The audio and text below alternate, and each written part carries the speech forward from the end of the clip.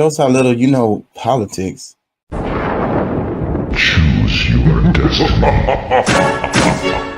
can go left or you can go right. You can go forward, but never ever back. I want to hear your thoughts.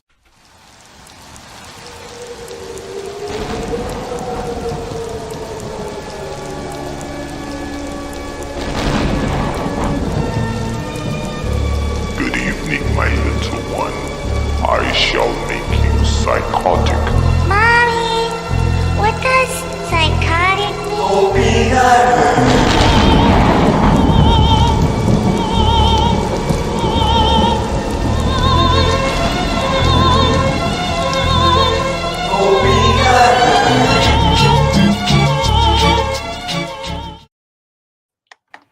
I want to hear your thoughts. Choose your destiny. You can go left or you can go right. You can go forward, but never ever back. Don't rap angry.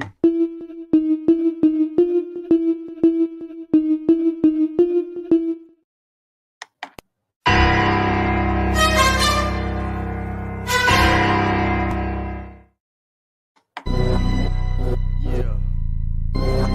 Woke up.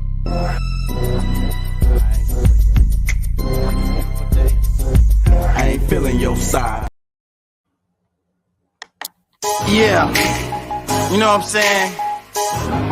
KCE, King Chaka.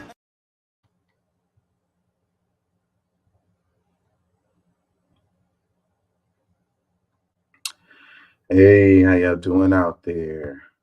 How y'all feel? Remember, an educated public cannot be controlled.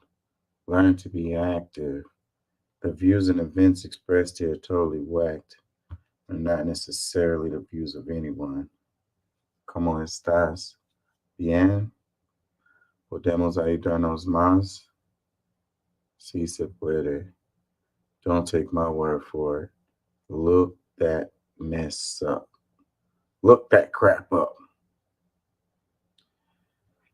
Yeah, so the name of the show today is Beautiful Tragedy. And when I think about beautiful tragedy, it's like life.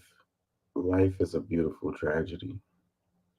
That's where I get that from. Like it's like it's beautiful, but it's a tragedy. Like at the same time, it's like, we have such wonderful, great things in the world, but we can just look at it from a humans only perspective. Like you have great, wonderful humans that you come in contact with, you know, the kind of people who just brighten up your day, for no reason at all and for nothing in return.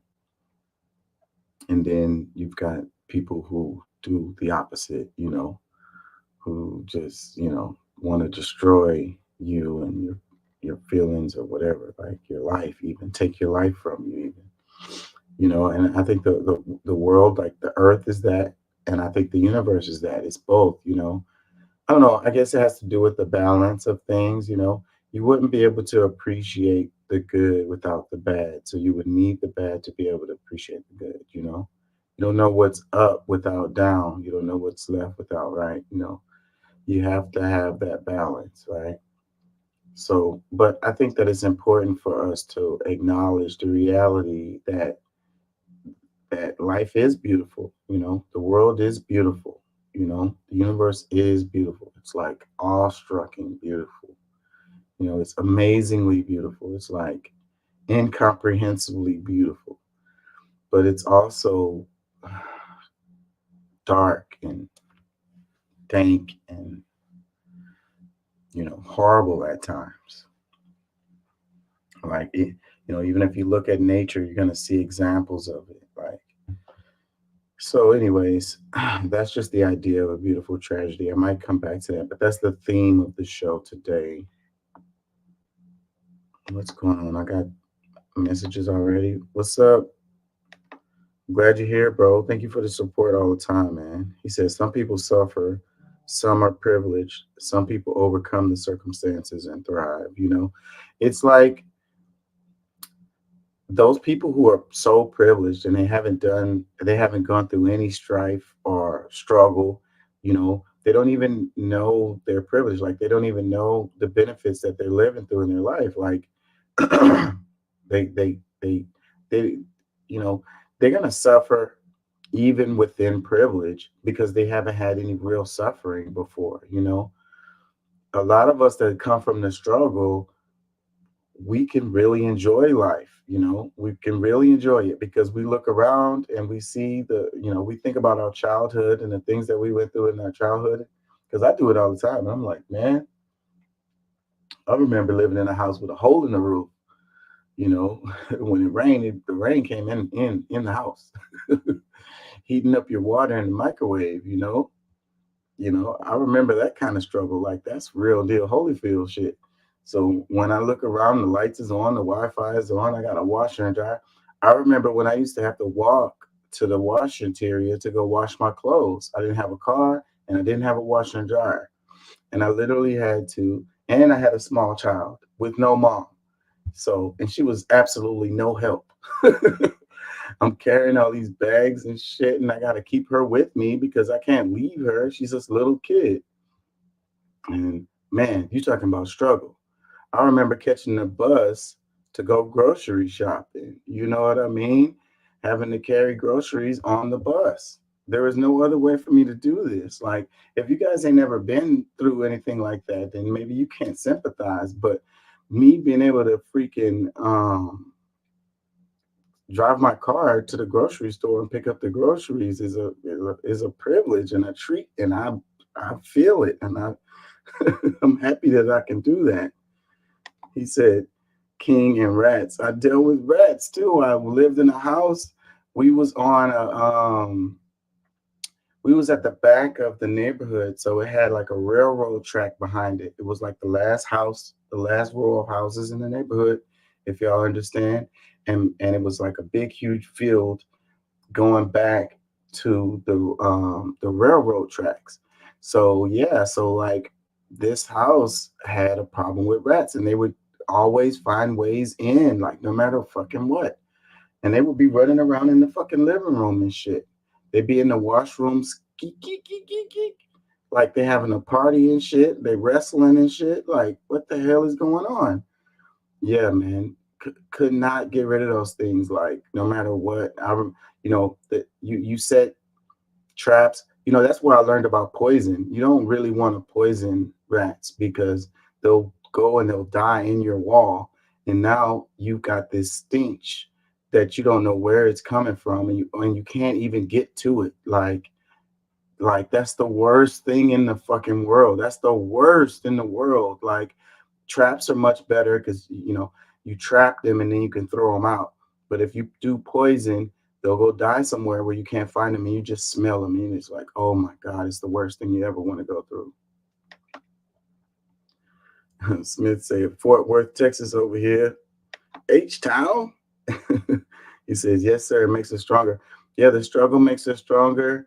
I appreciate the struggles that I've been through because they help me realize the blessings that I do have. And my mom, my daughter's mom passed away when she was little, but it made us really, really close. Like, she's like my best friend or whatever. She could talk to me about everything because I don't never like make her afraid to share everything. Like she has an older brother from her mom, not for me. She also has an older brother for me, but from her mom, she has an older brother, and she can't even talk to him about stuff like because he kind of like reacts in a certain way. So like she can talk to me about things more than she can with like anybody else because I'm not gonna like straight up judge her or whatever. Like, so we're each other's rock. She kept me going.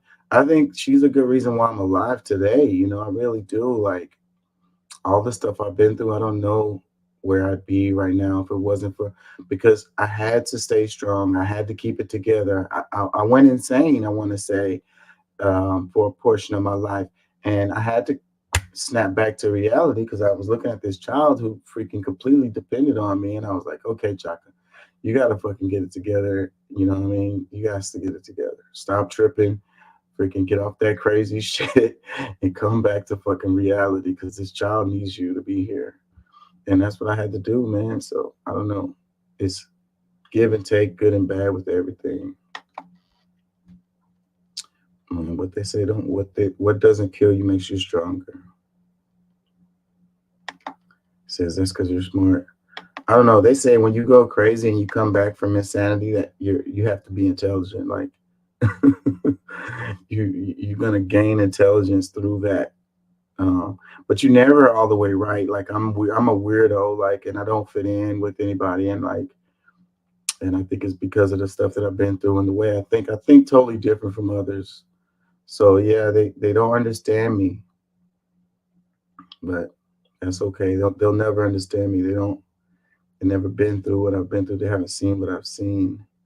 You know, truly being able to see through people and situations, and truly being able to like find a way out, and no matter what, I can walk through the hood is hood, and feel completely comfortable, and I can walk through the bougiest party or whatever and feel completely comfortable. Well, I'm really not comfortable in either situation because I don't fit in anywhere, but what I mean is like I know the rules. I know what to do and what not to do or whatever, to not, have them attack me, if you will. Like I've never been robbed, ever. I've never been robbed. And I've been in the grimiest places, around the grimiest people, but I know the rules. I know about respect. I know how to move through the crowd. Like they're not gonna fuck with you. There's certain ways that you move that they're not gonna mess with you. And the same thing in the bougie scene. It's the same way because they'll attack you too, and they'll come at you too if you don't know the rules. Just have to know how to move through that crowd. Anyways, let's look at some headlines. I know y'all hear my voice, man. I've been fighting the cold, like kind of sucks. I was hurting last night. That's why I did short show last night. I feel a little bit better today. Freaking everybody in my job is getting sick. One of them got me. I feel better though. I never get all the way sick. That's another thing. Like I can't afford it. Like I have to pay my bills. No one's gonna help me pay my bills, so I have to struggle through it every time. I never take off of work. Never miss days. Don't matter how I feel. I mean, I have to be like dying to miss work because I'm gonna be thinking about those bills the whole time. Otherwise, I'm gonna struggle through it, and that's what I do.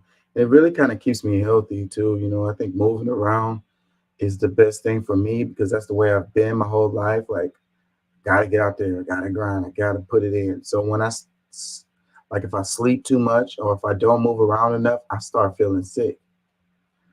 The best, and I noticed that about older folks. You notice that older folks, once they quit their job, a lot of times they pass away. Once they stop doing the stuff that they normally do, like if they go fishing all the time or they go working in their garden all the time or whatever, they like to build stuff, whatever it is. As soon as they stop doing that thing, they pass away soon after. It's really fucking sad. That's why putting people in old folks' homes, I do not agree with that shit. Like they're gonna be depressed. Their routines are gonna be different. They're not gonna be able to do things that they like to do. Let them live in their house, man. Now, if they need some help, they need some help. Come by, check on them, or get somebody to go to be there with them. But don't put them in an old folks' home because you just you just signed their life sentence. They're not gonna have much time left. Let's look at some headlines. It says fears of political violence are growing as the 2024 campaign heats up and conspiracy theories evolve. Experts on extremism fear that the threat of political motivated violence will intensify as 2024 presidential campaign heats up. Hey, that's without a doubt. Without a doubt, we got a crazy year coming. Crazy year. It's unpredictable. Ain't no telling what the hell's gonna happen. It's a can of worms. It's freaking Pandora's box has been opened. Ain't no telling what we're gonna see. It's gonna be crazy. So I said threat of politically motivated violence. We already got politically motivated violence related to Palestine Hamas conflict going on, you know. So I wouldn't be surprised if they throw some COVID in the mix, and then you got the election coming, and the Democrats are shooting themselves in the foot. Trump has this a like diehard fan club behind him who hangs on his every word and will just jump and run at his behest. And if he says the wrong thing, he can light up some shit. It's like there's a song, it's a rap song, and it's like he says, I'm the only one who could pull the trigger except for Snoop or something like that. I think it was a Kendrick Lamar song. And he was talking about like the hood and his power, his words power. And Trump has that kind of power. Like, I hope he realizes it, because if he says the wrong thing, he might just be joking or something. And someone's going to take that shit and they're going to run with it. And that's going to be dangerous. Who the hell knows what we got coming? We know Trump's going to be on TV every day. The damn Democrats going to be scrambling, trying to figure out what the hell they're going to do. I think we're headed to a Trump presidency, because I really don't see nothing else happening. I really don't see it. I don't see it. Biden is not strong enough, to win, and with the stuff that has happened recently, all the other stuff that happened hurt him politically, but this latest thing with the Palestine Hamas deal is the straw that broke the camel's back. I think that I don't see the Democrats recovering from this, and I could see Trump just rolling into the presidency. Now, there are some X factors, though, because if Trump does get locked up or something, then boom, there goes his deal. Somebody said they would vote for Trump if he's dead. Damn, that's crazy. That's crazy. So could he win from prison? I wonder.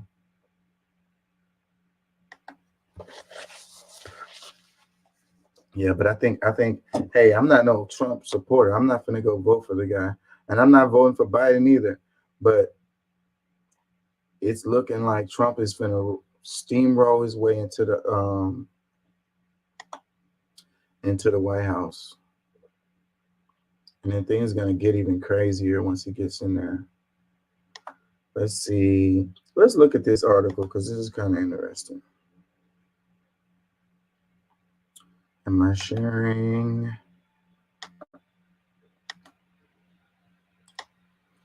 Fears of political violence are growing as the 2024 campaign heats up and conspiracy theories evolve. Is there a video? These are just photos. What is this? Envelopes with fentanyl. What are they talking about?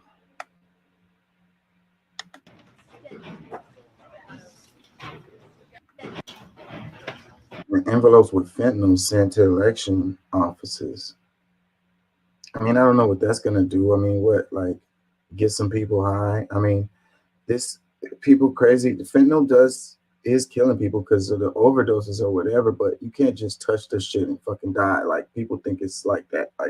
You can breathe the shit and just die. I don't know, maybe if it was a whole bunch of dust or something, you took like a whiff, like you was doing a line of coke, but what is that gonna do? Sending fentanyl in election offices? That's not I don't know what the hell that's gonna do. This sounds like some scare tactic type stuff that they're doing, and we're gonna see more and more news stories like this as the election year gains steam.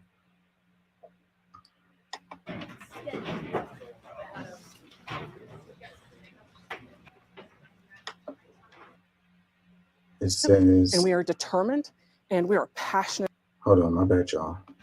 It says election workers were back counting ballots in Washington State a day after an envelope containing powder shut down operations for hours. What ballots are they counting?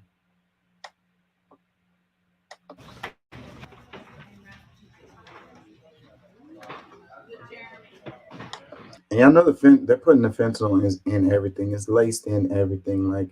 That's why the marijuana smells the way it does. It's different. I quit. It's been a year now since I've smoked, and and I did it for health reasons, but um, they're putting it's really cheap. That's the reason why they use it. You know, it's like this black tar shit they buy. They can get it shipped from China, and then they mix the shit up, and it's really really potent, like super potent, ridiculously potent.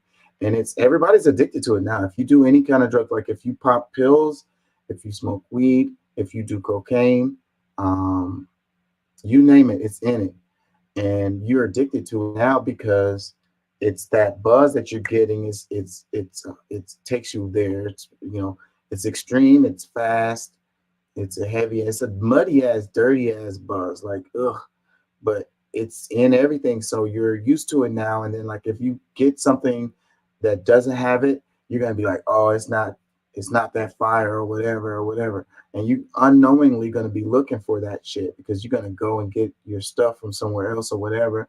And then when you take your stuff and then you're like, oh, that's what it's supposed to be. Little do you know it's because of that fentanyl. That's the reason why you're like, oh yeah, this is what I wanted. You don't even know. They got you addicted to this shit anyway. They're lacing it and everything. So yeah, and they're saying like it is an epidemic, but not everybody is dying. Like it's the overdoses. It's really really potent, and so like people who know their dosages, they don't know their dosage when it's laced with fentanyl. So they if that person that pushes the edge all the time for their dosage, like they know the limit to go right before dying. I mean, I don't know why anybody would do that, but that's how a lot of people live. They push it to that very edge, and they know where the edge is, where they can get ridiculously high without dying. But if it's laced with fentanyl, you push that edge, you're gonna be going past the edge you didn't know because it has fentanyl in it, and that's how people are dying, really.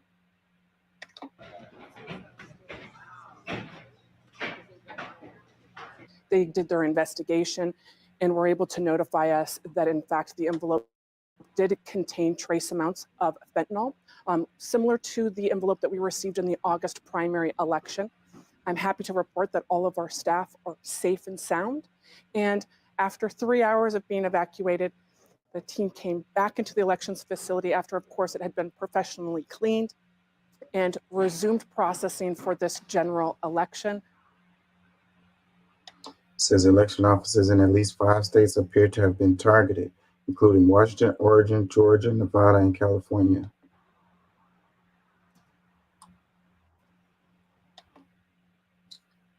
Is there a theme with these? Washington, Oregon, Georgia, Nevada, and California.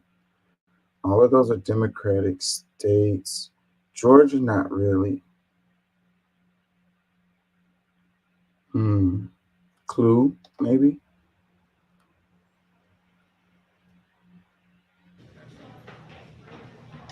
Says 4 of the letters contain fentanyl. The FBI and the U.S. Postal Inspection Service reported in a statement.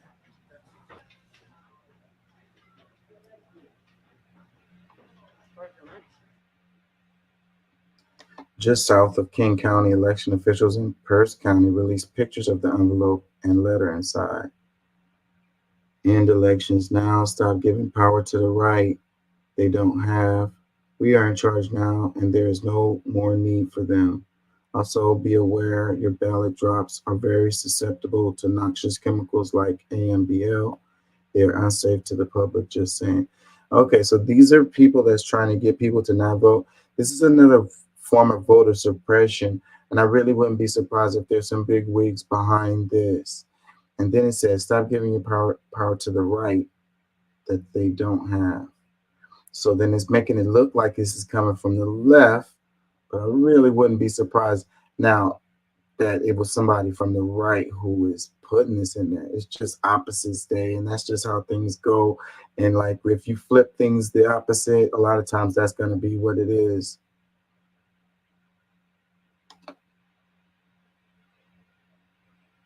That's crazy though. And I think it will work. It's going to scare people away from freaking voting. And I think that's what their point of doing. That's fucking shit. It's certainly saddening to know that folks want to cause us harm. And I think we all know here, though, they're intentionally trying to break us break us enough to stop elections, and that's not going to happen. It quite frankly did the opposite. It lit a fire underneath us. We are resilient and we are determined and we are passionate about the work, which is nonpartisan election administration, counting your ballot. This, though, goes to show you that there are some crazy people out there who will go to any extreme to disrupt, interrupt fair, open, transparent elections in our country, and specifically here in Fulton County. It's my personal belief that this is just probably a forerunner to what we can be prepared for in 2024. Yep. So he said, this is what we're going to be prepared for, more and more of this fucking craziness. I think he's right. What is this thing doing? Let me read some comments. I'm missing some comments here. He says, they swear they can trick us. We just have to stay our course. Yep. Says Puff Daddy cut the check for a bunch of crap yesterday. I talked about it a little bit on the show yesterday. I don't really like to cover pop culture stuff, but that one's a big story. And yeah, I saw today, somebody said it was 50 million. Nobody really knows what the number is, but somebody came up with a number saying it was 50 million that he paid her to drop that case. So that's crazy. She did the suit one day. The very next day, she dropped the suit. He probably hit her up and was like, how much? We know this is about money. How much? She probably threw a number out there and he doubled it. Now, shut the hell up and don't talk to nobody about nothing. This is over. Cream. He says bioterrorism. Yep. That's what we got going on. He says they put meth in letters to prison. Ooh. Says look up Chris Farley death photo. I can't share that, but yeah, that was a drug overdose death, right? Says no mask, 50 million. Damn. He says she still got puff diseases. Man, and like I was saying in the show yesterday, it's like if you're rich, it's like your family, everybody's gonna be like, just take that man's stuff like shit. If he want to do whatever to you, he want to take advantage of you, he want to treat you like whatever, you better take that shit. This is your chance to get rich. And the rest of us are gonna get rich too. Bitch. You gotta do whatever he says. And I think that's so terrible. It's like pimping out your damn child, you know. And like people care more about money than anything else. And when she says she was abused, I believe her 100%. She says that he was taking it. I believe her 100%. You know, no telling the length of the stuff that was going on. I mean, the music industry, Hollywood is we know is terrible. So when when you got such a powerful person, she was 19 years old at the time when they started dating too, supposedly dating, you know, and that's how it goes. I mean, like you just buy a person nowadays, like, you know, more power to him, I guess. You know, she's a beautiful chick. Like, you know, I can see why he would be attracted to her or whatever. And so, but this guy, he's right now really popular. You know, everybody knows he has that side chick, whatever her name is. And like, she fucking, you know, she's a really beautiful chick too. Like, and the girl that he's with is down for it. It's like, I guess that's why I was disrespected in my relationships, because I didn't make enough money, huh?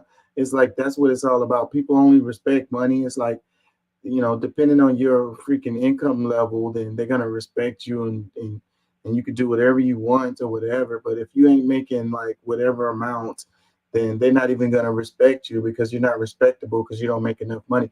What happened to integrity and character? What happened to freaking a family, like a household or whatever? Like, you know, man, woman, and child. What happened to us working together and building something? Like, all that shit is out the window now with this fucking new generation. It's so much bullshit. It makes me angry. Fucking bullshit.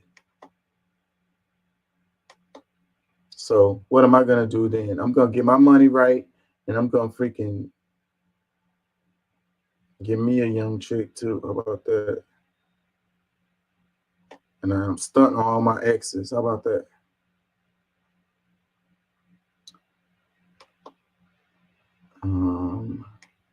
I wanted to look at this article. It went to that video.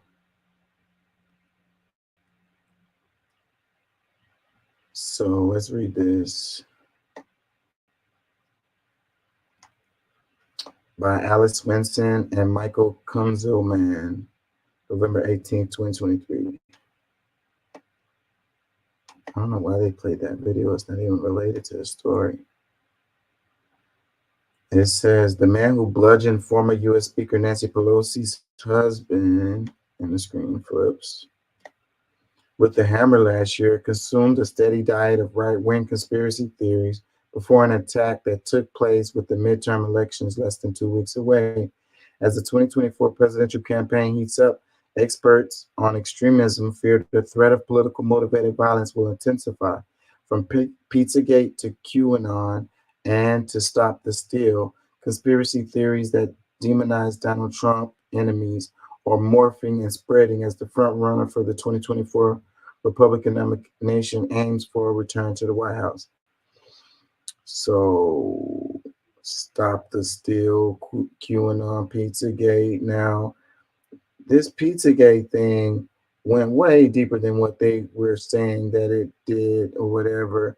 I would say the QAnon shit is crazy, but Stop the Steal has some merit to it also. So, I don't know. They love to say everything's a conspiracy theory. Everybody's a conspiracy theorist.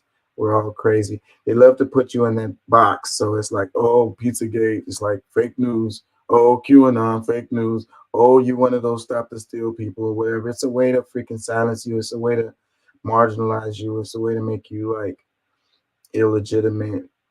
You know, some of the stuff is crazy. I would say that, but there is some truth in this stuff too. Like it wouldn't capture so many people if there was no truth in it at all.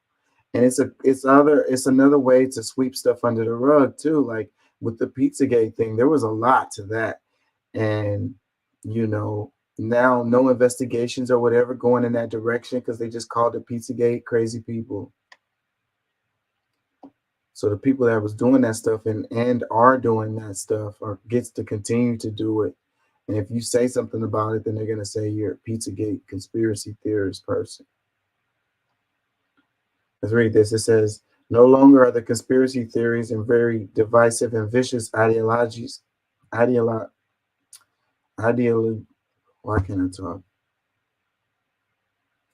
Separated at the fringes, said Jacob Ware, a research fellow at the Council on Foreign Relations who focused on domestic terrorism. They're now infiltrating American society on a massive scale. On a federal jury on Thursday convicted David DePape of attacking Paul Pelosi at his San Francisco home on October 28, 2022. Before the verdict, DePape testified that he intended to hold Nancy Pelosi hostage and break her kneecaps if the Democratic lawmaker lied to him while he questioned her about what he viewed as government corruption. She was in Washington at the time of the assault. In online rants before the attack, DePape echoed tenets of QAnon, a pro-Trump conspiracy theory that has been linked to killings and other crimes. A core belief for QAnon adherents is that Trump has tried to expose Satan-worshiping, child sex trafficking cabal of prominent Democrats and Hollywood elites. The part about that is crazy is thinking that it's just the Democrats, okay? And as far as attacking Nancy Pelosi and breaking her kneecaps, like, what do you think you're going to accomplish by doing that? Let's say, you know, all of your thoughts about Nancy Pelosi is true, but do you think that things are going to change after that? Like, you know, let's say you took Nancy Pelosi out. So is the government going to change? Things are going to change. They're going to start suddenly passing policies that you agree with or whatever and fix the United States because Nancy Pelosi is out of the picture. Like, that's where you're crazy, okay? You know, there is corruption and Nancy Pelosi's name is all up in it.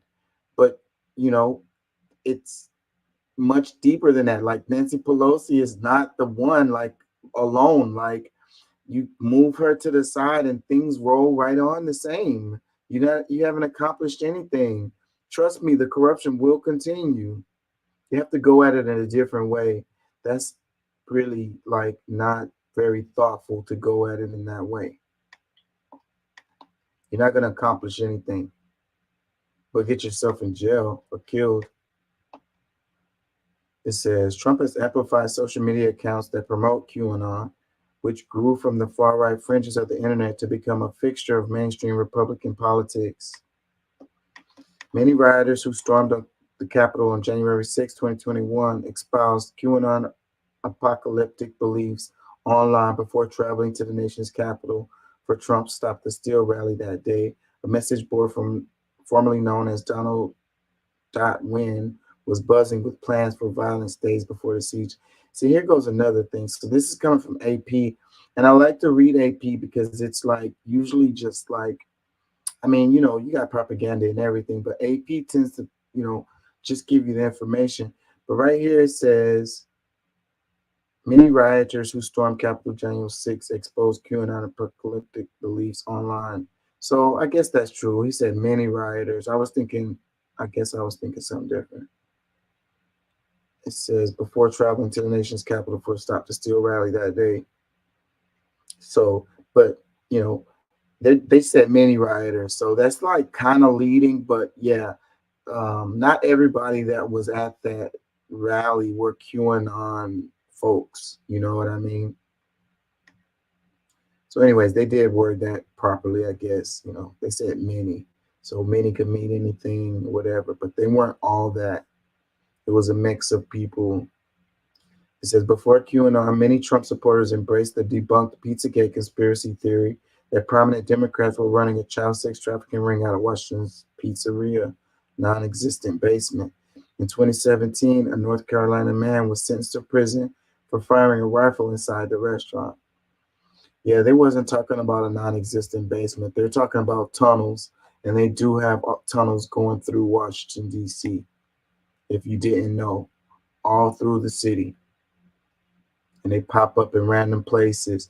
And they were saying that restaurant was one of the places that those tunnels pop up into. So that could be true, and them not having a basement could be true too at the same time. It says in his 2024 campaign, Trump has ramped up his combative rhetoric with talk of retribution against his enemies. He recently joked about the hammer attack on Paul Pelosi and suggested that retired General Mark Milley, a former Joint Chief of Staff chairman, should be executed for treason. It says threats against lawmakers and election officials are rampant, with targets spanning the nation's political divide. A California man awaits trial on charges that he plotted to kill Supreme Court Justice Brett Kavanaugh, a Trump nominee, at his Maryland home. So you can see it's coming from both sides here. So that's what they said, is spanning the political divide. So you have the person who attacked Nancy Pelosi, who's a Democrat, and then you had somebody who was plotting to get at Justice Brett Kavanaugh, who was on the other side. And people want to say Supreme Court justices aren't on one side or another. Wake up and smell the coffee. Like, I hope you're not that naive. Please don't be that naive. Why do most of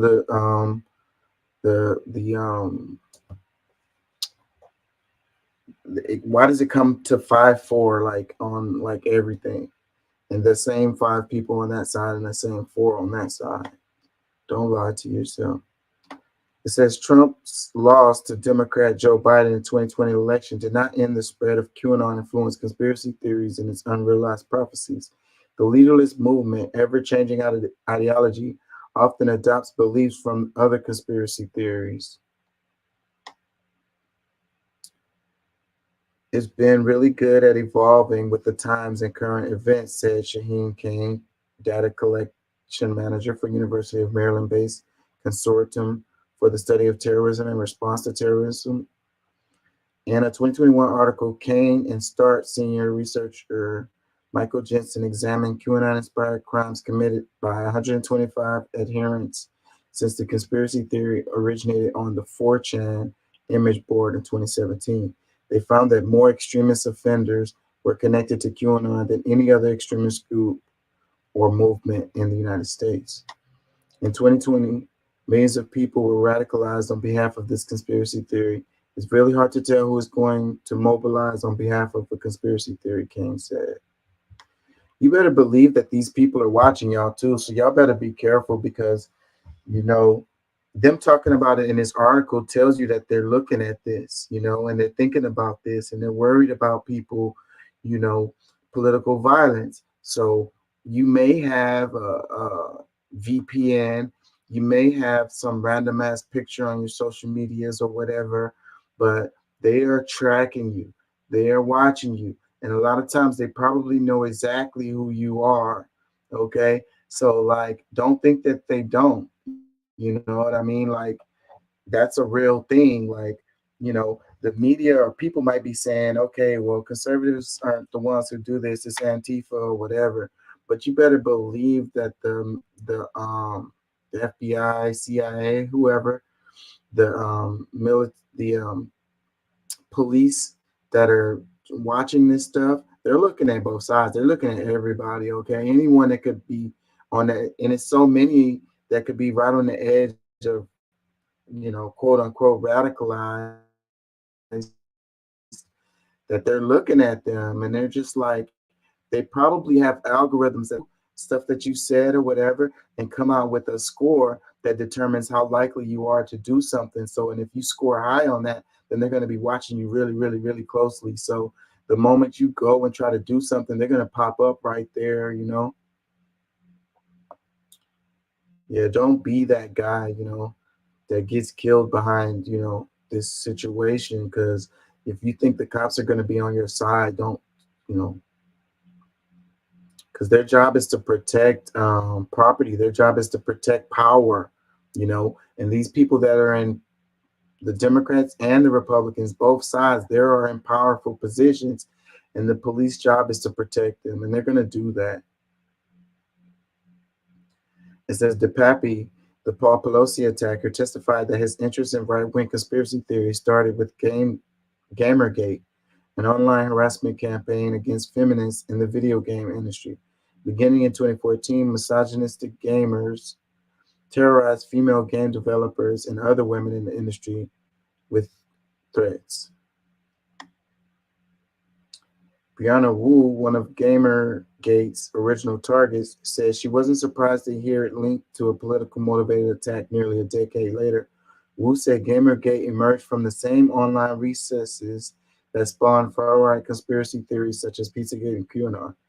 This is a pattern of radicalization that we've seen over and over and over in every single bit of politics, Wu said. This is not a right versus left issue. This is a radicalization issue that is happening online. We need a policy response. It says DePappy testified that he went to Nancy Pelosi's home with plans to interrogate her about Russian interference in the 2016 election. He said he intended to wear an inflatable unicorn costume while recording it and then upload the video to the internet. So this dude did all of this for some damn clicks? What the freak? DePappy allegedly told authorities that his other targets included a women's and queer studies professor at the University of Michigan. He told jurors that he heard about the professor while listening to a conservative commentator. DePapp's spiral into conspiracy theories is a textbook tale of radicalization, according to experts on extremism, who say that the mainstream of false, bigoted, and harmful ideas on radio shows, cable news, social media, websites, and other public online forums has made them far more accessible.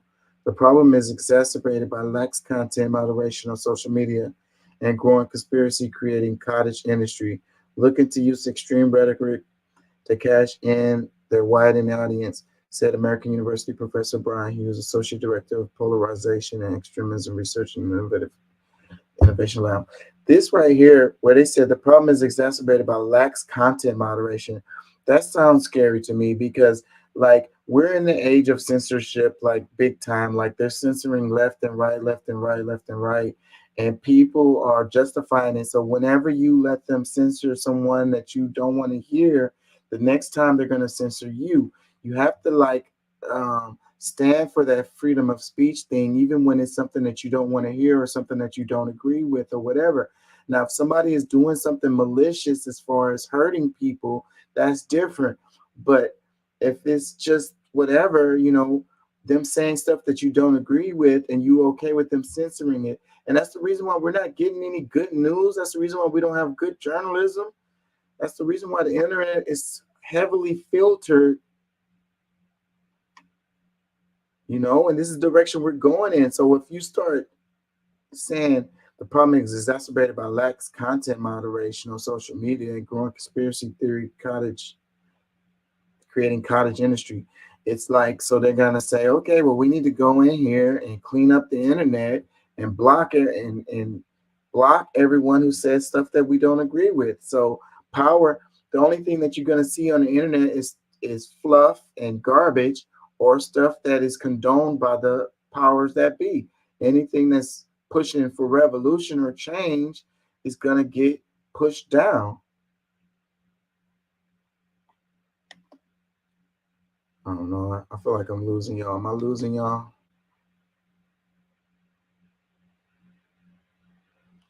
Let's go ahead and finish this article. It says some of the people in that wide audience are going to be people like DePape, who are intentionally going to commit an act of violence based on this false and harmful information that they've been served, you said. Conspiracy theories are alluring by design, driving some who are susceptible to them to completely immerse themselves, said Amarnath Amarasingam, an extremist researcher and professor at Queen's University in Canada. DePape testified that before the attack, he frequently played video games for hours on end while listening to political podcasts. So this guy really doesn't have a damn life. Like, I wish I could play video games for hours on end. Like, I don't have time to do that. Like, what kind of life do you have if you're a grown ass man and you can play video games all damn day? Like, how do you pay your bills? Like, what do you do that's creative? Like, what are you doing that's feeding your mind or whatever? Like, you know, what are you doing that's positive and creative? Like, find something to do with your life. See, that's the real problem with these people. They got an empty ass life and they find purpose with this bullshit. Go find something to do, bro. Go grow something. Go build something. Go make something. Go help somebody. How about that? There's a lot of people out here that need help. You got all day to play video games. You got time to help somebody, to do something that improve the world. You want to be looking at Nancy Pelosi and saying that she's doing whatever she's doing. What are you doing to actually help the world? Like, who are you helping? You know, you can impact your neighborhood. You can impact your area. Find somebody who needs some help and help them. But no, you'd rather go bust somebody's kneecaps, which ain't gonna help anybody, but land your ass in jail. Fucking got too much time on your hands. It says repeatedly hearing that the political opponents or government leaders are responsible for evil acts give believers a scapegoat for their troubles and a moral mission to do something about it. American election years are often characterized by violence, said Ware of the Council of Foreign Relations, whether it's hate crimes in response to a particular candidate's identity or violent reactions to unfavorable results. So we should absolutely expect such incidents in 2024, he said. Trump's return to the ballot next year, as well as his current legal balance, are sure to amplify politicized rhetoric and could drive more extremism violence. Yeah, that's pretty much it.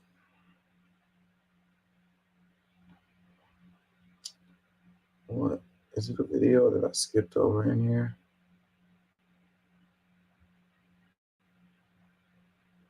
I don't know. It says warning contain graphic images. Yeah, we don't want to share that.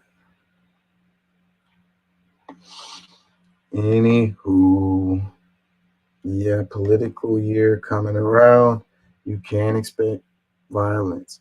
Just don't be that guy that goes to jail or gets killed because you didn't let somebody freaking wind you up. Don't let nobody wind up. Put the power pack on your back and let you go out there and do their bidding, and while they sit on the couch and watch your shit watch you on television as you get killed or locked up. Just don't be that guy.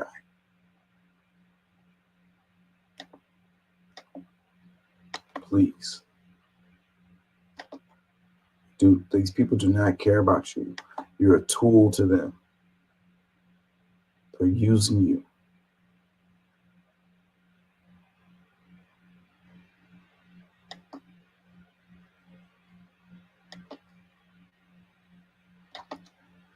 need to play a video because I need a break from my voice. Let's do this.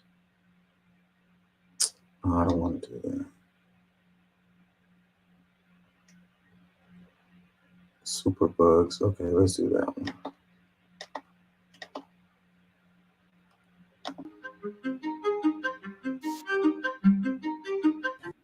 Microbial resistance is a long way of talking about superbugs. That is to say, infectious diseases, whether it's bacteria, which I'm talking about mainly, but viruses, fungi, who, when exposed to treatments, become resistant to those treatments. So they're superbugs. They're difficult or untreatable.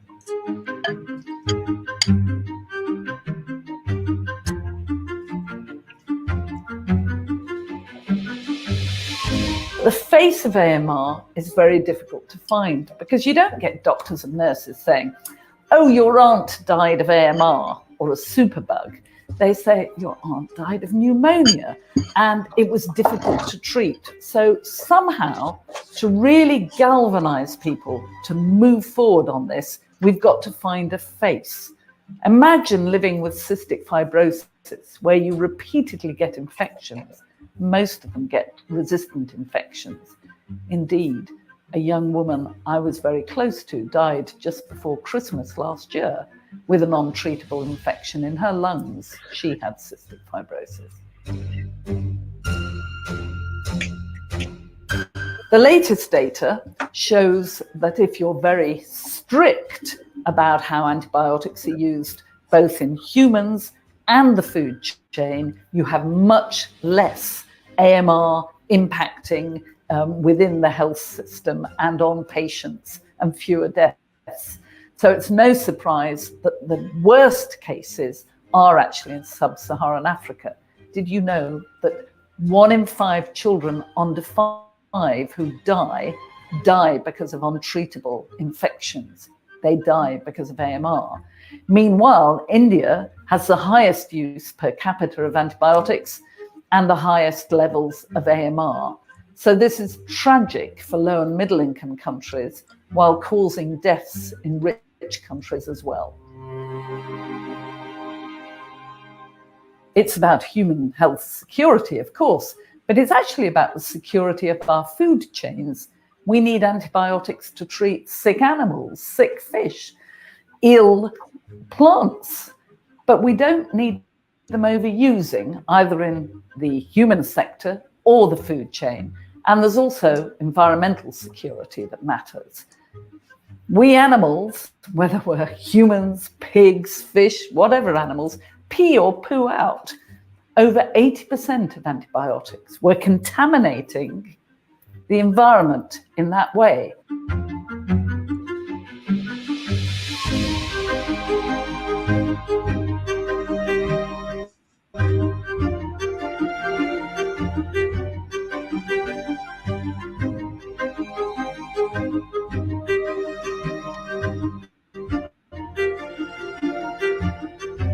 Indeed, over the last decade, of 12 small companies that had interesting antibiotics, most have gone out of business. Only 5 are still there and struggling. So it's what's called by economists a market failure.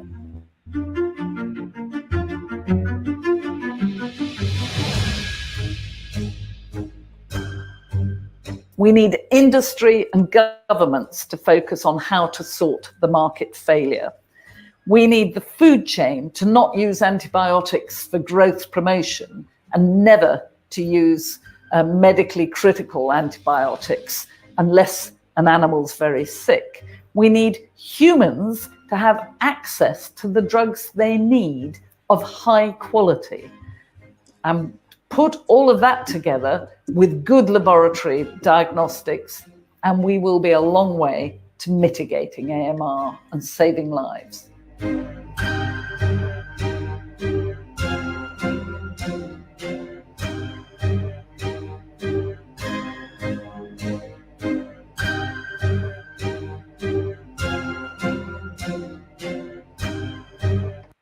Yeah, so to me, it sounds like the pharmaceutical industrial complex, like they don't really have an incentive to save lives. You know, they want to make money. So it's profit over people. As long as we have that model of profit above everything, then this is going to continue to be a problem. So the reason why the food industry uses the antibiotics so much is because they make more money, you know, by using and that's one of the main problems is they pump in the antibiotics in these in the cows and the chickens and so forth and so on. And you know, it makes it so we're getting it when we don't want it, and it makes it so it doesn't work when we need it, you know. So like I say, the profit model is the real problem in this situation, you know.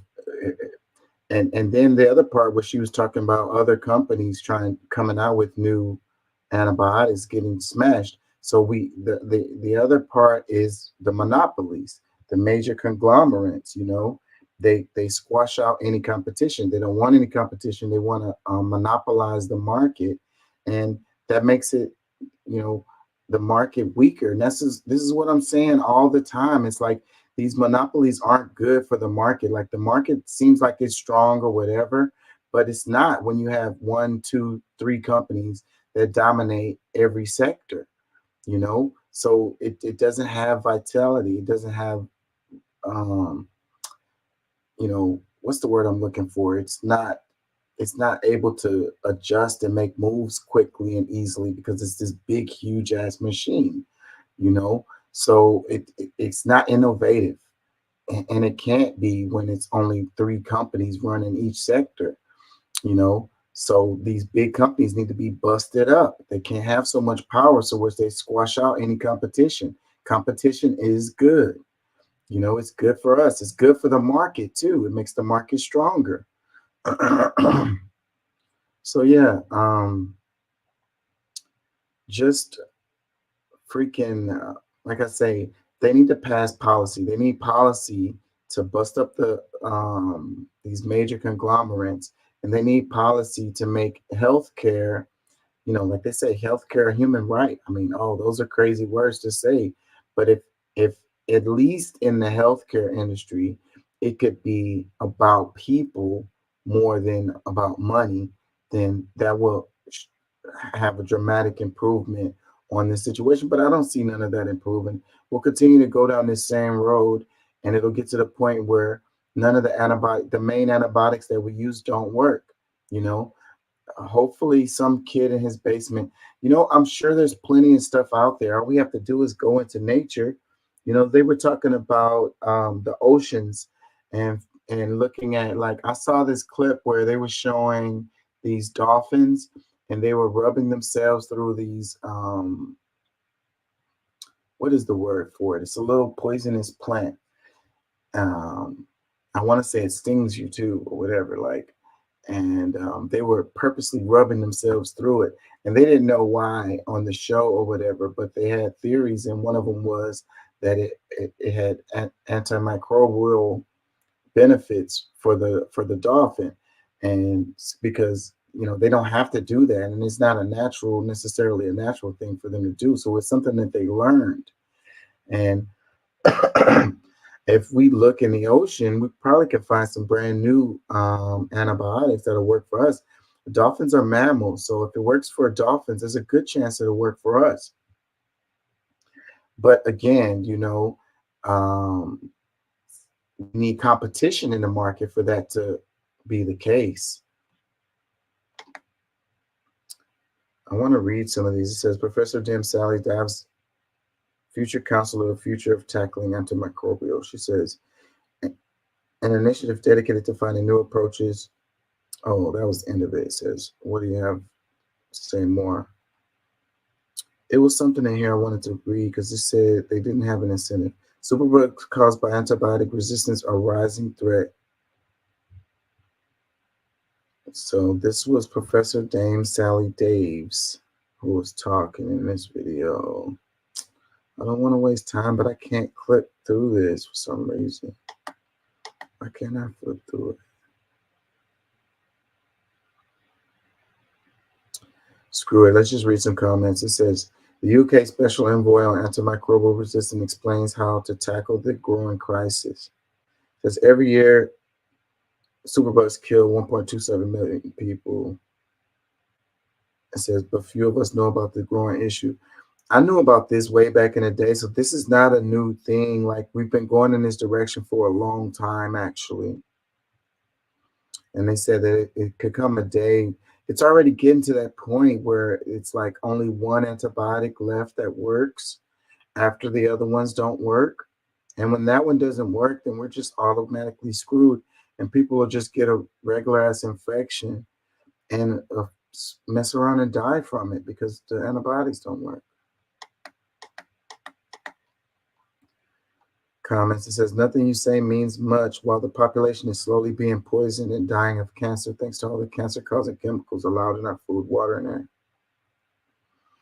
Yeah, and the part where she said about the pee and the poop going out there, and like most of the antibiotics, just we pee and poop it out, and then it goes into the environment. So we're polluting our environment with antibiotics. So then the plants soak it up, and then we eat it, and then it has less impact.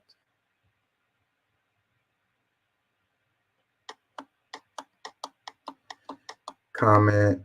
It says, this has been known about for years. It has been caused by pharma and medics and their persistent overuse of antibiotics. Even if you don't take them on prescription, they are in the food and the water. Now here we are again, big pharma making billions, causing a problem, and then making even more money telling you how to solve it. I have reverse type 2 diabetes and NAFLD with keto and IF. People need to stop being so reliant on these drug dealers. Yeah, man. It's like your food is supposed to be your medicine, and it would be, except they got it pumped full of antibiotics and other freaking shit. I guess the answer is grow your own food. But then where are you going to get the water from? Because it's in all the water. You have to grow your own water too.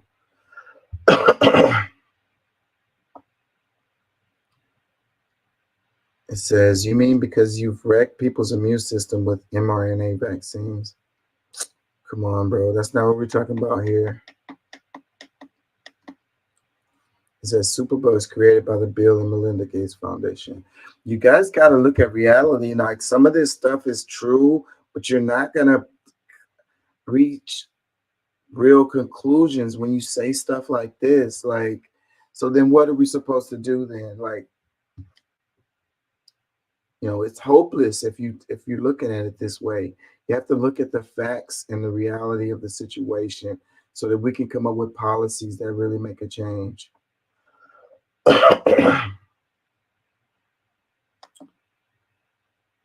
Yeah, I think I want to move on because one more comment. It says 80% of pharmaceuticals go to livestock globally so they can make it to our plates. Reduce meat intake for numerous other proteins would help a load. And that is true because a lot of the antibiotics are in the cows and other meat. They feed them those antibiotics. So you're getting it when you eat that meat. So if you skip that meat, then you're skipping a lot of the antibiotics. So hopefully they'll work for you when you get sick. It says, why are docs still dashing out antibiotics like candy with absolutely no regard for the impact of that person will have in the months and possible years after, particularly for children? Gut dysbiosis, immune dysregulation, mental health issues. I could go on, not to mention that even greater impact to society as a whole. Yeah, that's a real issue.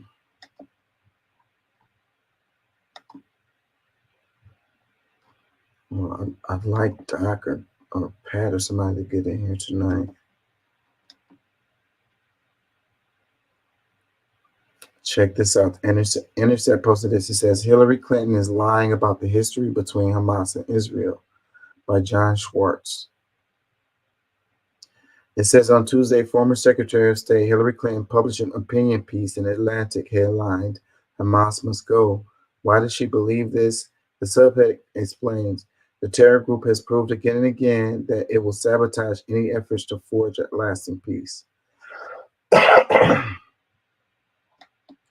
The article is the latest chapter of Clinton's press tour following the October 7th Hamas terrorist attacks, including an appearance on the daytime talk show The View. Both in The Atlantic and on The View, Clinton explained why a ceasefire on Israel's current war on Gaza will be a terrible mistake, writes John Schwartz. Everything Clinton has said is part of a peculiar genre of self-defeating liberal propaganda on the topic of Israel-Palestine. Clinton is rational and informed and understands, as she writes in The Atlantic, that the only way to ensure Israel's future as a secure democratic Jewish state is by achieving two states for two peoples. There is no other choice. She cannot acknowledge, however, the historical events that have led to the present situation, which clearly show that the primary obstacle to the two-state solution is not any Palestinian faction, it's the government of Israel. She repeatedly claims that it has been Palestinians who have stood in the way of any kind of permanent peace. Of course, this makes her call for a two-state solution appear like the worst kind of liberal naivete, and is therefore a huge gift to the U.S. and Israel, right? After all, even the extremely liberal Hillary Clinton admits that Palestinians don't want peace, why should Israel even try? The degree to which Clinton's Atlantic essay is riddled with historical inaccuracy is startling, especially given she brags about her decades of experience in the region. They should have put some examples in this. I guess they're trying to get you to read the article. Comments, it says Hillary Clinton has received over $2 million in donations from the Israel lobby. Well, $2 million is a drop in the bucket, so. Another one that says, I despised her always, more so when Democrats threw Sanders out of the race to make way for her. I agree with that. It says, Clinton Foundation gets major bucks from AIPAC. After Libya, nothing she says should be trusted. It says, literally the last person whose opinion I'd care to hear. It says, step 1, invade sovereign land. Step 2, call the black and brown people that live there savages that don't believe in your sky daddy. Step 3, profit. Step 4, repeat. It says, people are really failing to acknowledge the literal 300 plus times just in the last 15 years that Israel has rejected a peace offer.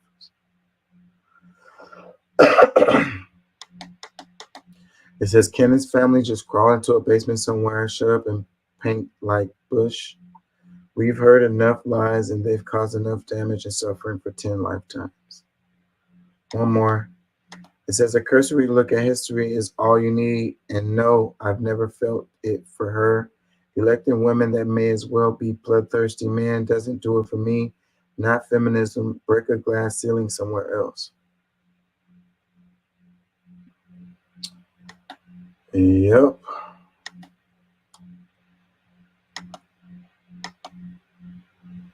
Particularly on this issue, just in general, let's put it this way: money trumps peace sometimes. In other words, commercial interests are very powerful interests throughout the world.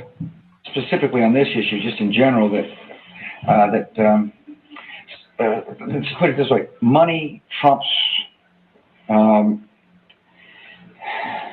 peace sometimes. He hesitated for a long time before he said that. It was like, how can I say this in a better way? It's like, I got nothing. Comments. Peace me once. Another one that says Bush war, Clinton war, Bush 2 war, Obama war, Trump tweets, Biden war. You know, there was a war going on when Trump was in there. I don't know why people always say that. It's not true. He did get us out of Afghanistan, though. I'll give him that.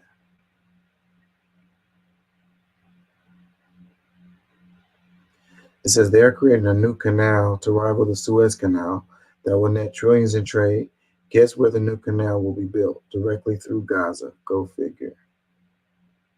It says, him and his dad created the mess we have now, continued, yes, for money. Another one that says, it's continued with Obama and Biden. Trump is the only one that tried to bring an end to it. They hate him and attacked him for it. It says, Bush, admit your part in 9/11. We all know. I need a break from my voice, y'all. What do I have for that?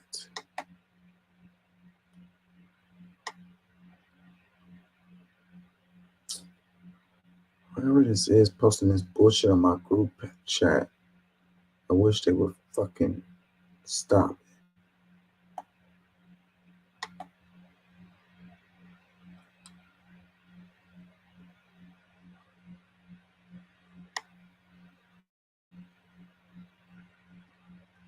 Let me see if I can find something. I'm tired of the Israel Hamas. I'm tired of covering it. It's like you can't change nobody's position. Like everyone's already made their decision and they're there. That's where they are.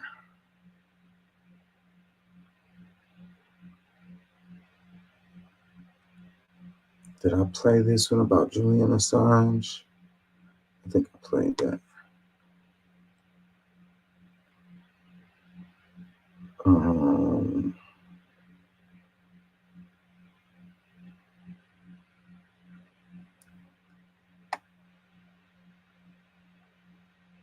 Second Gilded Age, I think I covered that too.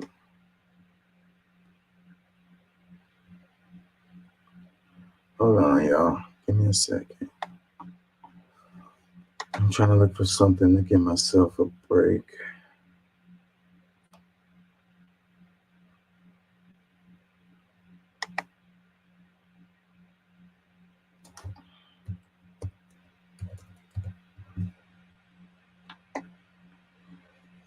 It's a holiday in Haiti today. And they're building that canal. They're building that deal. One day ago, November 17th. Let's play some of this, give myself a break here.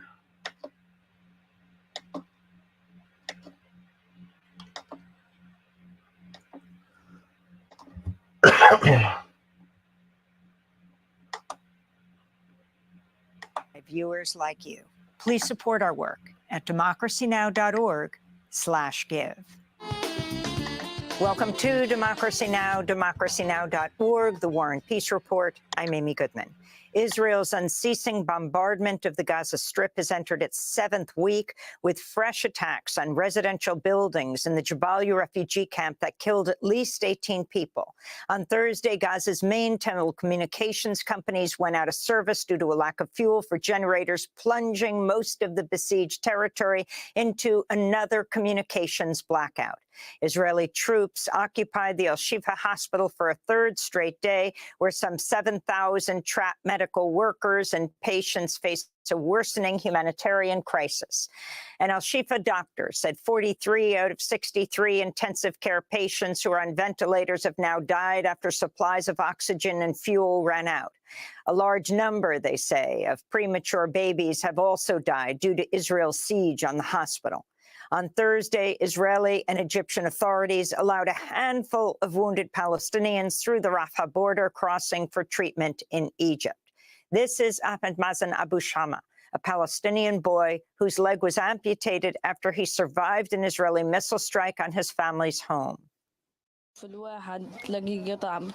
People are torn into pieces, a head on one side and a leg on the other side. Entire buildings in one block are demolished by bombings. The Israeli pilot of the plane doesn't know that there are people in these buildings. They want Hamas. What do the people have to do with this? Innocent children. What do they have to do with this to be bombarded? Doesn't the pilot know that they are children?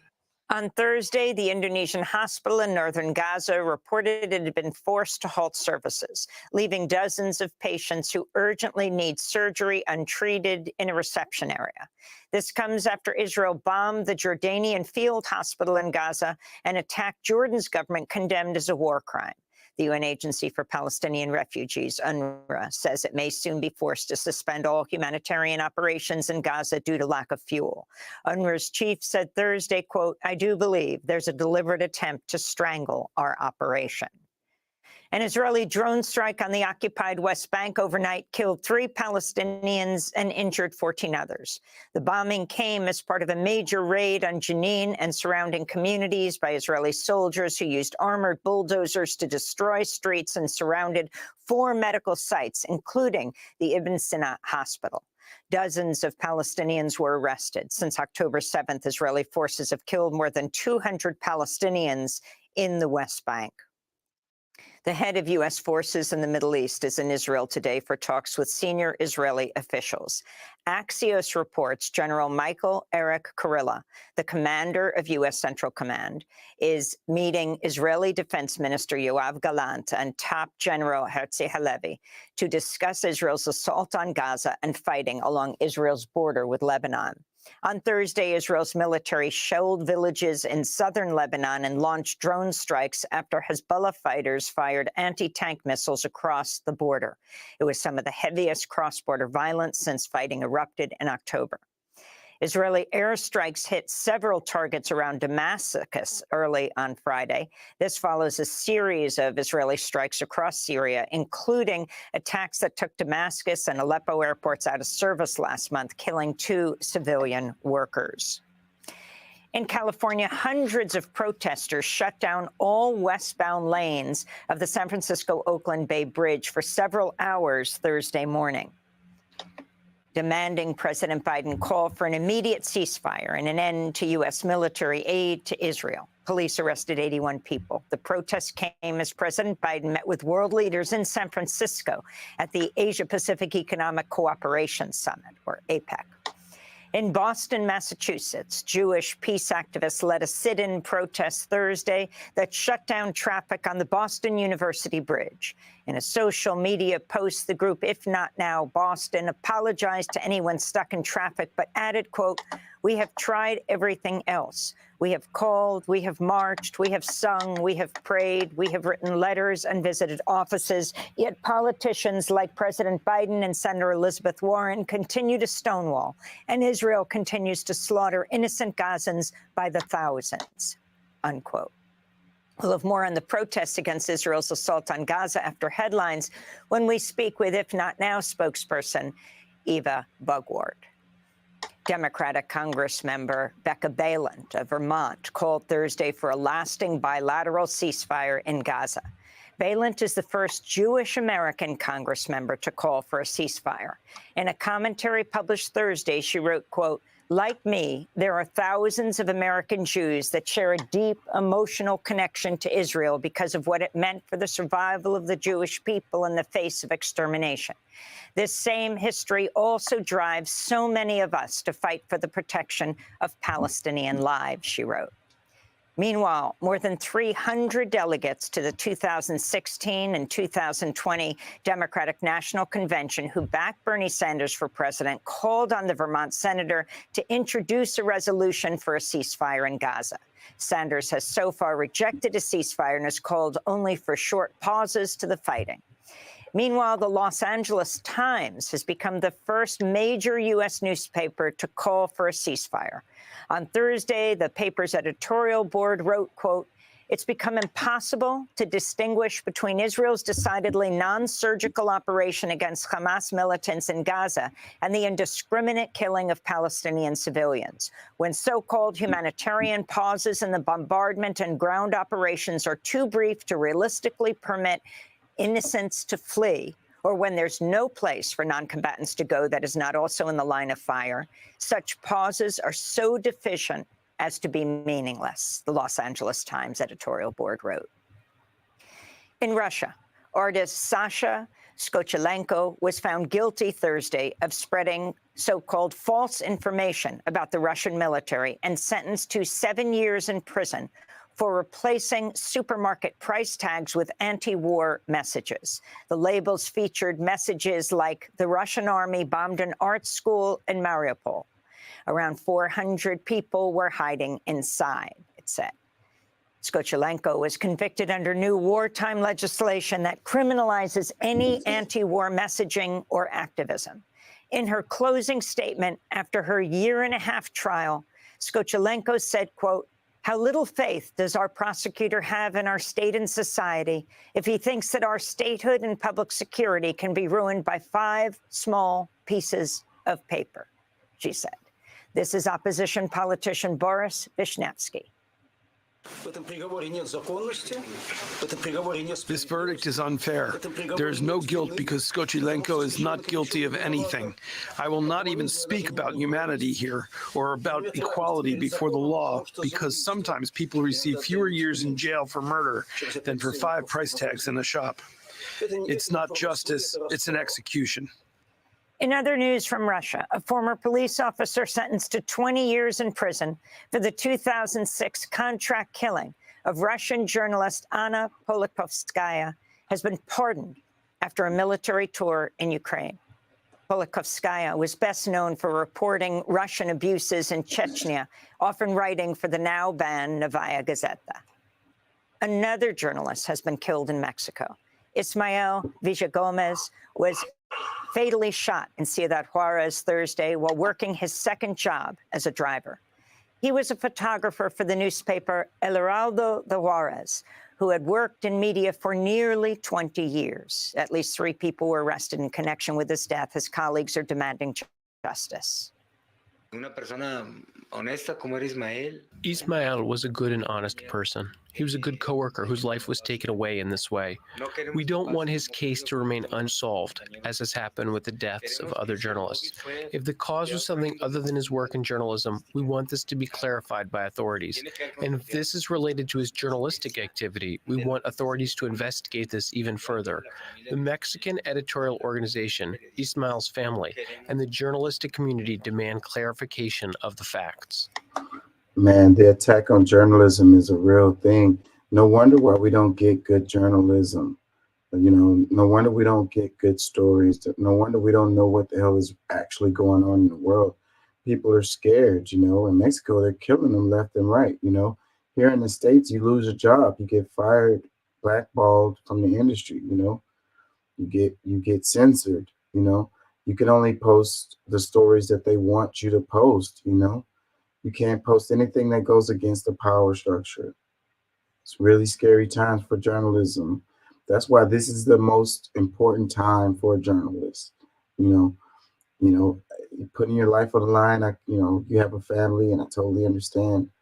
You know, but at the same time, when real journalism is lost and the truth doesn't matter no more, and you know, we're ruled by criminals. At least 4 other journalists have been killed this year in Mexico, one of the most dangerous countries for media workers in the world outside a war zone.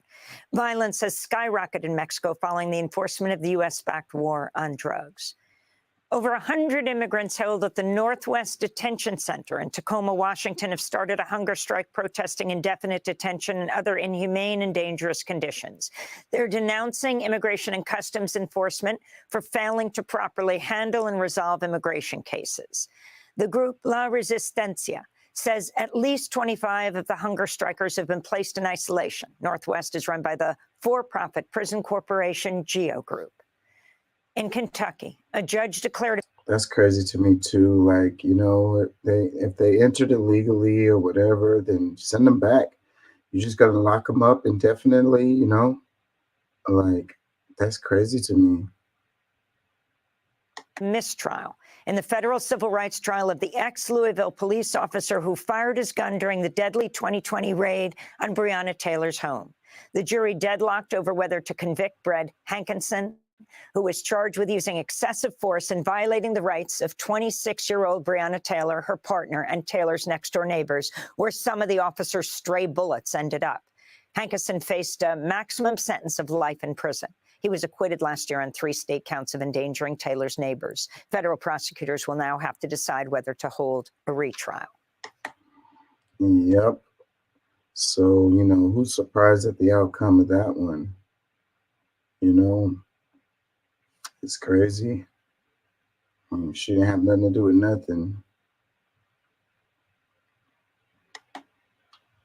A federal jury in California has found a right-wing conspiracy theorist guilty of attempted kidnapping and assault charges after he invaded the San Francisco home of then House Speaker Nancy Pelosi last year and attacked her husband, Paul Pelosi, with a hammer. Ahead of the attack, 43-year-old David DePape shared QAnon conspiracy theories and false claims about the 2020 election and the January 6th Capitol insurrection. He faces up to 50 years in prison at a future sentencing hearing. Embattled New York Congress member and serial liar George Santos said Thursday he won't seek re-election after the House Ethics Committee found substantial evidence the freshman Republican committed numerous felony crimes. In their report, House ethics investigators found Santos, quote, sought to fraudulently exploit every aspect of his House candidacy for his own personal financial profit. He blatantly stole from his campaign. He deceived donors into providing what they thought were contributions to his campaign, but were in fact payments for his personal benefit, unquote. Isn't that against the law? Why can't they just lock this guy up? United Auto Workers members have approved new contracts with the big three automakers. Among other things, union members will see their pay increase by 25% over the course of the deal.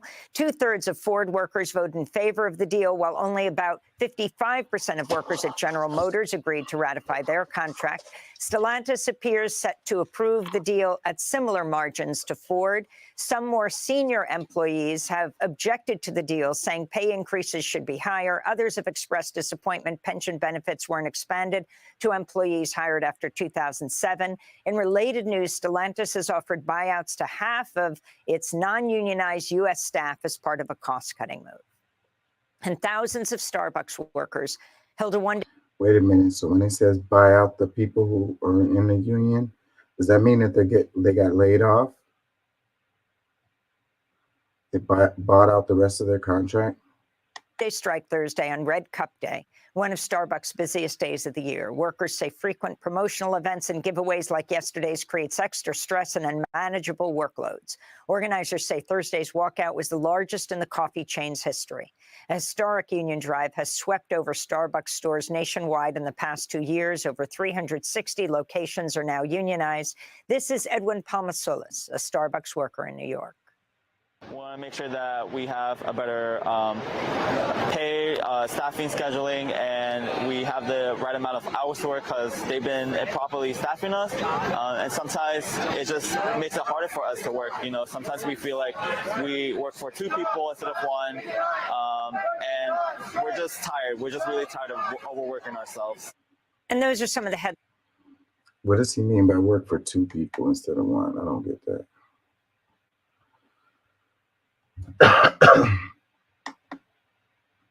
Y'all forgive me.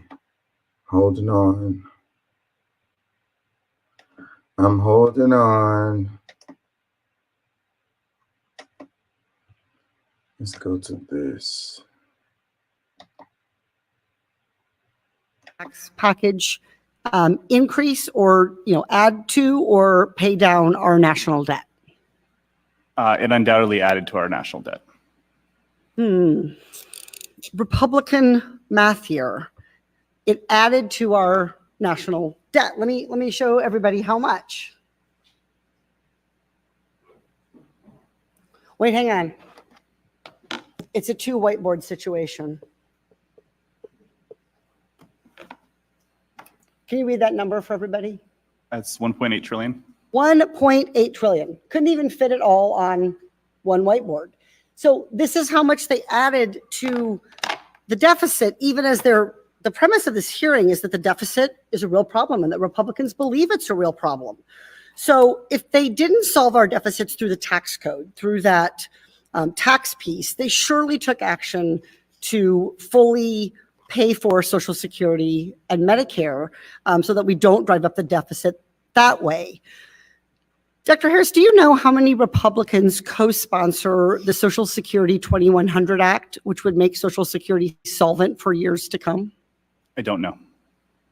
I'm guessing 0. 0. It's a really small number. Don't even need a whiteboard. Can do this one with my hand. So Republican math in terms of the budget, which is made by Congress, not made by seniors, by older Americans, means increasing our deficit by $1.8 trillion and doing zero to reduce the effect of the debt by Social Security and Medicare, and adjusting those policies to be able to be better funded. The provisions of the Republicans' tax package increase or add to or pay down.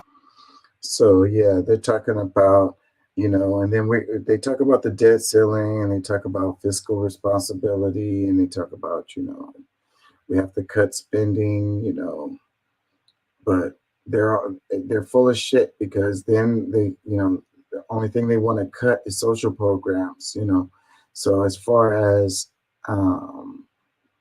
not collecting taxes, they're okay with that. They're okay with giving tax breaks on top of not collecting taxes, so that they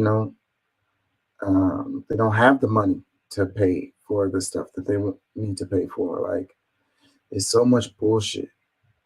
So Katie Porter posted this. She said, "You've heard of girl math, but what about Republican math? This week, Republicans tried to blame older Americans for our growing national debt, but in 2017, they passed tax cuts for the wealthy and added $1.8 trillion to the debt." She said Republican math doesn't add up.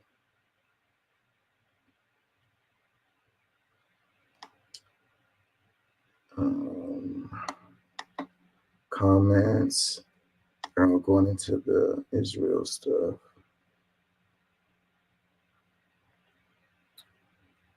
It says, what did you ignore the constituents at your office today? Why did you ignore the constituents at your office today? It says, I thought you were one of the good ones. You betrayed so many people. Call for a ceasefire. Stop being bought AIPAC. They're all on that. It says, Representative Porter, how did you vote on President Biden's request for additional $14 billion to Israel for more bombs on top of the nearly $4 billion we already send them yearly? Everybody's on the AIPAC and Palestine stuff.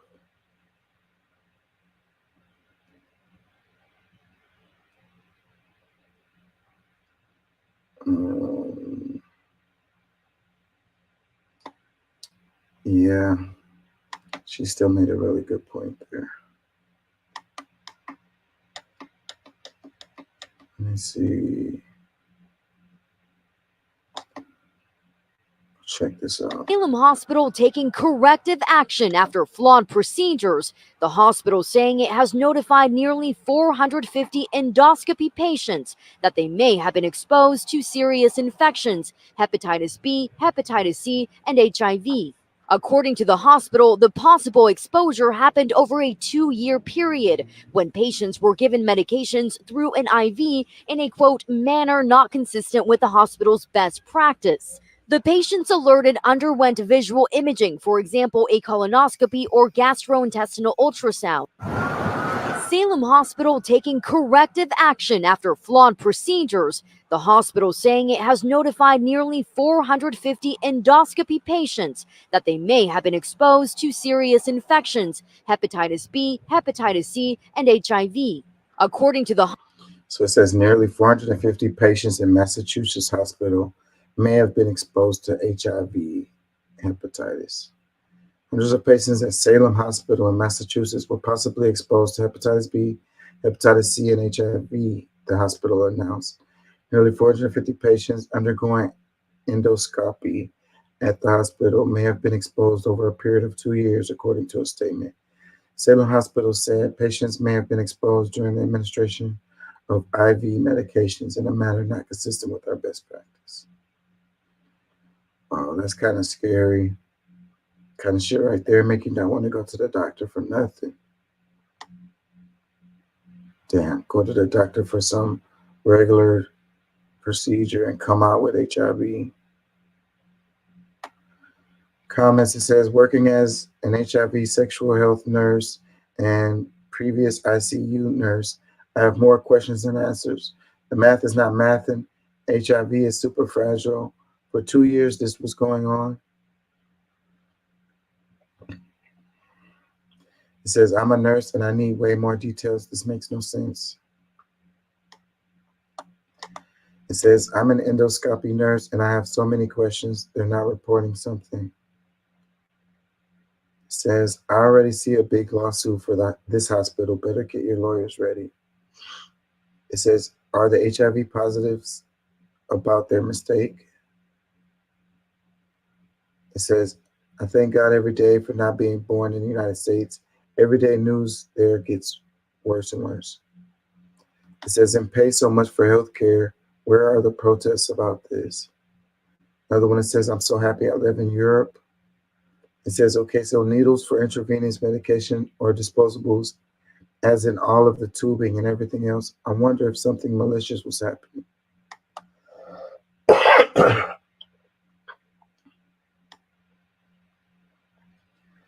It says, they say there are no confirmed infections and risk is very small, but I'm still confused. How could 450 different disposable IVs all be potentially contaminated?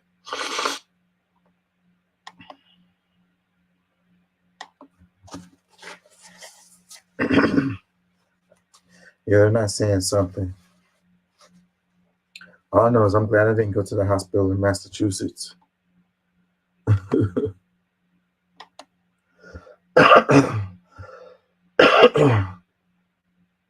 Excuse me.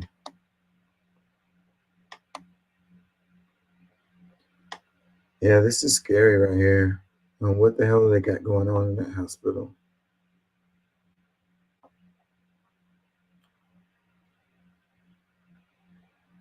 It says, new fear unlocked. It says, should have been on PrEP. There's appeal for this. They could have been taken. Another one, it says, what does that even mean? Administration of IV medication in a manner not consistent.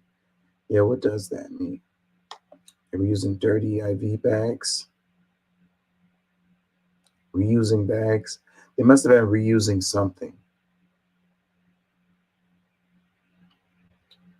Yeah, that sounds shady. It sounds like something having to do with them making money or saving money. All the money we spend, we're supposed to have the best health care in the world. I worry about catching HIV. Going to the damn doctor.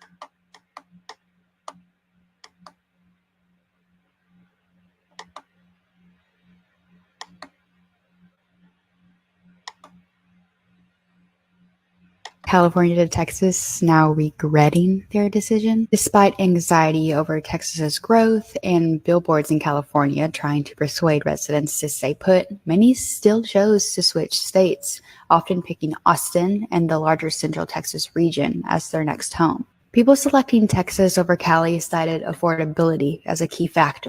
But for some, it's come with different costs, dense traffic, a lack of dependable public transportation, and scorching heat that transplants say is lowering their quality of life. An August report from Insider found that Tex workers in particular are getting fed up with Texas, frustrated that career opportunities just aren't as plentiful as they are in Silicon Valley. As a result, people are moving out of the Lone Star State, or at very least considering it. Using U.S. Postal Service data, Insider found that from January to May this year, Austin saw the 5th largest net outward migration among major U.S. cities, trailing New York, Los Angeles, and Houston, which actually ranked number 1 among cities that saw the most people leave during that stretch.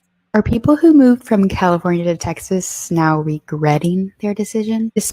It says tech workers are now doubting decision to move from California to Texas. It says Austin and Houston saw some of the highest outward migration among major U.S. cities in a recent survey. So Chronicle.com, it says tech workers now doubting decision to move from California to Texas. Austin and Houston saw some of the highest outward migration among major U.S. cities in a recent survey. People selecting Texas over the Golden State cited affordability as a key factor, but for some, it's come with different costs. Dense traffic, a lack of dependable public transportation, and scorching heat that transplants say is lowering their quality of life. An August report from Insider found that tech workers in particular are getting fed up with Texas, Frustrated with career opportunities just aren't as plentiful as they are in Silicon Valley. I thought that Austin was like a haven for tech workers. I don't know. Is this true? So people are having second thoughts about it. I don't know. Another comment, it says, I'm looking at California. This heat is unbearable and nobody is doing a thing to address climate in Texas. It's a lot. What are they going to do about the heat, y'all? Like they're going to turn off the sun? Another comment, it says, I moved from California to Texas and I'm not complaining. Somebody is happy to be here. I understand the complaints about the traffic, though. That shit is fucking ridiculous and stupid. Another comment, it says, I promise almost everyone in Texas doesn't want Californians. Another one, I promise to plant 10 trees for every Californian that leaves our state alone. Another one, it says, I just moved from California to Texas 2 months ago. This place is amazing. People are so nice. I almost feel like they want something from me. Then I realized, nah, they're just raised with manners. School, sports, and food are amazing. Does it get hot? Sure. But that 3 to 4 weeks of heat, that for a way better quality of life. Largest property tax cut ever in Texas. Just signed, and no state income tax was more than enough reason for me to leave California after being born and raised there. All the other things I listed above were just a blessings upon arrival. Can't imagine trying to change it because it's pretty damn amazing the way it is. Just my 0.02 cent.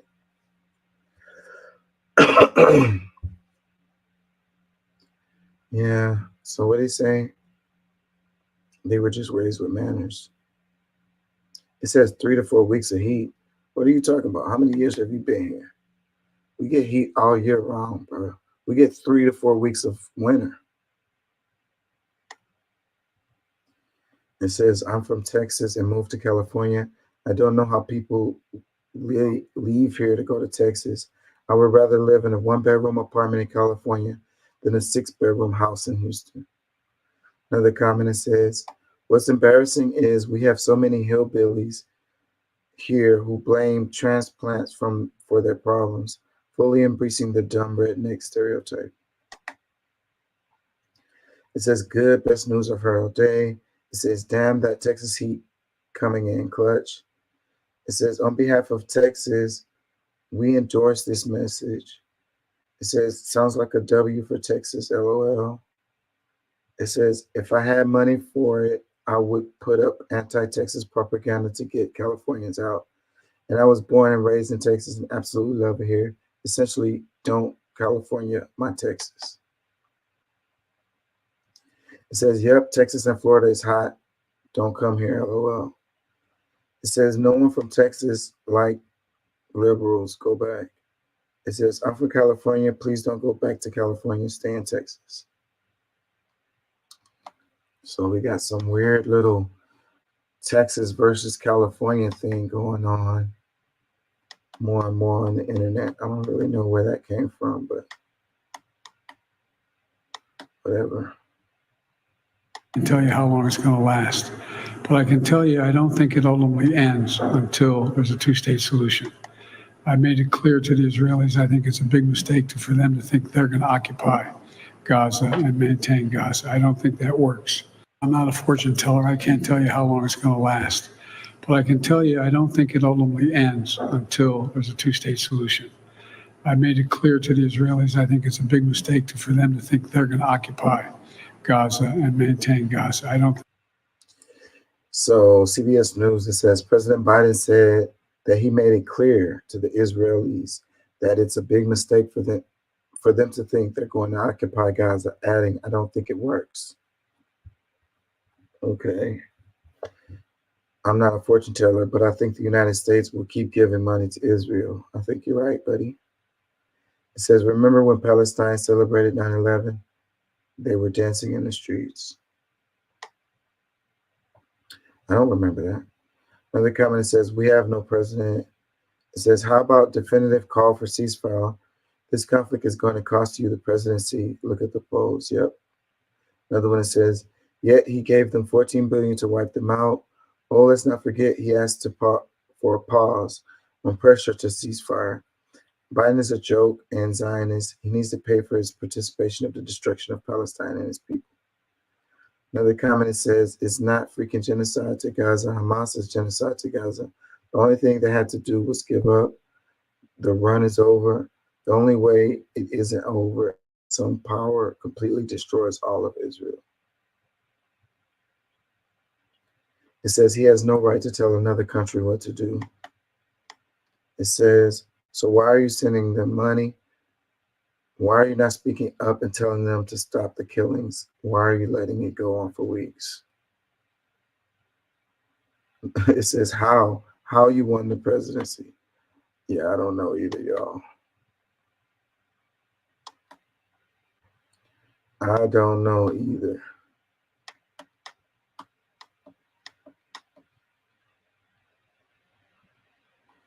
I think I played that. Let's play this.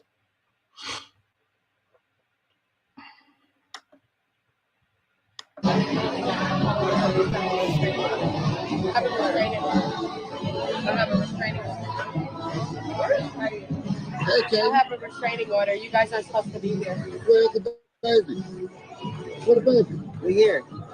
I have a restraining order of somebody who's here. Can you please?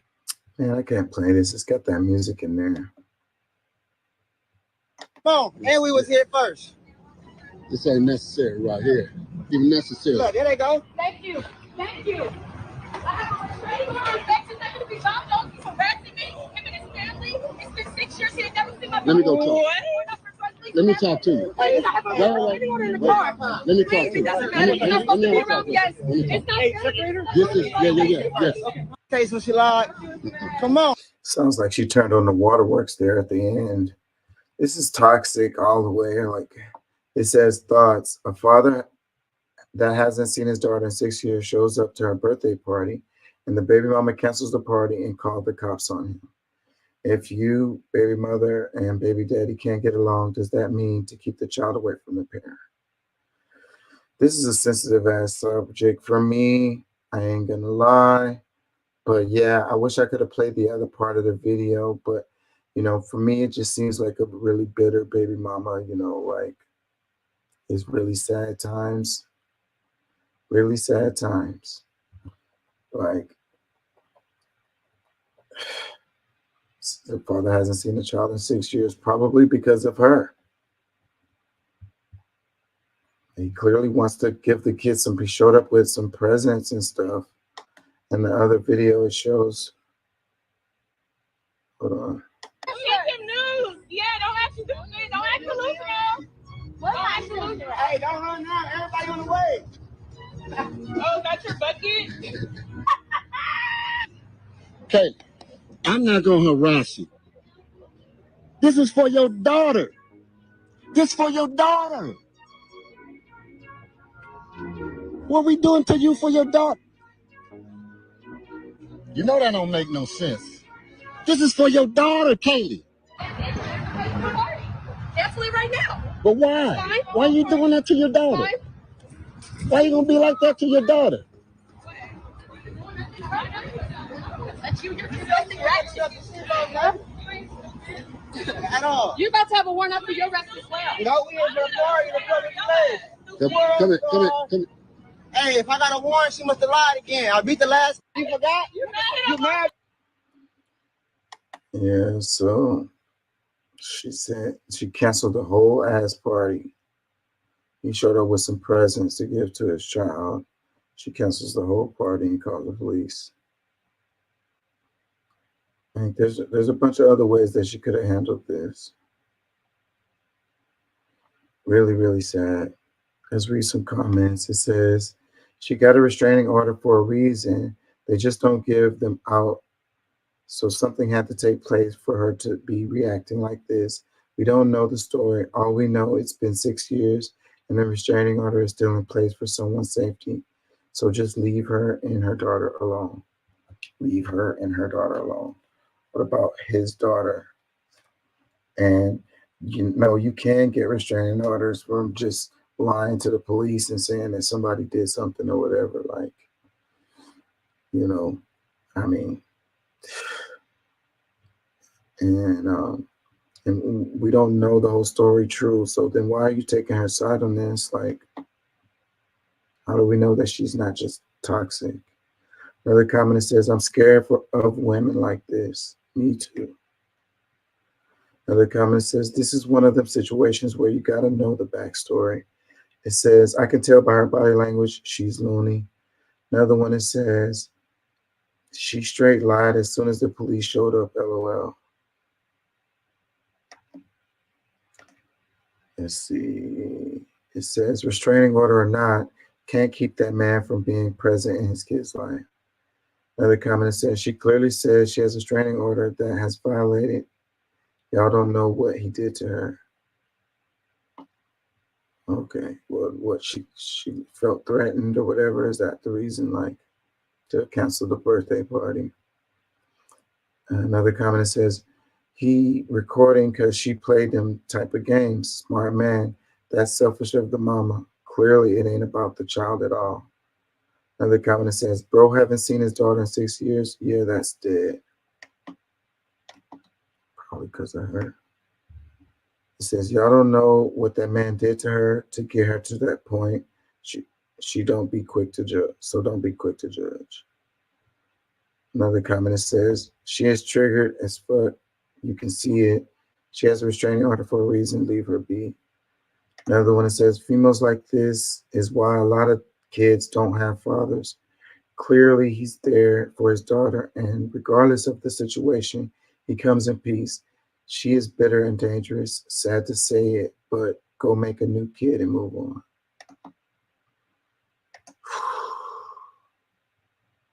Another comment says, this broad a clown. 6 years, how we know where the party was? Then she petty as hell. Another comment says, but how did he get the information to attend? It says, he looked like someone that needed a restraining order. His girl called her car a bucket. They hella petty, and if a person chooses to keep negative energy from around them, then that's what it is. Any man that doesn't respect the mother of their kids is toxic. I'm with her, bruh. Who invited you and Becky?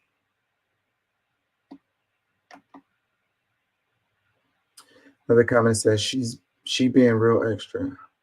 Oh. Another one says, you have to prove some ish to get a restraining order. So if she has one, that means he's done some stuff. It ain't about being bitter or extra or none of that. If it was really about the child, he wouldn't have pulled up to the party knowing that legally he wasn't supposed to be there. He caused that scene because he knew he wasn't supposed to be there, but showed up anyway. She did exactly what she was supposed to do. It says, these comments are crazy. We don't know the whole story. But what I do know is she got a restraining order, and he shows up to the party with another girl to be messy and start drama, not to see his child. It seems like the other girl is the real problem. That's probably the whole problem. It says, two sides to a story, but if that man want to be there for his child, let him feel like these kids need both parents. I never keep my kids away from their dads. If me and my feelings, it's about the child, and she wrong. Now I can see if bro walked up to her doing too much. All he wanted was to see his child. Another one, why not have your own party for the child if she doesn't want you there? And you just show up and with other people that she definitely didn't want there. You out of line. That's definitely not a peaceful way to try and establish a peaceful co-parenting relationship. How is he going to have a party for her on his own if he doesn't even have access to the child? He could sit there at the house by himself and throw a party for the kid and send her videos or something. It says, he could have just dropped the gifts off and left. All that trying to talk and mingle gonna get you locked up despite your intentions. Could have dropped the gifts off and left. And then she was just gonna throw the gifts into the trash. The kid never knows the dad was even there. It says, did y'all watch the whole video? That man was at Chuck E. Cheese first. She lied and said he had a warrant. He didn't. Y'all commenting off of that one little clip. Go watch the video, the whole video. Yeah, they were saying that he didn't even go to jail, so he don't have a restraining order. It says famous for the wrong reasons, ha ha ha. It says, do you not hear? He said she has a restraining order. She also said he hasn't seen his daughter for 6 years. Sounds like a big homie trying to flex and impress the new supply. It says she is right. If a judge grants a restraining order, it must be something he did to her. Someone in his family should have taken the gifts to the party. It says, that's the girlfriend talking slimy to child. She probably getting the same thing done to her that got the first order restraining place. It's another one that says, sounds like my baby mama. It says, he looks crazy. She looks scared out of her mind. She the one that looks crazy. It says, I'm not sure of the backstory to this, but the fact that she has a restraining order placed concern also. But some women are also bitter and do the damn most. But I feel she did way too much and caused a huge scene for nothing. He honestly came there peacefully to show up for his child. Regardless of how long it's been, she could have just asked him to leave. But to cancel the party and cause a scene like she did was unnecessary. The bitterness shows. I hate that for the child because she's the one affected the most. It says, where has he been for 6 years? Probably looking for them. I hate that shit so much.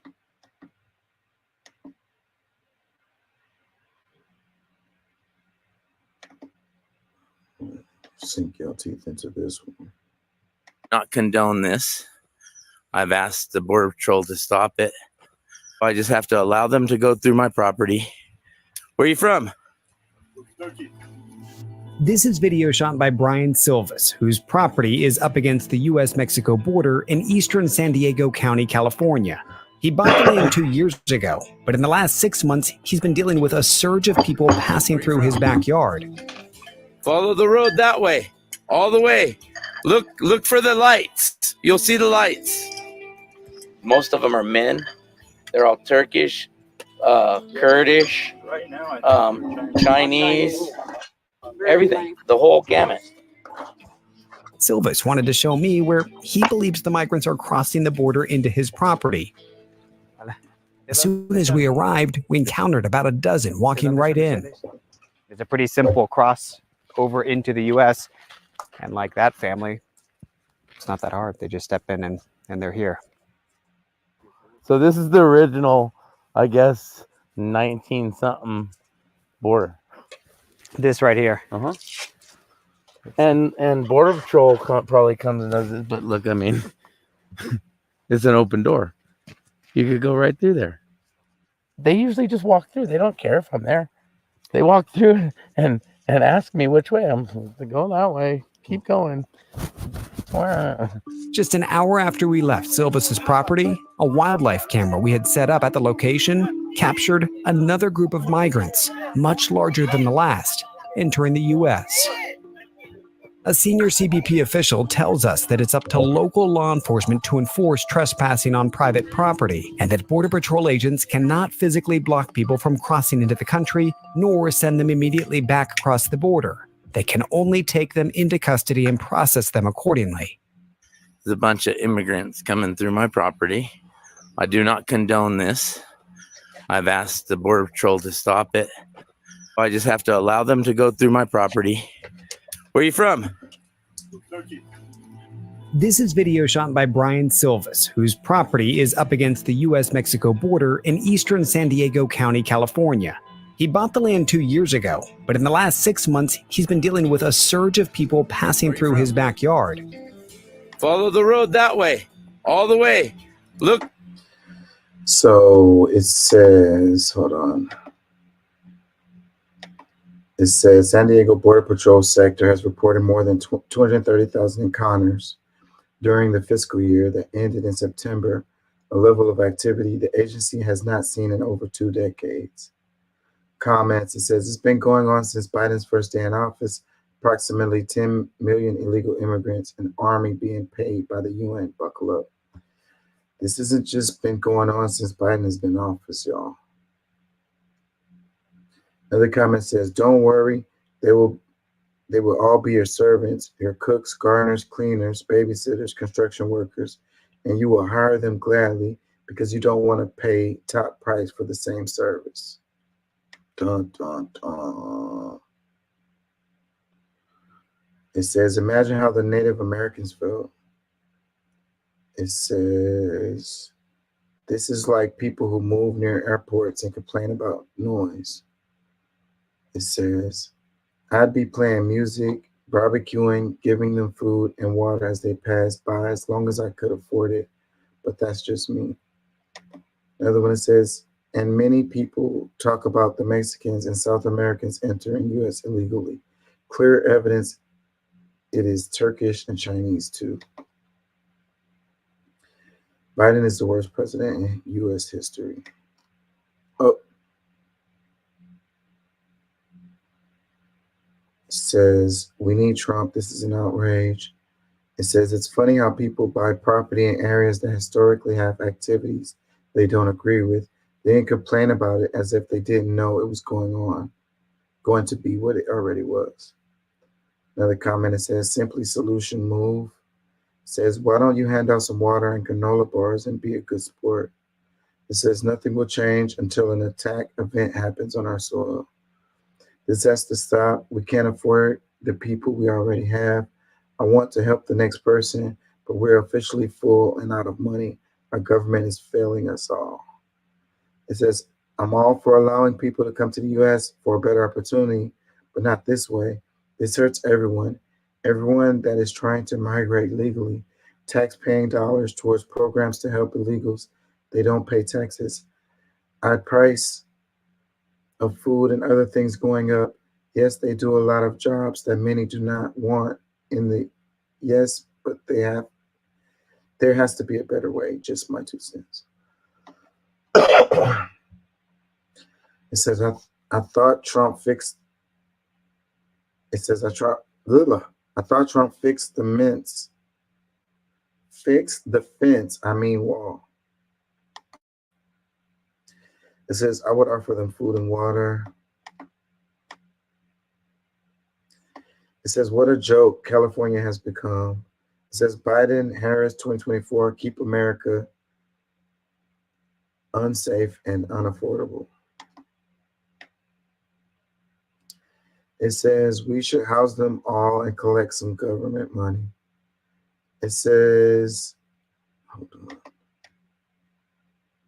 It says, you know what's worse than having someone walk through your yard because you're lucky enough to own real property, being a refugee. It says, we will be attacked from within, not if, when. This isn't rocket science warfare. It's so painfully obvious. World War III. It says, I would happily house a family or 2 on my farm and pay them to work. Everyone deserves opportunity to better lives for themselves and their children. It says, conservative colonizers losing their mind. It says, this is good because there are probably good people who will positively work to help the USA economy to grow. It says, Jesus Christ, these people just want a better life. They're not bothering anybody. You would do the exact same. It says, build a wall, build a wall. Are you not worried about terrorists coming in this way? 9/11 wasn't that long away. Wake up, people. It says, I'd have a huge welcome sign out with a snack station. It says, for everyone saying shoot because people are walking through, you are sick. It says, what a effing joke. Hardworking Americans have to pay for this bullshit. Another one says, I would feed them and send them on their way. Why is dude mad for? The government should give him money to put up a fence. This is not safe for his family. Everyone hates America until it's time to flee their country. At least he's trying to help them. It says, wow, how is it so easy to cross? I always thought it was more difficult. I tried the right way with the 10-year business visa that I waited ages to qualify for, then got screwed over by the company who was supposed to sponsor my working permit and eventually got deported. Had absolutely nothing for years, lived on friends' couches and nowhere. Took forever to be allowed back in, kept applying all over the world at embassies and kept being denied and bullied in the process. I still get detained for hours at border and each arrival, when coming by plane, of course, and I am in an interrogation room at the airport. Such a nightmare. One time it was 7 hours, and when they released me, my bags were gone. It was 2 a.m. I had lost my ride and place to stay. How did I not think of this crossing? Sometimes trying to do the right thing is so much harder. I wasted a decade of my life on this, and now living here, I am still not treated right. I wish everyone the best and good opportunities. I hope they cross safely and manage to improve their lives here and that they get finally accepted. I know I still don't feel that way. One day I want my story public because maybe it helps people to change the system and the way we are treated as immigrants. Because it may look so different from the outside, maybe they allow me to run for Congress in the future and change things. Only, of course, when I am finally 8 years a citizen. So let's see. All this waiting to do more is taking me a lifetime. See, this is great that this dude posted his comments, because this is the argument that I make all the time. You know, people are like, why they don't just do it the right way? Well, look, this guy here tried to do it the right way. It cost him 10 years and being homeless and all of this. Like, the process is so bureaucratic and full of red tape and bullshit that it leads people to do it in the wrong way. Because so people say, they should just do it the right way. But if they do it the right way, they're probably not going to get to come in. They're going to spend a whole bunch of money, cost a whole bunch of time, and still not get to come. So, the system incentivizes them to do it illegally. So if you want people to come in legally and do it the right way and have a real control on immigration and migration and people trying to get asylum, then take all that bureaucratic bullshit and red tape out of the process. Make it straightforward. Make it so where it doesn't take 10 years. But y'all not with that. I already know. So whatever. More comments. It says, everybody want to go US. I wonder what's there. It says, let's end this. It says CNN, ? It says empathy. So sad to see them leave everything behind, pack a bag, take their kids and walk thousands of kilometers to get to the US. Some of them don't even make it. Not everyone was lucky enough to be born in the United States. So it's like where you came out of your mama's womb is like everything, I guess, right?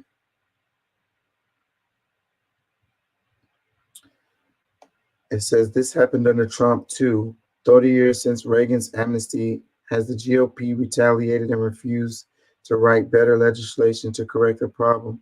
Trump wants to round them up and put them in cage camps. Nazism and fascism is alive and well in America. It says people see this and get mad. I see this and feel sad. Sad for them because I know this is not easy for them, especially the children. You have to think of why they're coming and why they left their homes. Can you take the politics out of it for one freaking second and be human and put yourself in their shoes? You think this is fun for them? It's a game. It's a conspiracy to get a vote. Wake the F up. The suffering in the world is high and the empathy is so low. One more comment. This is because the liberals and secular Americans' mindset They will allow anyone, anything, everyone, and everything until it suffices their needs and their agenda. Letting all these Muslim immigrants will surely make our country a hotspot of jihadi resistance, and the chants will rise and the bombs will explode. 10 years from now, America will be surely realize that they have done. This topic takes all my energy and breath away. It's kind of like the Palestine Hamas thing. People already got their mind made up, so it doesn't really matter what you say about it.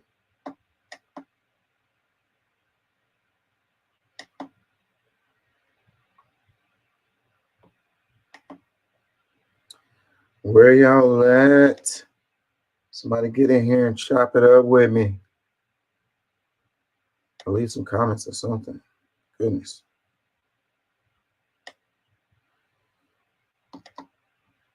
Participate. This one, it says, y'all want relationships and dating to be 100% fun 24/7, and that's why you always with someone new every 3 to 7 months. Dun, dun, dun. You know, a real relationship is a challenge, you know. It's a struggle, but anything that's good is worth doing. You know, anything worthwhile is going to have some negative aspects to it. It's not going to just be all fun. Like, ask anybody who's been married 20 plus years. There's ups and downs and roller coaster rides you go on, you know. Our generation is a microwave generation now. Like, these kids, they just want it, and they want it now, and they want it fun all the time, and they have this unrealistic view of the world, you know, and they want this fantasy, this knight in shining armor, this rich guy who's 6'2" and nice and a thug at the same time. Like, they want impossible things. The guys too, they want a chick who's gorgeous and cooks and cleans and is willing to put up with their bullshit all at the same time. Like, you're asking for something that's not gonna happen. So you're gonna be disappointed over and over again. It says that's why you're looking for someone new every 3 to 7 months. As soon as the real person comes out, then you're ready to move on. It says as soon as someone starts talking about anything serious or educational, y'all get bored. Okay, keep chasing that initial spark. Telling you, can't talk about nothing serious, can't teach them about anything. They just want this. The internet is all about the stuff that gets promoted on the internet is all just garbage. It's all just like fart jokes and making fun of disabled people and like, when are y'all gonna grow up? It says they used to people just wanting to F and do anything that'll take their minds off of commitment and the real world, more like a vacation than a relationship. Oh my God, that's so fucking true. God, this person is preaching. Yeah, they're taking a vacation from their life, from their miserable life is what they're doing. So the new relationship is like fun. You go places, you got the dating process, you got to get to know something new, you got the great sex and all of that.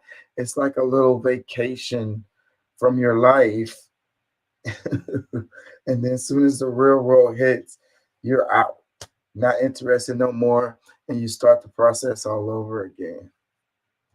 You're going to wake up and you're going to be old and alone. There's comments that says, I want a relationship that feels like a vacation. Well, you're fitting exactly into what this lady is saying. Unrealistic.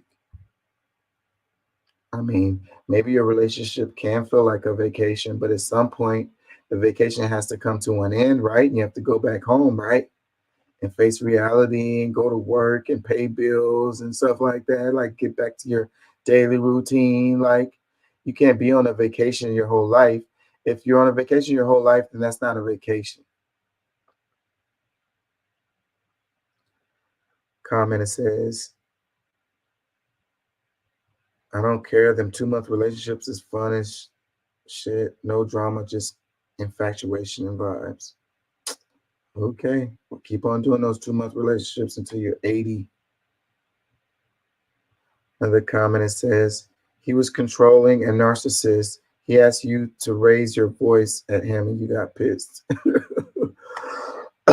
It says, he was controlling and a narcissist. He asked you not to raise your voice at him and you got pissed. He's a controlling narcissist. Another comment says, I just never understood how people can have 5 boyfriends in 1 year. Yeah, those are not boyfriends. Those are fuck buddies. You know, it's all about the money too. They probably got free food out of it. They might as well just be selling their body for dinner. So that's what they're doing. And little short trips and little going bowling, going to the movies. You know, you're selling your body for that. You might as well just be a prostitute. It says, y'all dating for help, not for value of being in a relationship. You know, they're dating for free food. It says, talking about they were trying to change me, so I left. Yes, fool, you need to grow up and stop leaving your shoes in the living room and eating Easy Mac every damn meal. Go to work. Oh my God, shots fired. Yes, if you meet somebody, a significant other, you know, they are going to change you and they should be changing you for the better. So that's what it's really all about for men and for women. None of us are perfect. You know, our parents only could do so much with our asses. You know, you have to meet somebody who is willing to be patient. They care enough about you. They're willing to be patient with you and willing to help show you the way. But you have to want to grow. You have to want better. Your life can be so much better. You can be enjoying life. You can be happy. You know, you could be thriving. But that comes at a consequence in, you know, being able to accept criticism, being able to want to improve, you know, being able to listen to someone when they're telling you the things that you do that are wrong. There's so many of us out here who just cannot stand, you know, being aware of something that they were wrong about or something that they just don't know, that they're ignorant about. Like, you just want to go on through life, your whole life, not knowing things, like being ignorant, completely ignorant, or not being aware that you could be doing things better, or not being aware that you are completely wrong in your behavior and thoughts and movements or whatever. Like, it's so freaking like impossible in today's relationships to tell someone that they're wrong. Like, nobody's trying to hear it. I'm not wrong. You wrong. I'm not wrong about anything. I'm perfect. I'm never wrong. Never having to say I'm sorry. As Risa Morris says, that first message is strictly for the females. We men are simple. All we want is 3 times food and feminine affection and admiration.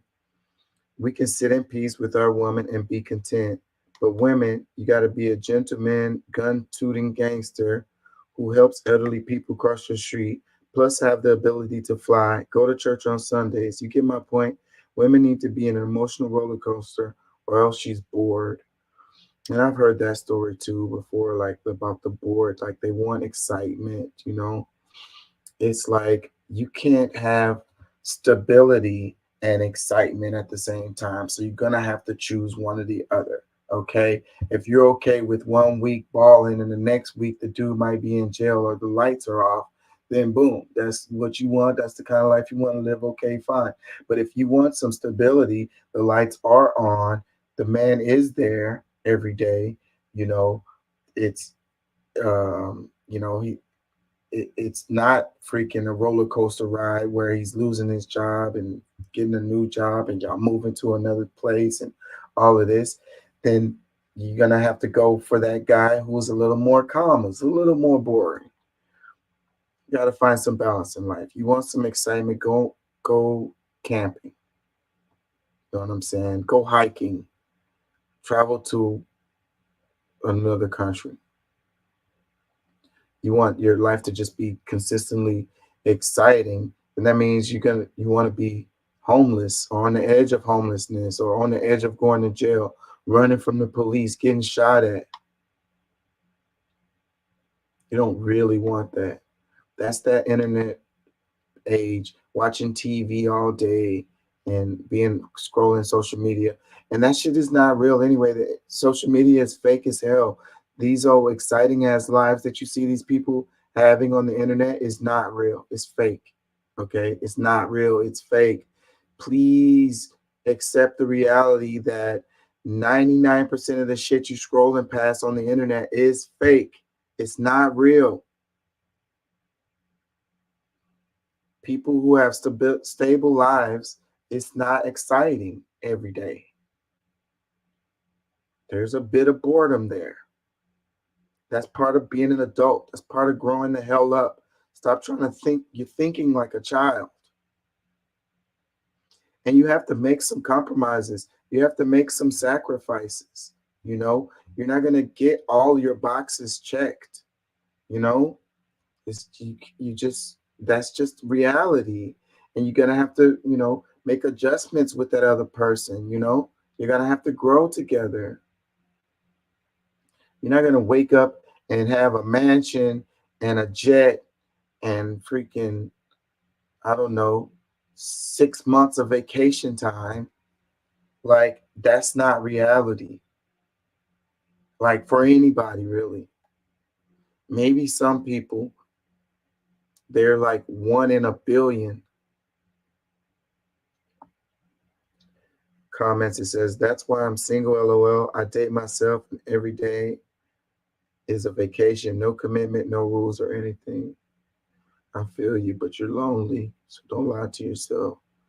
Everybody wants somebody. It says, preach, y'all swear it's all sunshine and rainbow. Relationships start when the real problems arise. It says, sent a shorty 2 books, told me a nigga from the hood shouldn't be reading. Oh my God. I can't get nobody to read. My first baby mama, we used to read together. It was wonderful. We'd be sitting in the same room together, not really talking to each other, but she has her book and I have mine. And then, after we finish reading, we talk about the books or whatever. That was great. It was fantastic. I don't know what happened with us. She was the only one that I did that with. All the rest of them not into the reading shit. Then too, you get with somebody that's really smart, and that intelligence comes with some conniving behavior. I don't know. It kind of goes together, I guess. I don't know. Let me shut up. I'm revealing way too much here. Another comment says, wrong. It's supposed to be fun. Issue is people get complacent and stop putting in effort. Whatever. Grow the hell up. Yes, it's supposed to be fun, but there's going to be boring times too. Like 20 years you've been together. You telling me it's still just fun every day? Get all the way the hell out of here. Another comment, it says, in love with the idea of a perfect relationship. It says, y'all complicate-ish, LOL. If they don't want a commitment, then don't commit. Hit it and move on. This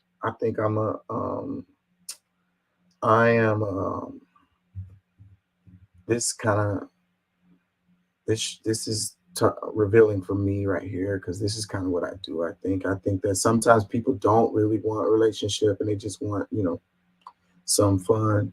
And me being all romantic and shit, I try to turn everything into a damn relationship, and it just should have never been that. And probably neither one of us was really, it wasn't going to work ever, but me, I get all in my feelings, and I'm like a female when it comes to that. I'm like we had too much fun together. The sex was too good or something. It's like, oh, we got to be in a relationship. That's it. my ass need to realize that sometimes, you know, it's not that. Just have your fun and move on. Oh, we got somebody. What up, Doc? Hey, hey. Good to see you. Good to hear from you, brother. Yeah, I tried. I was coming on last night, but I got there in about 2 hours and 45 minutes, and you were gone at 2. So Yeah, I'm fighting a cold, and I wasn't feeling very well. I didn't feel like I was making good content, so I just jumped out of it. understood. All I would have been able to do is wear your ass out anyway. Then. Yeah, I feel better today, even though my voice sounds bad. I feel better. It's coming up, you know, like I'm coughing up the stuff, so I feel better. Well, you know, you got kids in school. Yeah. 2, you work in a restaurant where everybody has kids in school. Yeah, that's where I think I got it from. Everybody's getting sick at work, so this time of year we are exposed to all kinds of stuff that we don't normally cross. So we don't have those immunities built up. We hadn't got that kind of cold, you know. So and then with the weather changes, and then you know what happens? We don't hydrate as much at this time of the year, especially here in Houston, right?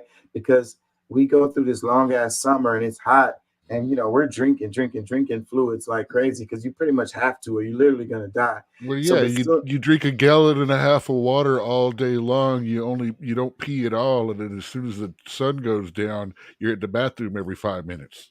Yeah, but then when it cools down, we stop drinking fluids as much. So when we're not flushing our system, and that's how we're dehydrated.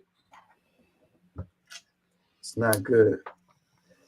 This is what I was talking about. Check this out. It says, this post right here, it says, y'all want relationships and dating to be 100% fun 24/7. And that's why you always with someone new every 3 to 7 months. What do you think about that? It's like this microwave generation where they just want instant gratification and they just want constant fun and they just want, you know. Yeah, everybody wants to jump on to the next new good thing. You know, this comes from people that they never leave the romance phase. You know, if it's not new, if it doesn't hurt, if it doesn't make everything, you know, the colors in the sky explode and make things taste better, then it's not good. You know what I mean? Yeah, I know what you mean. Yeah, it's the rainbows and unicorns. It's either 100% passion or it's 100% poop. No in between. Yeah. And 90% of that comes from this new pay attention to me. You got to understand, no offense, ladies, but with the internet as popular as it is today, 3s have become 6s. Yep. 6s have become 9s. And 9s and 10s are unicorns that don't really exist because most of the time, as soon as they open their mouth and anything other than looking at them becomes involved, their number decreases significantly. That has definitely been my experience. Definitely has been my experience. I mean, and yes, I understand I'm going to get some static for this, especially when I'm looking at maybe being a 3 or a 4 in the 55-year-old range right now. Yeah. Dating in your 40s is I saw a post about that. It said dating in your 40s is like picking up trash, picking through. It's like scavenger hunt. Trying to find something that something used and picked over. Is it usable or does it need to be recycled? That's kind of like a Leighton, and no offense, relating them to a used tire. You know, they start out like the little donut, barely able to fit, and then they get bigger and bigger, and eventually they'll fit a semi. That's terrible right there. It is absolutely terrible, but it still makes me laugh. That is terrible. I'm gonna move on. We're gonna make everybody upset. All the women, at least. We already barely get any women watching the show. It's like, welcome back, Doc. Shut the fuck up.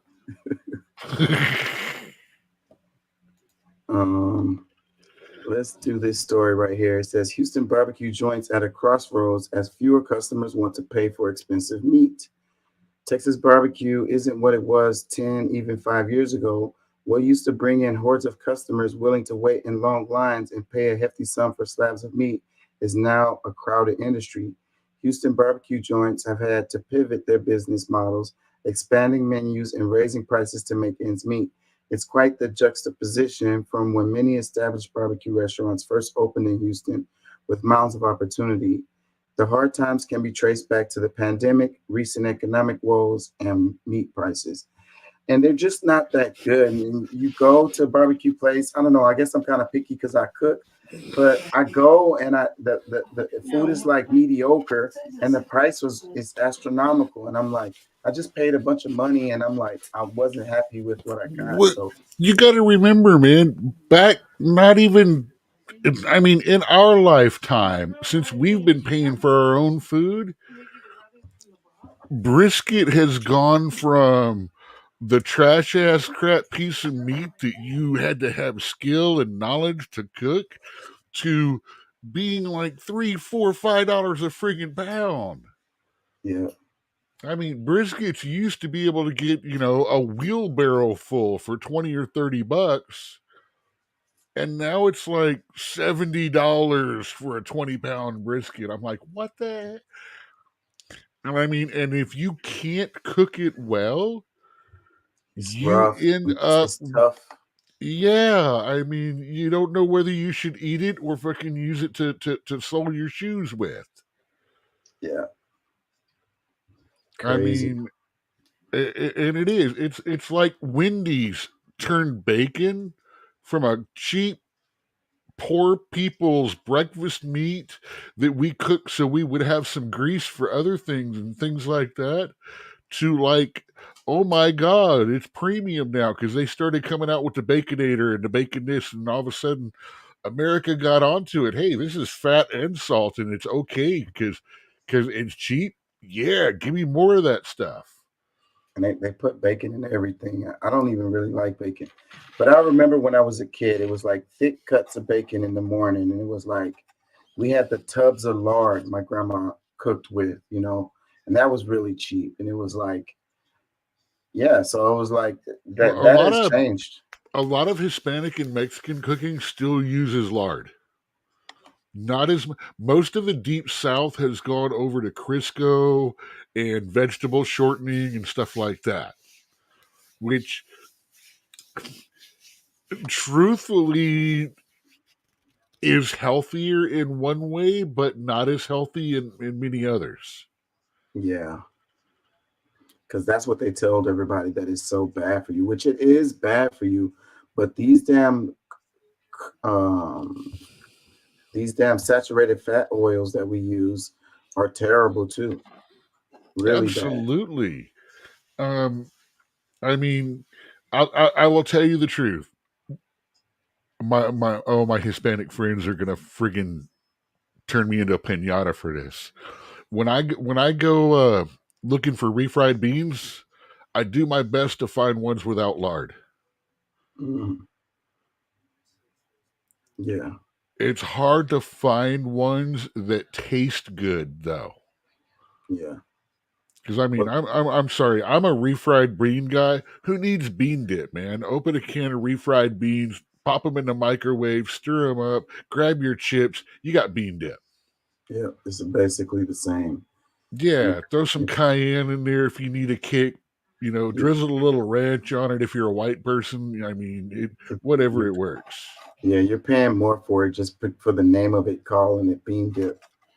And I like refried beans, and it's really about it's cheap and something you stretch the food with. So that's the whole point. I mean, it's not supposed to be super flavorful or whatever. It's just something to stretch the food with or whatever. Like, It's protein. yeah. It's beans. It's protein. It's farter starters. It's to get that bubble bath kicking. I love refried beans. I ain't gonna lie. Let me read some comments. It says, how about not charging us an arm and a leg for 3 slices of brisket? Maybe lowering the prices is the answer. At this point, the same amount of food, but higher quality at a Korean barbecue joint is half the price. Yeah, you might as well go to a nice restaurant and go sit down and eat because you're going to pay the same price. No, man, I'm telling you right now, I love me a big, nasty, size of your foot barbecue brisket baked potato. Yeah. With everything on it. I want the full heart attack. I mean, that to me is one of the times in life like a good red beans and rice or spaghetti with meat sauce. That's just one of those things that when you eat, you sit back and go, everything's going to be okay. It's happy food. I used to love those 2 barbecue brisket baked potato thing, but I haven't had one in years because the last time I ate one, I got food poisoning like right afterwards, and I just have that memory connection to it. So when I smell it, I get kind of nauseous. That's It's the combination. That's either bad cheese or they let something get into the sour cream and it went bad. Yeah, and now I just can't eat it. Oh man, that's with the try barbecue chicken. You say what you do is you find out which one of those items did it. Because for me, it's the mayo combination. All of it is the together. killer. Well, when you put that combination together, there's something about the smell of it makes me not want to eat it. But I can eat all of the rest of it separately. So do you get that kind of effect from a hot sauce every now and then? Mm-hmm. Okay, Yeah. so it's not the barbecue sauce then, because I was thinking it could be the vinegar and the barbecue sauce. Well, it's something like I say, when you put it together, it has its own like aroma, and at that point, I can't eat it. But I can eat all of that stuff separately. Let me read another comment. It says, last time I went to a barbecue spot, I spent $60 on a plate. I'll just cook at home.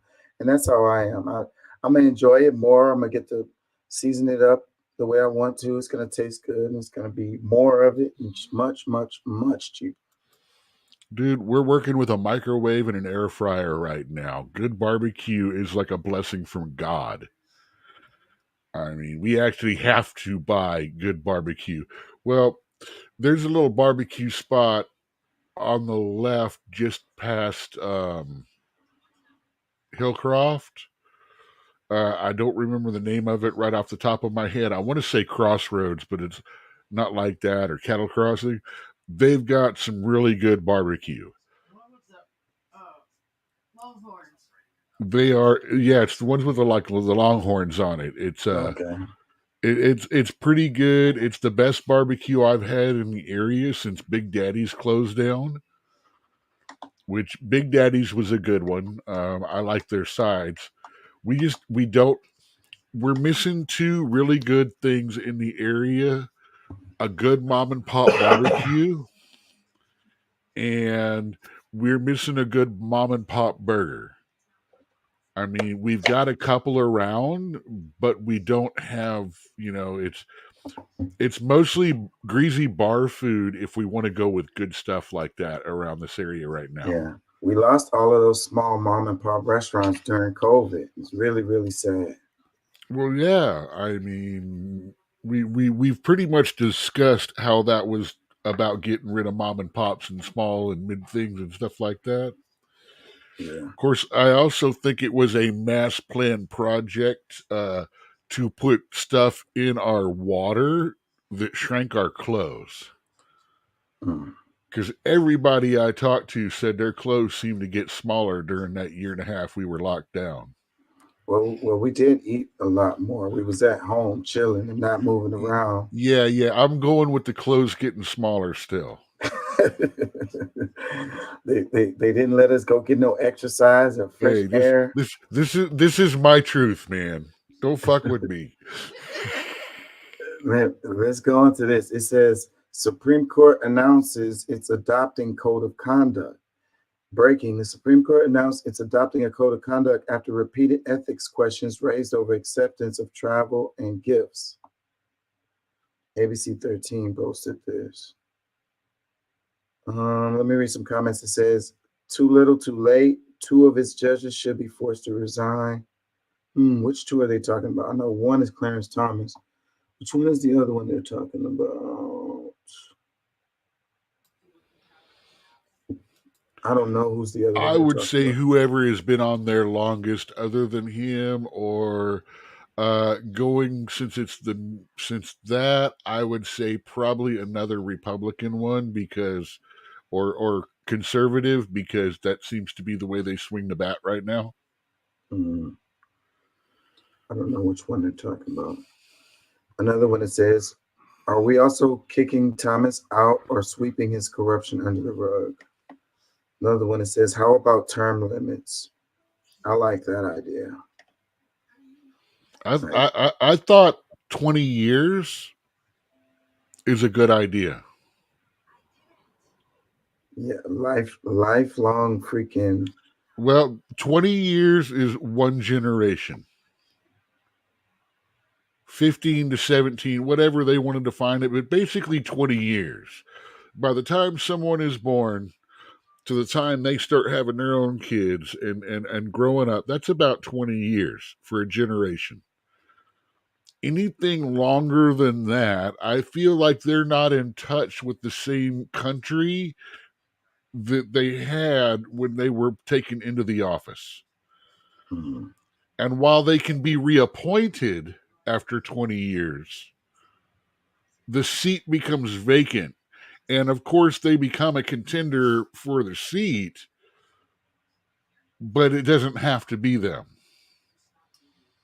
Mm-hmm. I always thought that was reasonable. Yeah. What if we just rotated them in and out? I think you made that suggestion before, like just rolled new justices in periodically and rolled them in and rolled them out, rolled them in and rolled them out. Like they changed. We got what? 1, 2, 3, 4, 5, 6, 7, 8, 9. We got 9 of them, right? Mm-hmm. So if we roll one out every year, that gives them a 9. So why don't we roll one out every 2 years? The longest one standing being the one. That's 18 years. Mm-hmm. From the time you apply to the time that you are moved out. And again, there's nothing stopping them from nominating you again. Yeah. We're not saying a career limit. We're seeing a limit of term of service. Yeah. Like the president has, like Congress has, and being 18 years, that's a career. Yeah. Everybody has the opportunity to have 3 careers in their life. You know? I mean, you get out of school, you got 20 to 40. Or even if you go about 15 years, you know, you've got a chance to work 10 to 15 years. Yes, he's running for Congress. Yeah. So former QAnon shaman seen in January. I wish they would stop calling him that and linking him to QAnon name. Yeah, I don't think that's fair. Like, but this is like his nickname now. Like even the shaman part, it's like they just gave him that. Well, you notice I've been calling him the shaman, but I've never called him QAnon shaman. I like the guy. I think this guy spent 7 years and shouldn't have. Especially after they released that video of them walking him around. Yeah, so it says former QAnon shaman seen on January 6th Capitol attack, is apparently running for Congress. Jacob Chansley, that's what we should call him. The spear-carrying riot whose I'm horn... good with shaman guy. So Jacob Chansley, the spear-carrying rioter, see, there it goes again, the spear-carrying rioter, whose horned fur hat, bare chest, and face paint made him one of the more recognizable figures in January 6, 2021 assault on the U.S. Capitol, has filed a candidate statement of interest indicating he wants to run as Libertarian in next year's election for Arizona's 8th congressional district seat. The Phoenix area native previously pleaded guilty to a felony charge related to January 6 and served roughly 27 months in prison before being transferred to a halfway house earlier this year. So in a halfway house means he's not even really free yet. It doesn't matter. He may not be able to run. Yeah, he's got an insurrection charge. He may not be able to run for any government office except state. Well, shit, you could say the same thing. Now, for if that's Trump. Arizona, now if that's no, he is not. He has not gotten a conviction. Everyone wants to say that about Trump. Oh well, he's charged. He is allegedly. He does not have a conviction.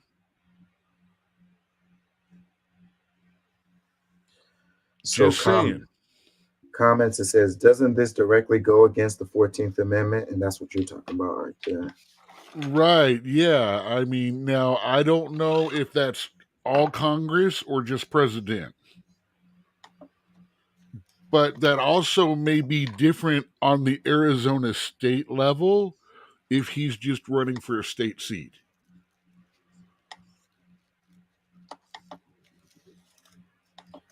Because I'm sorry, it's obvious that these guys writing the article and writing all of this don't like this guy.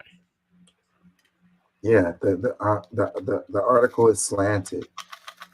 And I'm sorry, this guy, they're so upset with him, but they don't remember literally all he did was get through to the Congress, the middle, and then said a prayer in the congressional theater.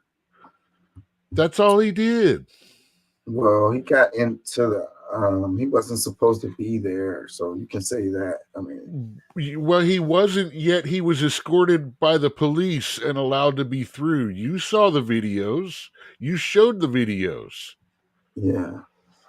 Even his own defense wasn't allowed to see and use those videos for his defense. Mm-hmm. So yeah, this guy got a raw deal on what was going on there, and he pled guilty. Excuse me, he did not plead guilty. He pled no contest. Yeah, that's the same as pleading no guilty. Pleading guilty. Yes and no. He actually literally sat back and said, I'm not going to say guilty, but I'm not going to call you a liar. I'm not going to fight these charges. I trust you to do the right thing. Yeah. I'm sorry. I think 27 months was way too long for this guy. Yeah, I want to say it's like 85% of cases go into plea deals. It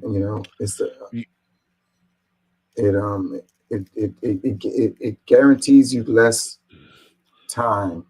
He may have done guilty, but I remember his original plea was no contest. He may have gone guilty to only get 2 years for it, which is insane to me. Let's read some comments. It says, same dude that cried because he needed vegan food in prison, right? Another one that says, how is he not in jail? Well, he kind of is because he's on house arrest. Another comment that says he's halfway house. That's parole. Yeah, halfway house. Yeah, but if you're in a halfway house, you can't leave. You know, you're. That's still parole and not jail, man. Yeah. Big difference. Another comment says he sat in a big chair. Videos show Capitol Police let him in the chamber. Nice try, fake news, libs media. What's fake about this? Like, what's fake about this? I wish people wouldn't do that. Like, I mean, they are slanted with what they're saying. They're calling them QAnon shaman, and they said something up here at the front, but this is not fake news. I mean, he's running for Congress. He went to jail. This is all true. Well, no, that's what he's bringing up what I did about how, you know, he shouldn't have been in jail. He didn't say it well, but the guy should have never been in the jail in the first place. I mean, all kinds of screwed up things happened with his case and stuff like that. And he literally just wanted to get it over with. And there's no videos anywhere of him acting in any violent capacity in any way. This guy has great teeth. Look at that. Like, perfect set of teeth there. Comments that says, not only can he not run, he's no longer allowed to vote. Another one that says, I thought once convicted of insurrection, you aren't allowed to run for office. Doesn't the 14th Amendment say he cannot? No, I'm sorry about this is something that everybody hate on Mr. 45 about. He restored some of that legislation that was helped put in by our current president back in the day, that people who have had felonies can vote again. Mm-hmm. And personally, while I think that if they're doing the felony and currently serving for it, no. But if they have paid their due to society, if they've gone to jail, if they're out, they're done with their parole, they're done with all of that, then there's absolutely no reason in the world why they should not be able to vote. Yeah, well, it depends on the state, because I want to say, I remember it was either Georgia or it was Florida where these people, they went to jail for voting because they had felonies and they thought that they could vote, but they couldn't. Read some more comments. It says, this defines insanity. No one can take this country seriously ever again. Another one that says, China and Russia are standing back and laughing at U.S. politics, just saying, and it's truly sad. Another one, well, we have the man who incited it running for president, so no surprise. Couple more. It says he's a perfect candidate for the Republican Party. I think your camera connection is a little weird. You're occasionally pixelating the lower half of your personal picture, not anything else, just your picture. Yeah, I was noticing that. It's probably a shortage in my thing. This camera is old now. I need to update my equipment. Do you reseat the plug every now and then? Not during the show. So I would say after the show, try to just reseat the connection and it may stop it for a while. Yeah. I unplug everything after the show. Oh, okay. It's another comment that says, wow, and I bet Trump is going to endorse him and put him in as a running mate. Wow, that would be interesting. But then he said he's running as a libertarian. Yeah, So libertarian is Republican light, and we're allowed to smoke pot. yeah. So if he's running for libertarian, then that wouldn't line up. Another comment that says, rioter, I think you mean terrorist. Another one that says, and you just gave him a platform. Thanks. Oh, they're hating. Haters. Oh, I'm sorry. Look at that guy and considering him a terrorist. That really makes me feel like you think the world is extremely fragile. I mean, or at least your world is. Let's play this. So the lesson drawn from that is that you cannot destroy a terrorist ideology with military means alone.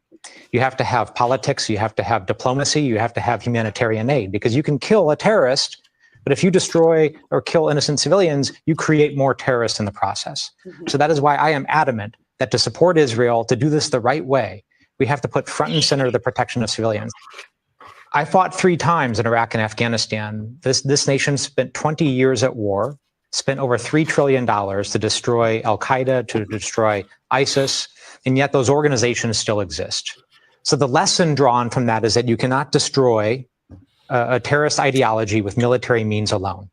You have to have politics, you have to have diplomacy, you have to have humanitarian aid, because you can kill a terrorist, but if you destroy or kill innocent civilians, you create more terrorists in the process. So that is why I am adamant that to support Israel, to do this the right way, we have to put front and center the protection of civilians. I think that's a good point.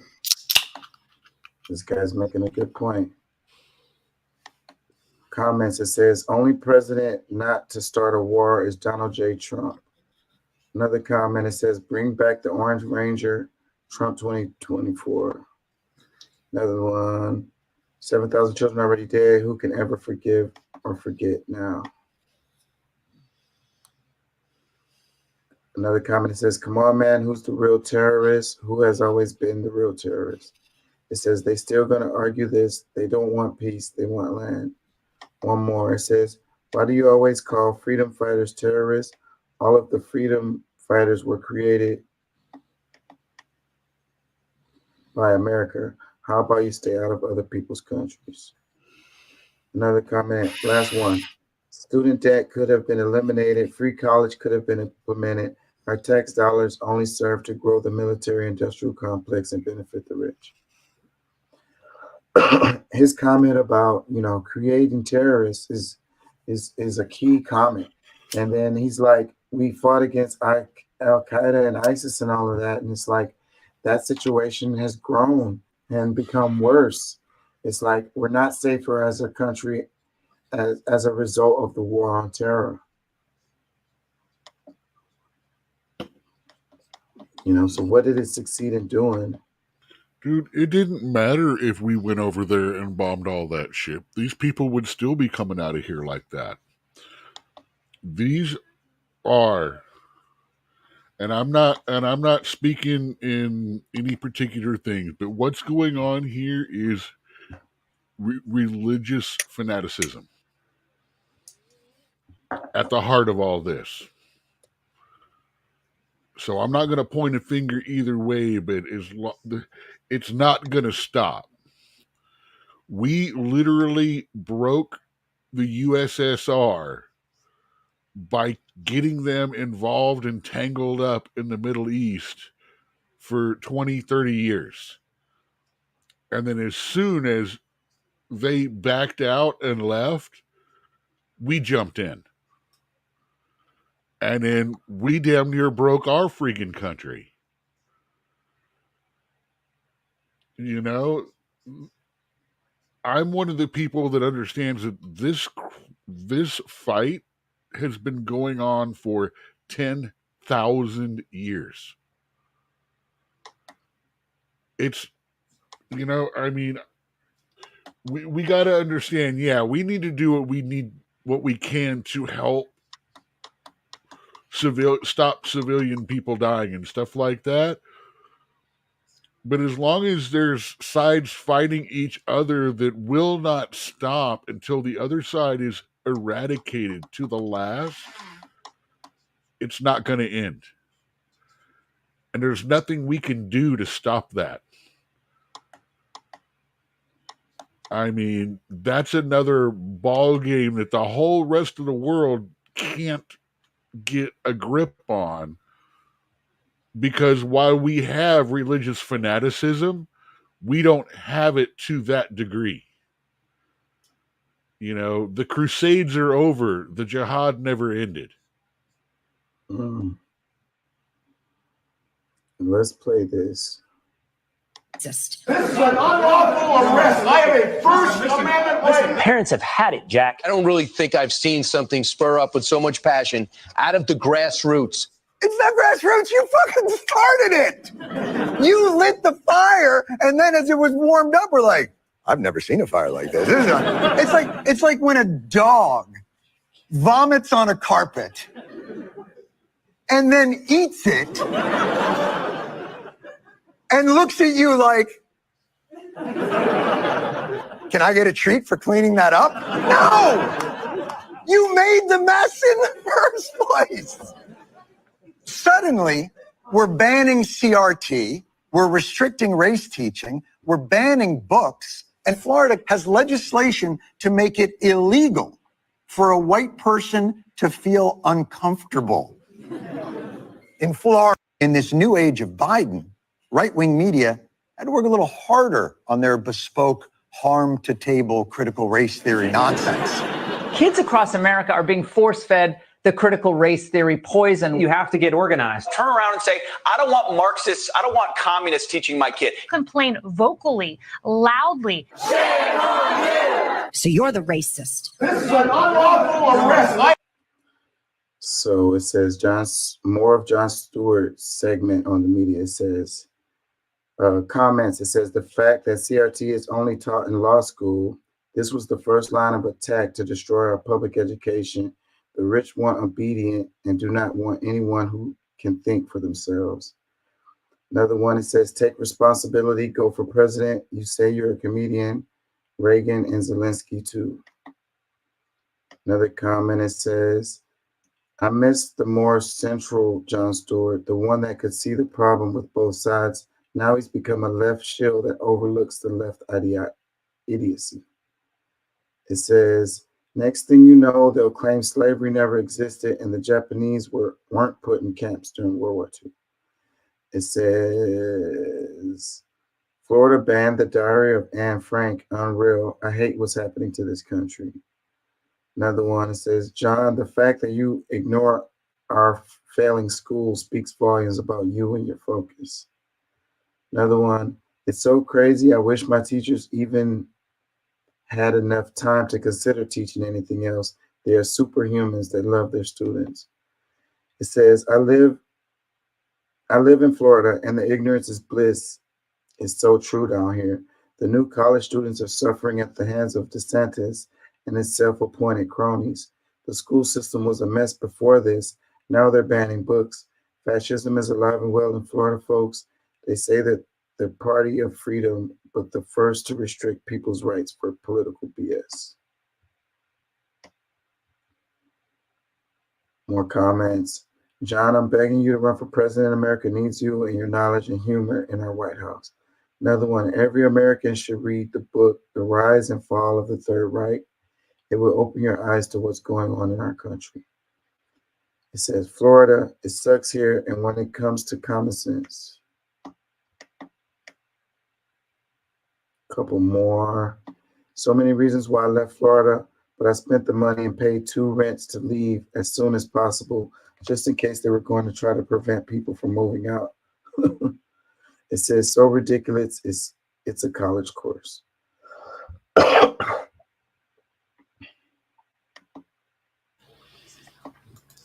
Okay, this banning Anne Frank is bullshit. I'm calling bullshit on it. They are not banning the Diary of Anne Frank.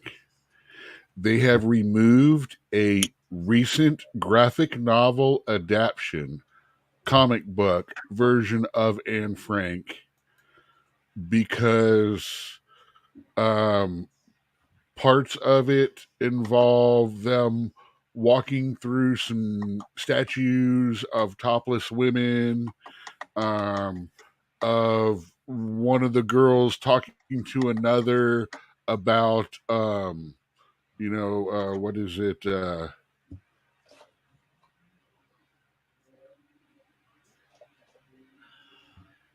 I'm trying to find. At one point, the bank shows the protagonist walking in a park enchanted by female nude statues and later proposing to a friend that they show each other their breasts. Is one of the scenes in the comic book adaptation of the Diary of Anne Frank. So they're not banning the adaptation, or they're not banning the Diary of Anne Frank. They're banning or removing this graphic novel from schools, which that's a completely see. That's why I'm sorry, because I'm one of those people that, you know me and how I feel about banning. And I'm like, I had to see why. If Florida's actually doing that, I want to see why. Because, no offense, it shows how bad truly, things can be. And it's something that Florida would want people to read about. Yeah, you would think. Thought police turning on each other's and things like that. That's something that. So I had to look that up, and when I looked it up, I realized they didn't. They're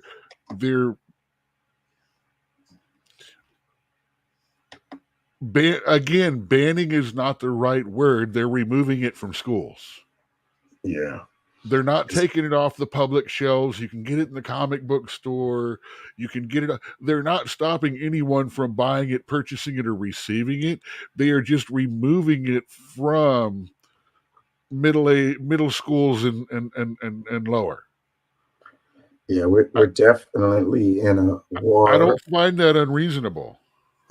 Information war where they play with words, and they make everything political, and they make it so words you have to pick a side, and they know that people they know that people are just going to read the headline and they're just going to run with it, and that's the problem. Like, yeah, look that shit up so you can know what the hell it really is, instead of getting all emotional. That's the thing too. They want to trigger people, so they trigger people, they get them all emotional, and then they pick a side, and then they run with it.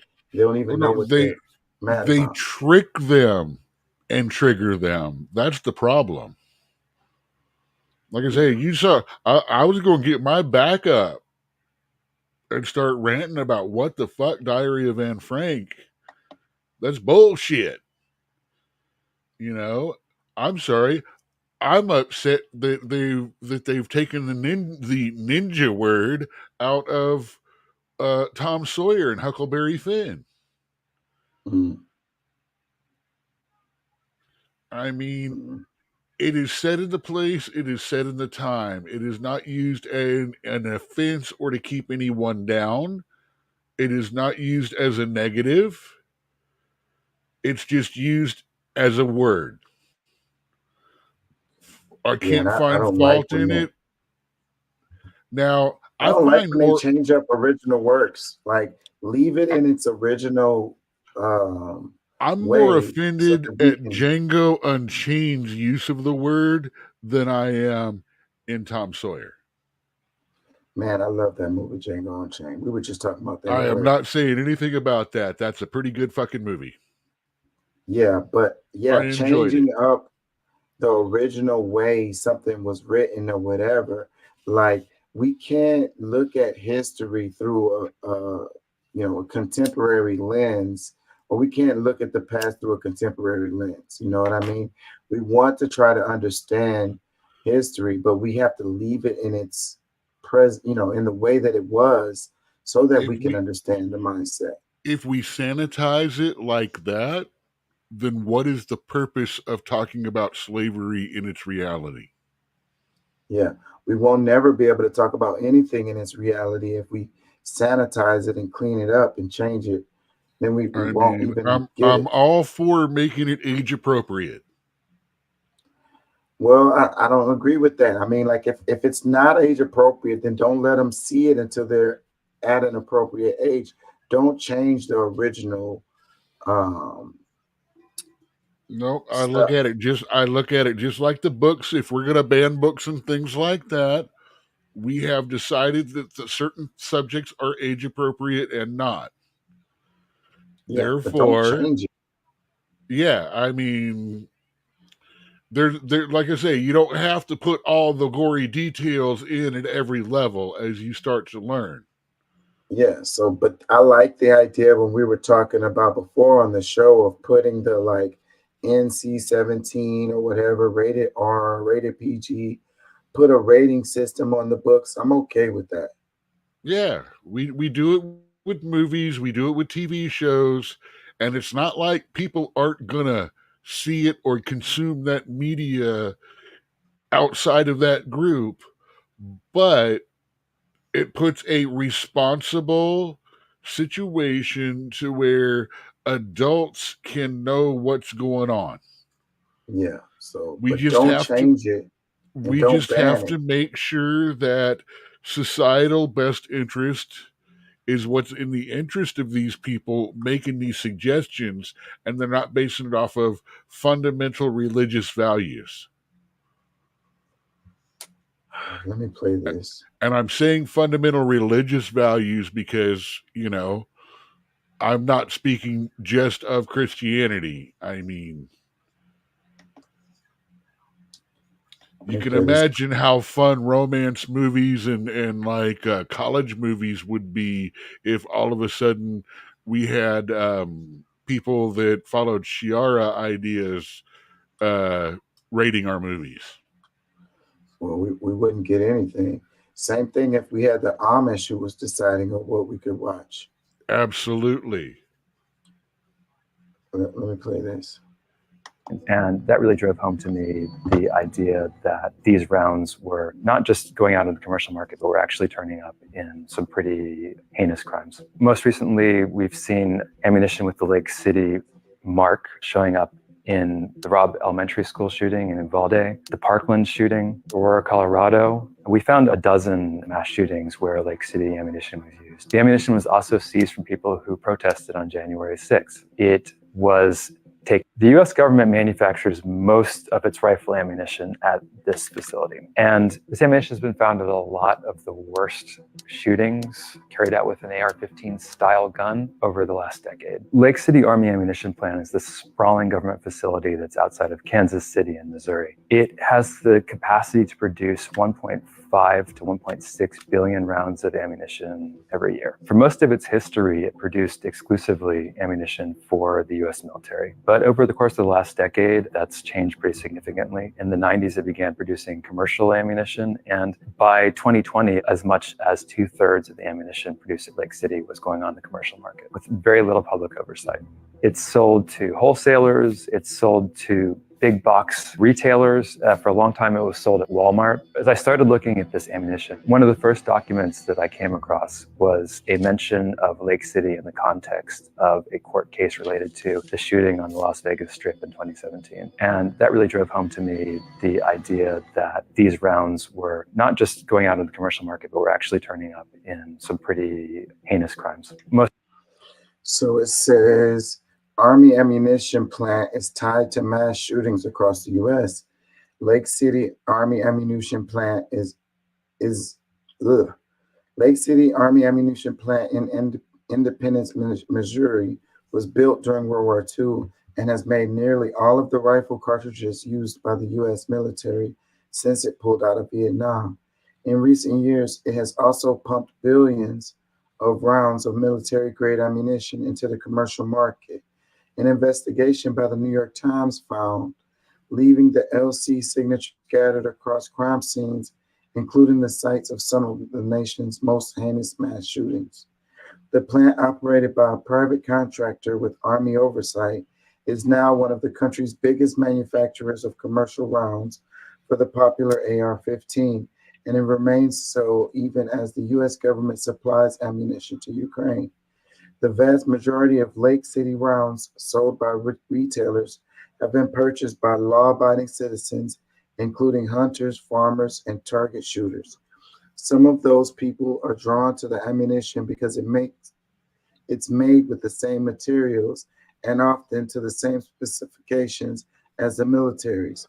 Others see the rounds as authentic accessories for the tactical weapons and gear. But more than 1 million pages of search warrants, police evidence logs, ballistics reports, forfeiture records, and court proceedings compiled by the Times provide a sweeping account of how Lake City ammunition, once intended for war, has also cut a criminal path through towns and cities in nearly all 50 states. So yeah, what do you think? So I think that this is bullshit. That they're trying to link them and blame them. I mean, if Subway is the only distributor of Subway sandwiches and has 80% of the market, then it is not surprising that Subway shows up in 80% of food crimes. When it has both military and commercial market and is the number one supplier in both, is it not unreasonable that it is going to show up? Is it their fault? Because they don't supply to end users, do they? Not a single instance in anything that they said says that they sell to people who do these crimes. That's actually Walmart and the places that buy their bulks and rebox them and sell them for themselves.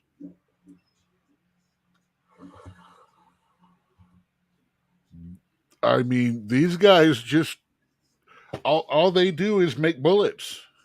That's all.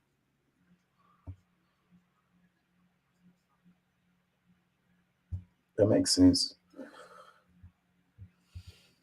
Well, you know where I would go on this, I would say, you should limit Walmart, all of those points of sales, where it's going to end up in the hands of regular folks. Exactly. That's why I'm saying these guys. Okay.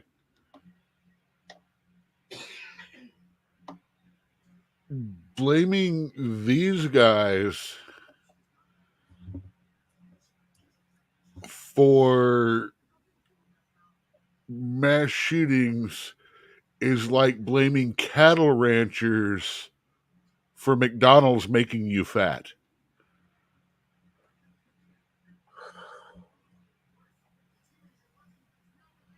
Yeah, that makes sense. Let's read some comments. It says, it's crazy. Crap, man. These guys make good money. I want to open a bullet company. Yeah, well, it's obvious that sales are going to do nothing but go up. Well, you see, they got a monopoly on it. So if you did try to, they're going to smash they it don't, out. Though. 80% sounds like a monopoly to me. Well, see, here's the deal, though. As a black man, or even better, file the paperwork in your daughter's name. As a black woman, the government, as long as you can get within a reasonable amount of price, has to give you a contract.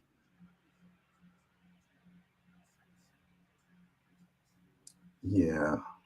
Yeah, minority owned businesses and things like that get first thing on that. Like I said, I think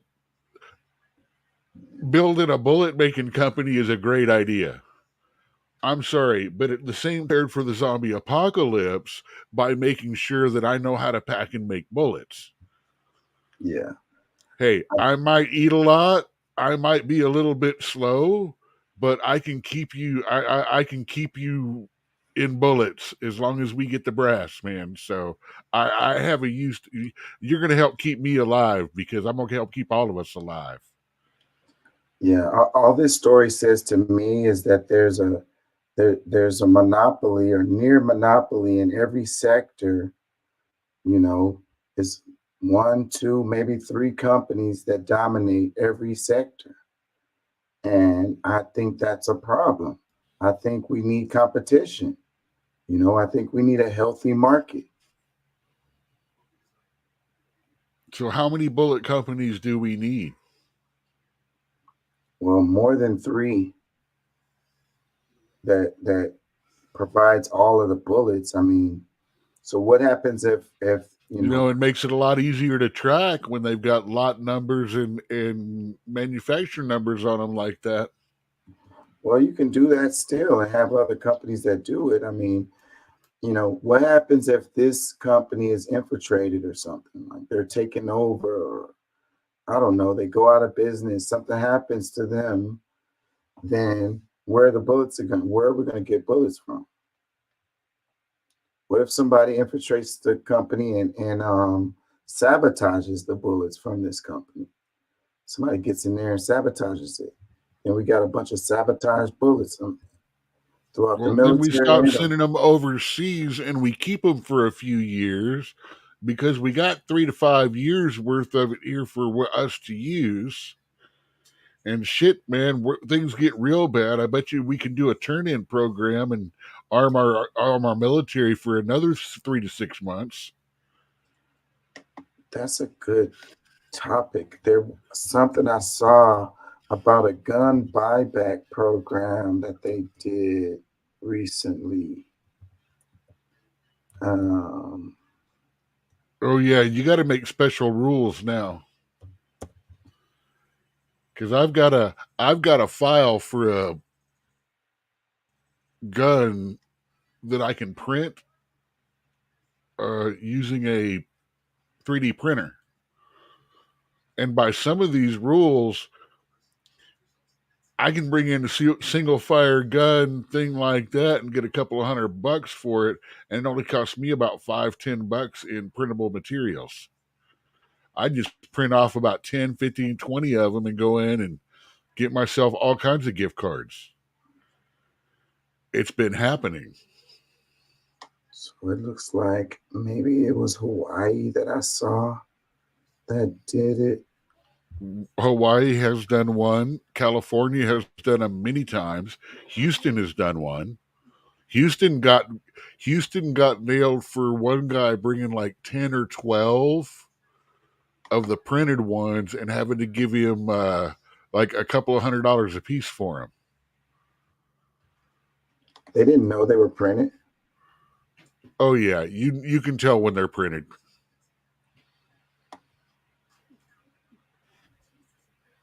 It's pretty obvious when you've got a computer printed, 3D printed anything. So I guess they didn't care. It didn't matter. They had no choice but to take them because it was the way that the buyback program was worded. The guy took advantage of it.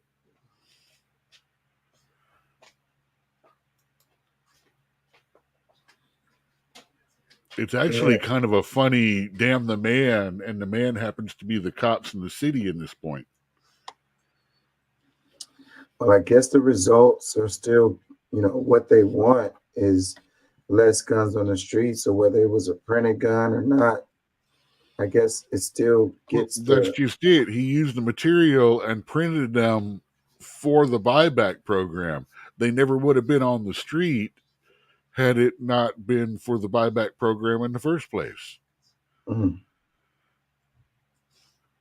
Like I said, they made them specifically to take advantage of it. Mm. Let's read some comments. It says, it's crazy when ammunition comes alive and tries to kill people. Another one that says, bullets used in gun crimes. Who would have guessed? Another one that says, very, very silly article. Another one that says, ban them, it would be easy.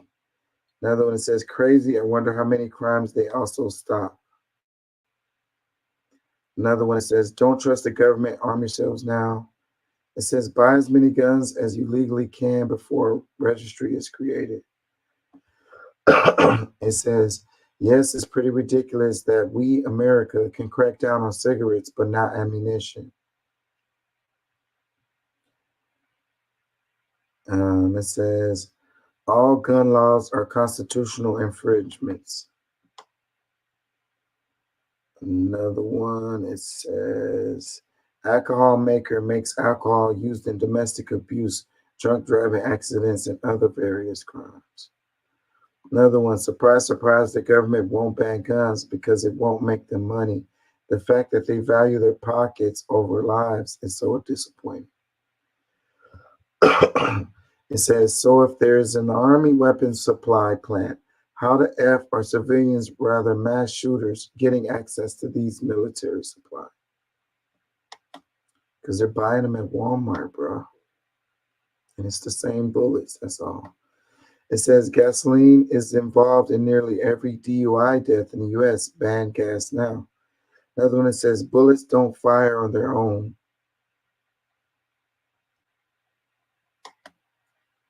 Yeah, I think they are kind of off by attacking the bullet manufacturing company.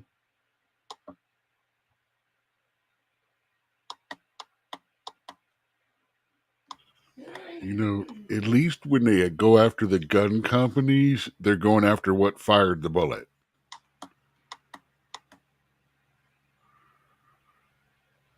I mean, I at least see more correlation to that than I do going after the bullet manufacturer.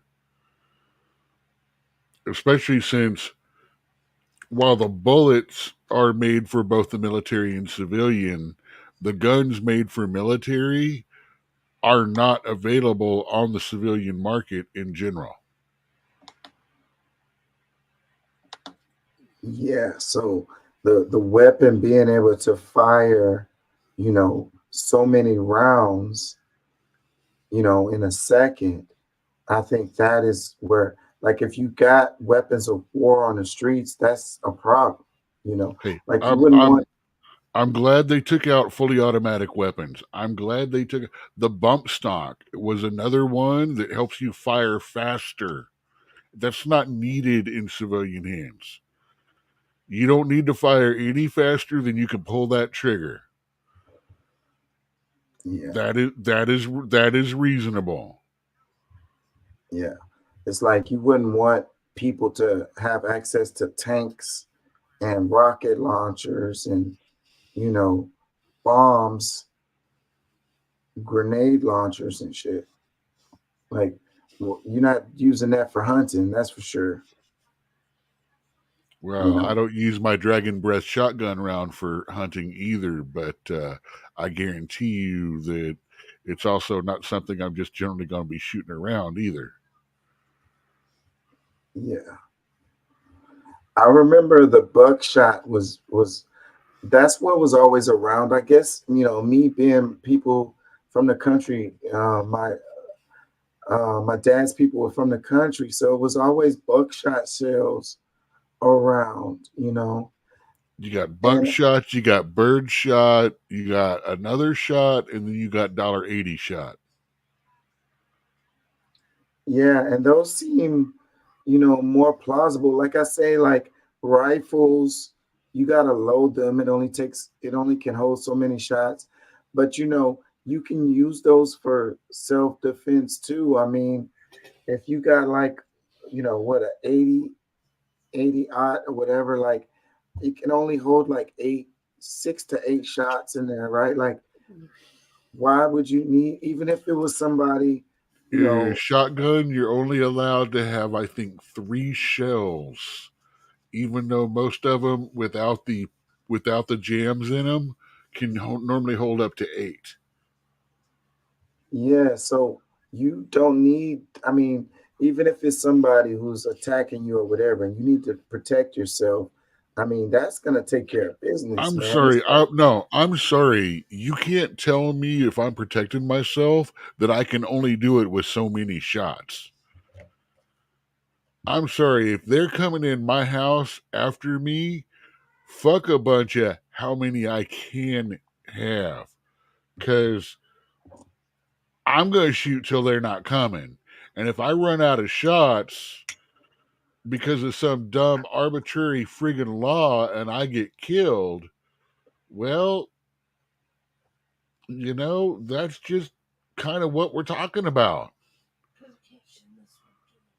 Yeah, but like I say, with the buckshot, that shit spreads out.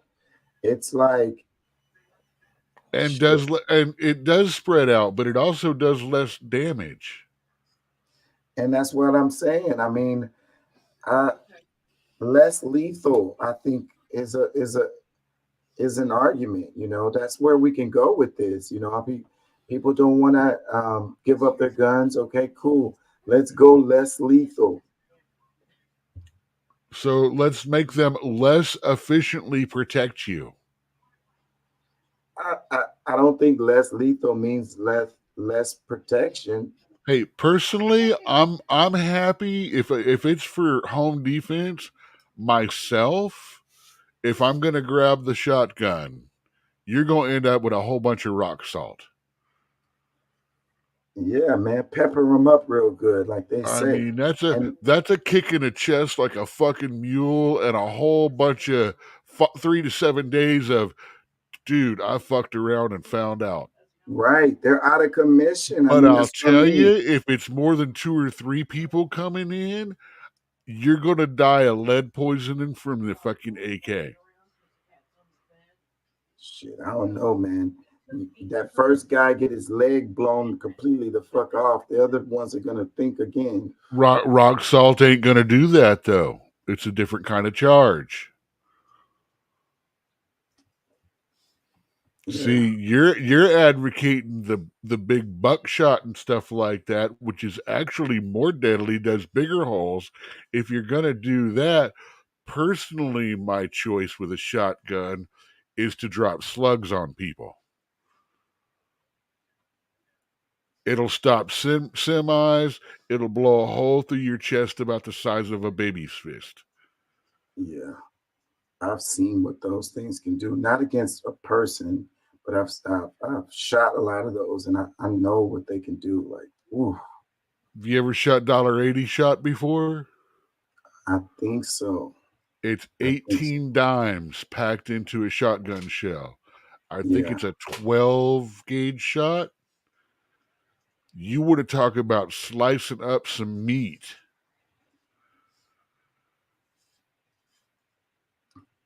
Let's play this. I mean, that's what that does. You shot Dragon's Breath before, haven't you? White phosphorus round? No, I haven't. No, I haven't shot that. Oh my God, I'm getting a woody just thinking about it. I mean, seriously, you should try that one. Let's play this because we're going to end up arguing about the guns. It says, I keep telling folks this is not a real patriarchal system. It's not even a democratic nation. Let me play this. As women to leave their husbands and take the kids, destroy men and get paid to do it, or skip marriage altogether and just have children for the paycheck. I mean, is there really any opportunities that we want that we do not have? I know there's plenty of things that we don't want to do, and luckily we can just leave that to the men. Well, this evil patriarchy ideology conditions little girls to cringe at the thought of being just a mom and debases building homemaker skills in favor of building an army of boss is ready to tear down the patriarchy when all it's really doing is tearing apart families, tearing apart relationships, and tearing down our femininity. And with that goes our chance at peace in our home, peace in our communities, in our nation, and on this planet. And maybe that's the point.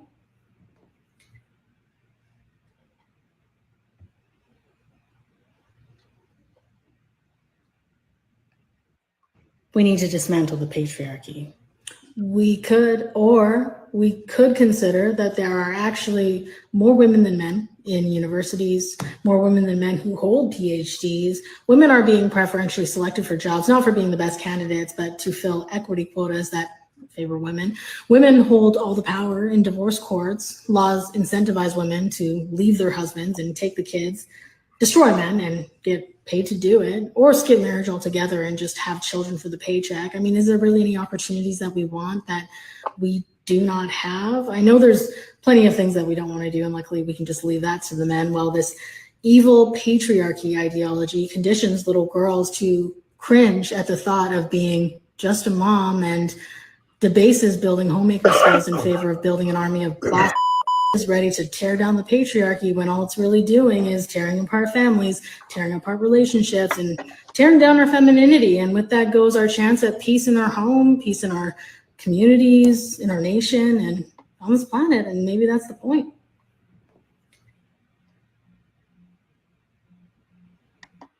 Yeah, I really think this is a great post right here. And it's really great that it's coming from a female too. So it's like, you know, I was making the argument that, you know, patriarchy is not really real, and the way that they look at it now, that there is a thing where it comes to like owning property and, you know, passing your property on and stuff like that, you know. But this hyper feminism movement that has come about is saying that it's pushing against the patriarchy, but the results are only just the households being, you know, torn apart, you know, and that is the results of it, and that's really, really horrible. And it's like, so it's leaving women in an uncomfortable position too. You know, they have to make a decision. Are they going to go with this feminism thing, or you know, are they going to keep the household together? You know what I mean? It's making a war of the sexes, you know, like men versus women, you know, instead of like, we can look at the issues, the inequalities. One part of it is that you can't, where the hyper feminism thing kind of gets lost, is you can't have real equality between men and women. You can't treat men exactly the same as you treat women, and women don't really want that. You know, they it sounds like they do, or they think that they do, but they really don't. You know, and like I say, in reality, you can't treat women the same as men. It's kind of like the idea of the transgender deal, where you have, you know, a guy who wants to beat up women in the UFC, you know, and that in that case, you're treating men and women exactly the same, but the men are just going to bash the hell out of the women, beat them to a pulp, you know. And so you can't treat men and women exactly the same. You can't do that. But, you know, you can have fairness. You know, it's not the same as like equality. You have fairness. You know what I'm saying? You know where I'm going with this, right? Like what I'm trying to say here, because I feel like I'm Oh no, I'm letting you dig, brother. I'm letting you dig. Yeah, I'm trying to clear this up, but it's like this is your thoughts on it. I'm deliberately staying out. You're actually doing a good job of speaking like it like normal. And both the left and the right side of my brain, which you know I can think both ways, are sitting here going, "Oh God, oh God, oh God," as you're saying this. I'm trying to say it, you know, you got a pretty dance going on. Keep dancing, brother. Keep dancing. It's a tough one. It really is a tough one. But like I say, I stand on the fact that you can't treat men and women exactly the same. Women want to get certain privileges, and men get certain privileges. That's just that's what we really want. We don't really want to treat women exactly the same. Like if you know, who opens the door for whoever or whatever, you know. But as far as paying the bills, you know, we can split the bills and that's perfectly fine or whatever. But a lot of women would be happy with the man paying the bills. So it's like, you can't have your cake and eat it too. You have to choose one, you know. And this hyper feminism, you know, leads to a broken household, is what it is. It leads to war of the sexes. It leads to us, you know, not being functional. It leads to a toxic ass environment, you know. It's led from a 20% to 70% divorce rate in the brown community. And or excuse me, of non-coupled homes. I won't even throw marriage rates into it. I'll just say of single households, single parent families. Right. Yeah, single parent families. So yeah, but there is an area where you can make things more fair for women in our laws, especially when it comes to property, stuff like that, you know. So, but I like to say, like, the patriarchy is.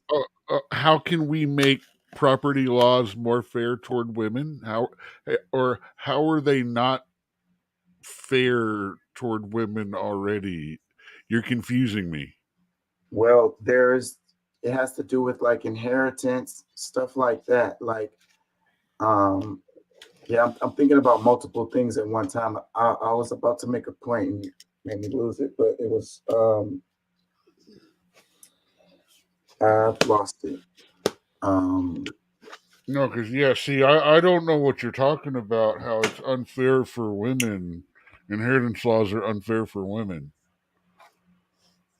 Though I understand what you're talking about is they generally go toward firstborn son. Right. Firstborn son skips over the female. Well, that's because of that is partly patriarchy if you think about it, but it is about family name. It falls to the next one that carries the family name. And since the woman tends to be the one to change their name or to adopt a new name, that's why that has gone through. Truthfully, I've always been of the mind, I like the idea of everything should go down through the matriarchal mind because, you may not know whose daddy that is, but you sure as hell know whose mama that is. Exactly. So that's where I'm I may saying. not know, you may not know what put that in you, but you sure as hell know where it came out of. That's what I was gonna say is that the illusion of the patriarchy too is that, like, even generally the female is the one who runs the household anyway. Like, it may appear that the man is the one, and she's his counsel. He makes his decisions or whatever. Even as far as Roman days, it was known that the women generally run the house.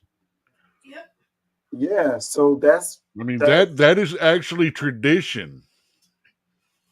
Yeah, so when they make the argument of the patriarchy, in that sense, it's not really real. It's an illusion. It appears to be the man running it, but everybody knows the woman runs the household. At the end of the day. Well, the man pays. The man is the head of the household. When the big decisions are made, the man makes those decisions. But the day-to-day running of the household is the woman's job.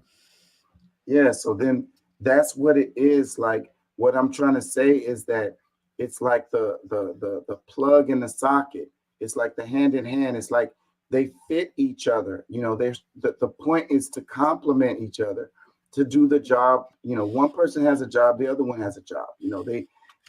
For everything to work. Well, putting it out online, what the word the description that you're trying to find is traditional gender roles.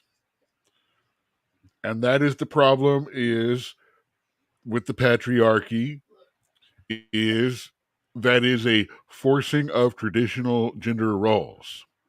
Well, but at the same time, women mock a man who chooses not to work and chooses to stay home, take care of the baby, and things like that. Because they've been brainwashed. Women in society both do. And that's when they uphold this. Please stop using the word brainwashed as much as you do. Well, conditioned. How about that? That's better, because brainwashed implies a purposeful, choiceful, negative connotation to the way people think. When you tell me I'm brainwashed, I don't want to listen to what you say anymore, because you're already saying that I can't help it and that I'm wrong no matter what. Yeah, well, that's not my intention. So, but what I'm saying yeah. is it's nothing wrong. Be gentle, man. Be gentle. It's nothing wrong with a household where the woman is paying the bills and the man is taking care of the kids in the house. Like, absolutely not. It's nothing wrong with that. That's what I mean. It's like, as long as it is consensual on both sides, and it works for your household, So then that's where this whole thing kind of gets lost, in that you know, and that's the reason why we got these broken households where it's like, if the man can't pay all the bills or whatever, then what do I need a man for? So then that, like, okay, well, that's a problem, because so what, you're going to work and you're going to take care of the kids? Like, why would you even want to I do get that? support from each baby daddy plus a bonus from the state for each one, up to 5. And I get that, the monetary side, but still, you're losing because you don't have that other support, the stuff that doesn't have to do with money. You know, someone to help around the house, someone to show up at the kids' games, someone to pick them up from school, you know, someone to help Someone teach them. to stop them from becoming another victim, statistic, or aggressor on the street. Protection, you know, that you can't do everything. And why would you want to? Someone to stop them from perpetuating the cycle and them going out and doing the exact same thing. Someone to show them that there is a different way, there is a better way. And you hear the women say, you know, my dad wasn't there and I turned out fine, so my kids don't need a dad. They're gonna be fine, just like I was. And it's like, my dad wasn't there. My kids are going to be fine. All 3 of them. All 3 of the different baby daddies. I don't need any of them either. But I'm going to be fine. They're going to be fine. Because we know we're black and we're going to vote for Joe Biden. So Democrats got a monopoly on the black vote. I covered that in the other show too, but you wasn't here. Let me read some comments. I know. I've been throwing that joke out since the day he said it. Yeah. The Democrats really do feel that way. They feel like, you know, that, you know, the black vote don't have any choice but to do Democrats. And you're crazy if you don't vote Democrat. If you're black. What you would have bet 10 to 15 years from now, we'll be fucking sitting here still talking shit online, and they're going to come after him for it. Yeah. After he's dead, he'll be fair game, and they're going to be like, well, he did do all these kind of bad things. I think that's coming around right now. Like, that's coming soon.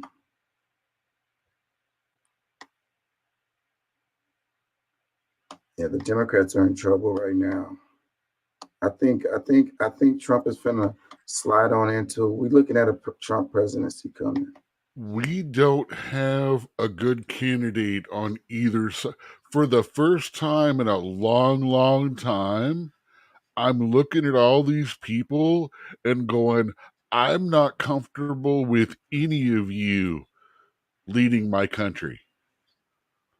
I'm not comfortable with any of you people running for this office representing me as my president. I feel the same way. Because I'm sorry, man. But the two major, I'm sorry, Biden out, Trump out, DeSantis out, Rami Rapizjay out. Dude, I don't remember what it said. He said something that just, I'm like, no. He's like the Saturday Night Live candidate. Is he really there to do this, or is he just pushing cred and trying to be funny? Is he trying to up his followers? You know, is he trying to be an influencer, or is he actually really running for this thing? Yeah, I think he's got some kind of business interest related to running. I think he's doing it for the trading power of the votes he can get. Well, I will back you up when it comes down to it if you give me these concessions. Let me play this right here. It says, a good Samaritan spoke with ABC 13 after risking his life in the middle of a shootout on Southwest Freeway to drag an injured officer to safety. Frantic moment, he got the injured officer to safety. Come on, you're okay, bro. You're okay. You're okay. Over here. HPD Chief Troy Finner says officers were chasing a man driving a stolen car when he crashed into several cars near Chimney Rock. After the crash, the suspect came out of his car and began firing at police. All right, come this way. A drastic turn of events for John Lawley, a former criminal who became a hero Saturday morning. He was driving on the Southwest Freeway around 10 a.m. when he found himself in the middle of a shootout between a carjacking suspect and multiple Houston police officers. Lawley saw one of them get shot and didn't think twice before coming to the rescue. Just kind of ran over there and I grabbed that guy with the other police officer, and me and him together, we grabbed him by his vest and we dragged him behind the truck. And I kind of tucked him underneath the truck so he wouldn't get shot again. Lawley documented the entire ordeal, even the frantic moment he got the injured officer to safety. Come on, you're okay, bro. You're okay. You're okay. Over here. HPD Chief Troy Finner says officers were chasing a man driving a stolen car when Man, what was he holding his phone while I was doing this? Man, Houston streets is crazy man. nowadays. Good man. Let's read some comments. It says, to disrespect this man by saying a former criminal before acknowledging his heroic act of saving a cop's life is tasteless and degrading. The proper way should have been acknowledging the act itself in that moment and speaking nothing about his past. The news reporter and team should be ashamed of themselves. Well, they wouldn't have such a catchy headline. I agree with everything except his last sentence. They shouldn't be ashamed of themselves for doing it. We know why they did it, and no offense. At the same time, he was a bad person at one point and is now a hero. He didn't think twice about. He may have had some problems in his past, but he just helped save a police officer's life today. Yeah. I mean, if you spin it that way, it's a positive story. But I believe it should have also been mentioned after, not before. Yeah. I mean, it's a great, like I said, all of our heroes have to have flaws now. You can't just be a fucking hero. To me, I don't give a shit if he's, I could give a shit less what he was, you know. I don't care if he was a kitty thing going on, stuff like that. He helped grab the man and pulled him to fucking safety and shit, and that's the act of someone that's a good guy. I held his hand while he was hurting in pain. A couple more comments. It says, his heroic act had nothing to do with his background. They could have left it out. It says, why did y'all have to say former criminal doing too much per usual? It says, OMG, what is happening, Houston? That's what I'm saying. It seems like it's so many stories like this. Like, I feel for HPD, like they have to go through so much. They got so much on their plate. Like, dude, you do understand we're a blue city, right?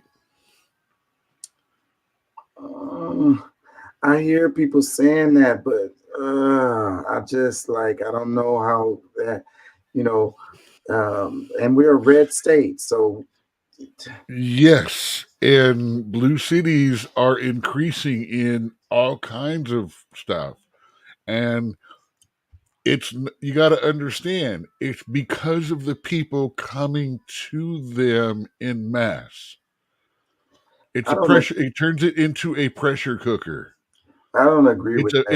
It's a mental state thing more than it is a organized criminal thing. Because this is not an organized criminal. This is just random fucked up dude.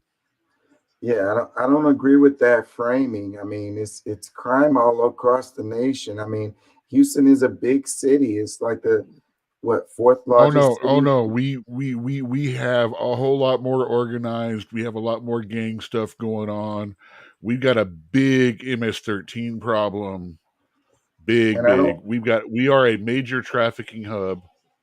And I don't think that, I think that has more to do with our position on the map than who is the governing body of this city, you know. Not when we've been turned into a sanctuary city and the public didn't even really know about it. They weren't given the choice. The mayor made the choice. Yeah, I don't agree with that framing. Let's read some more. It says, sprinkle a little unneeded history for some razzle dazzle. Another one that says, expunge that man's record. Another one that says, why did they have to call him a former criminal? Everybody's saying the same thing. Let's see if there's something different. Let's see. They're all saying the same thing. It's this one. It says, it's not Houston. It's people from other cities and states coming here starting drama. Houston, not drama. Another one. Going through the comments make me happy for humanity. I'm glad everyone is acknowledging the blatant disrespect. Hey, I will also agree kind of with what the guy said up there about a lot of the stuff we've been seeing lately. If you haven't noticed, I have, are out of towners coming to fuck shit up. Yeah. And I'm not saying left, right, blue, red, anything on this. I'm saying we had those boys from Kentucky the other day.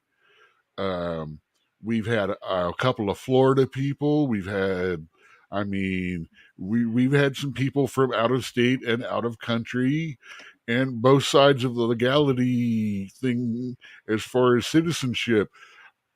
We've had a rise of people from outside of Houston for whatever coming here and messing up in Houston. I have noticed that trend.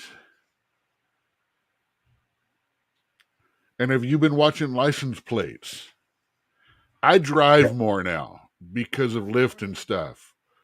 And I'm seeing a lot more out-of-state license plates going up and down the same routes and things like that than I used to.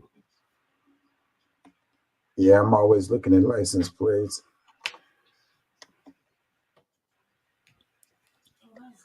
Dude, I caught the unicorn the other day. I saw a Hawaii license plate. That's kind of crazy. What did they have their car shipped?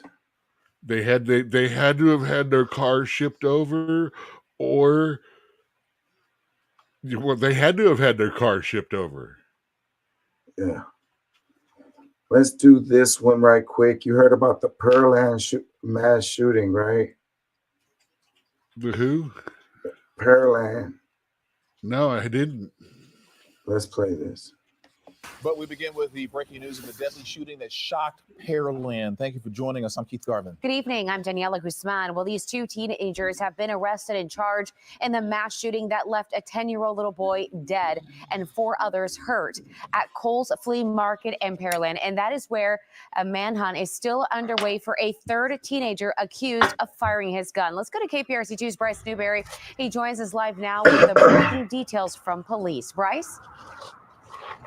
Daniela, police have arrested those 2 teenagers because they say they allegedly tampered with evidence and made a false statement to police. But tonight, that 19-year-old is still on the run, and police say he's considered armed and dangerous. Tonight, 19-year-old David Negrete is one of Texas's top 10 most wanted after a mass shooting that killed a 10-year-old boy, injuring a 37-year-old man and 3 teenagers. Pearland PD is looking for units to check by for a shooting suspect on the ground. They obviously have several people shot at the flea market.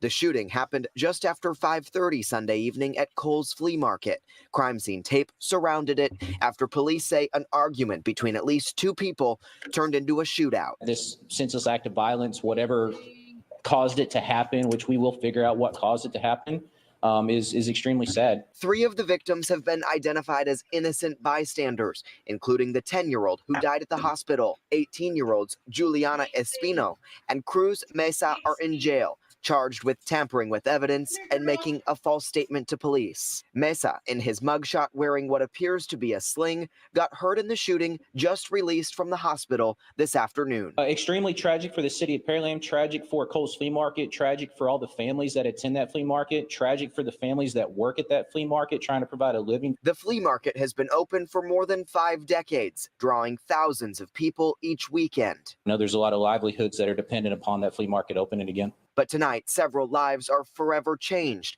including the family and friends of the 10-year-old boy senselessly killed in the crossfire. And that kind of stuff doesn't happen in Pearland, and it's a very sad day.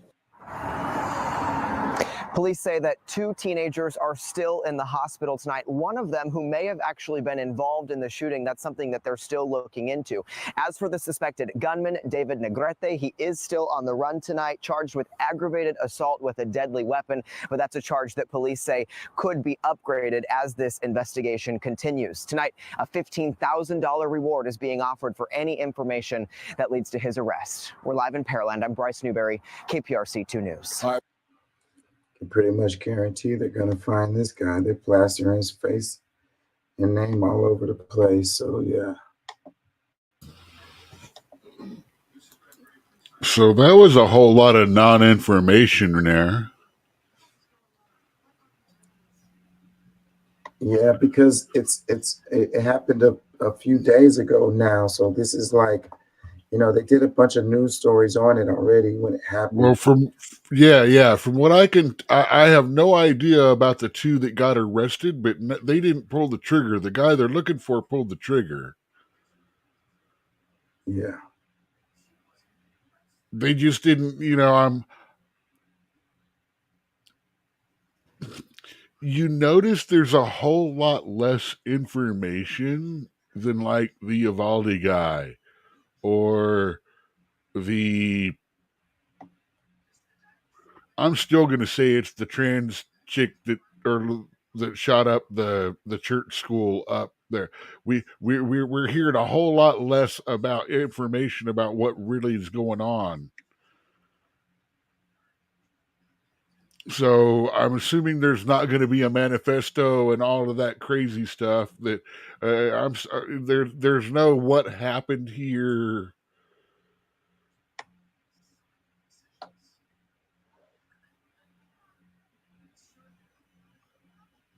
But this is a couple of days. All of that may have come out since then.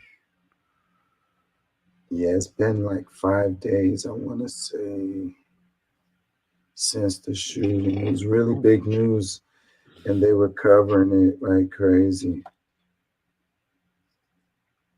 Which is weird because I've been watching state news because everybody's been screaming about Israel and all of that stuff. I've been trying to figure out what they're distracting us from. Yeah, on a national level. And I get lost in world news, and I miss a lot of national and local. I completely miss local stuff sometimes. Anytime both right and the left point at something and say, you need to be paying attention to this, it's a distraction. I literally completely ignore it and go looking for what else is going on. Yeah, whenever you got the right and the left agreeing on something, there's definitely a clue. It's definitely a clue there.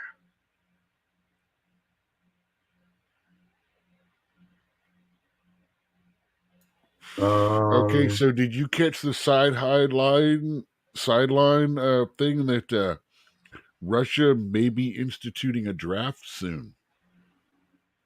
No, I didn't catch that, but that's something that's been going on. Well, they're saying that the Ukraine thing is wrapping up.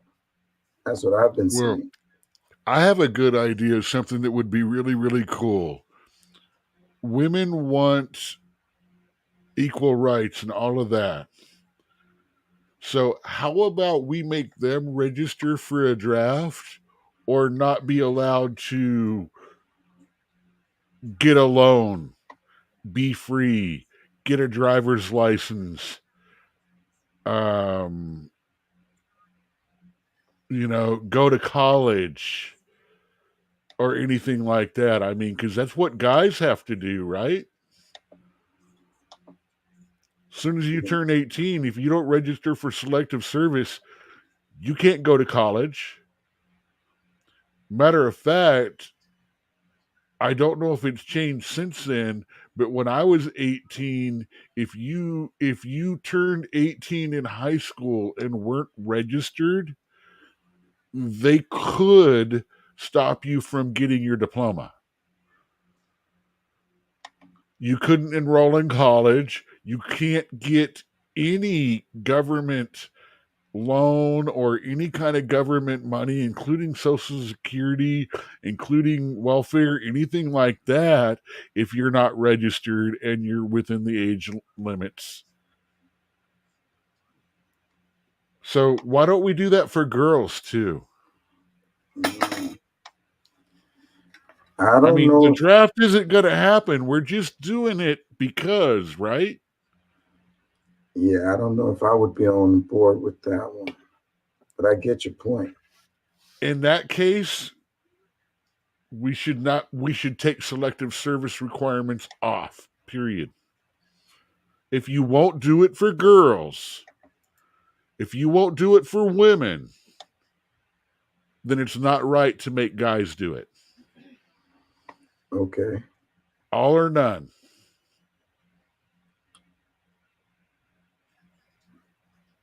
I mean, again, we don't have to activate or call women up to draft, just like we don't have to activate or call men.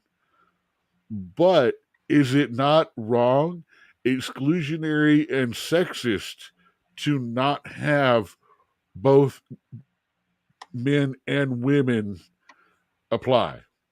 Is it not wrong for men to be excluded from society, from higher education, from government loans, for all of that, for not registering for a draft that supposedly is not going to take place?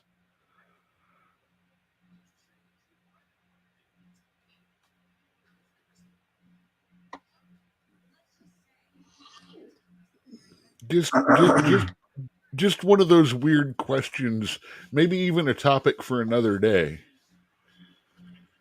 Let me look at some headlines right quick related to shootings. So this is AP. It says authorities say they have identified the suspect in the shooting of a hospital security guard. It says authorities say the gunman who was killed after shooting to death a security guard at a New Hampshire psychiatric hospital has been identified. Another headline: Baltimore police fired 36 shots at armed man, body cam records show. It says shooter kills security guard before being fatally shot in New Hampshire. That's the same story, different. Citing ongoing criminal case, UVA further delays release of campus shootings Friday. Oh yeah, I remember that. It says 6 Colorado officers charged with failing to intervene during fatal standoff. I don't remember that one. Another headline, it says police shoot armed woman at Arizona mall and charge her with assault. Police say while responding to a report of a disorderly person at Chandler, Arizona shopping mall, they shot an armed woman. It says Ohio man facing eviction fatally shoots property manager, 2 others before killing himself. Yeah, man, this is something that keeps happening. And I saw one, it was in New York. It was the same type of situation. The man, he had been trying to get these people out of his property. I want to say it was like 2 years. And he ended up going in and shooting. It was 3 people on the property. And he killed them. They took him to jail. He was frustrated with the system because in New York, they have these laws that are crazy, and property owners are having a hard time getting tenants out of their property. And the dude was frustrated, losing his house because the people were living there for free. He couldn't get them out. He just went there and killed them.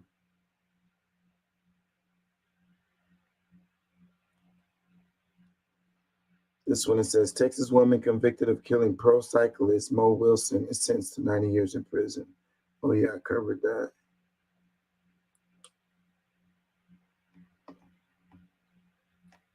I don't really want to read any of these. Let's go back to, it's getting late.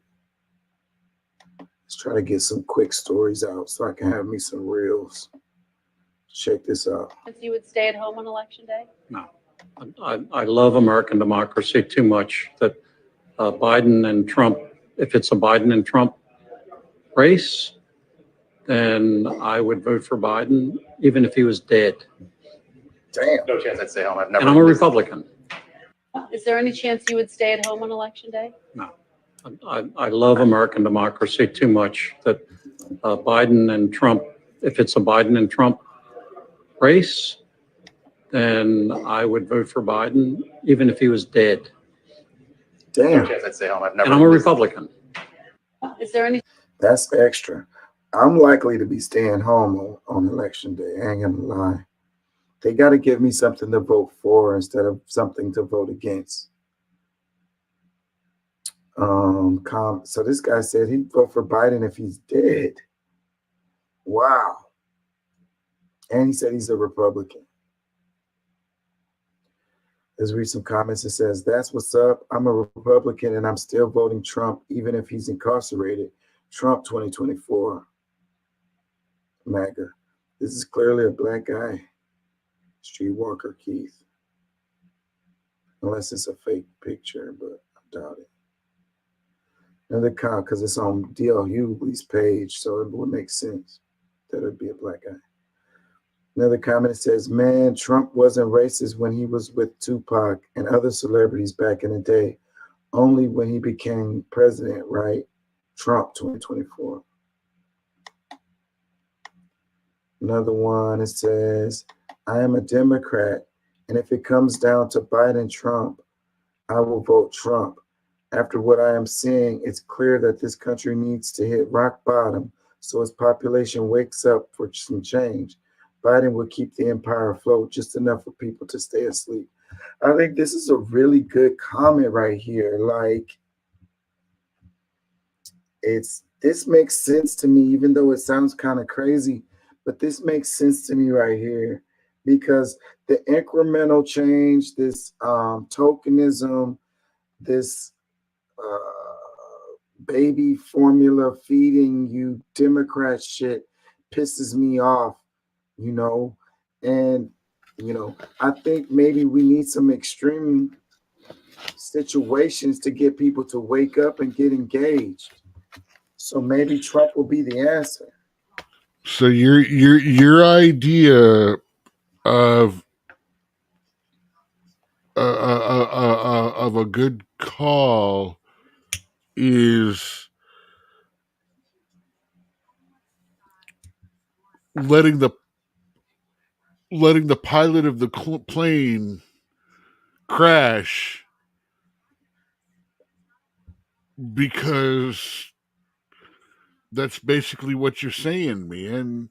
When you sit there and say, I hope it all crashes, I hope it all falls apart, I hope this person screws it all up, you're saying you want the plane to crash, you want this pilot to fail. You're cheering for the pilot to fail, but the plane is our country. And I get it. I totally do. And it's no, sad I for me to feel it. I don't think you do. It's sad for me to feel this way. It is. And you're right about what you're saying. Dude, you have a really good, easy life. And you don't realize it. as much as it fucking sucks, as much as the disparity is, as much as this country is screwed around, why don't you take a real good look at the average country and see what their life is like at our percentage of the population? Yeah, but I don't think the good parts of my life is as a result of Biden and the Democrats Oh and no, their policies. no. I think the Democrats have been holding back the darker community more than they've been helping them. Yeah, so I mean, I get what you're I saying. think that the policies and the taxes and the way that they've done things redirects the money that should be spent on the lowest tier to the middle tier. The I ones just that are up and coming, the ones that are the people amongst the black community that could be the next millionaires, not the ones that can be the next middle class. If you understand what I'm saying. I do, I hear you. I Because just that's think what we need. We need the black community to get back together as families, to build families, units, to buy houses, to be a middle class, and not believe that they are relegated or can never rise above and up. I mean, but that's a whole matter of having to understand that the only color that matters anymore in our society is green. That's I agree all with they see all of us as. But as money. long as we're seeing each other as black and white and yellow and purple and green and pink and blue, we're not going to do better as a whole. I agree with that completely, wholeheartedly. But there's a lot of comments I can make on that. But I just And we can be feel okay and understand there is green and there is everything else. But by understanding that, by accepting that, that gives us the ability to work with the mindset to do better for ourselves because we understand green and everything else. and we do have to do better for ourselves, and that needs to be the focus. And I think that we need absolutely fundamental structural extreme change. We need like dramatic change, and it's definitely not going to come from the Democrats with their incrementalism. I'm not saying it's going to come from the Republicans either, but with this comment, it's saying if things get worse, if things get we don't really need change, bad, we need agreement. And if we got agreement, then maybe we could get dramatic change. We don't need dramatic change. We need agreement on where we're at on fundamental issues and where we can go from there. The problem is every 2 years, the fight starts anew on every single issue.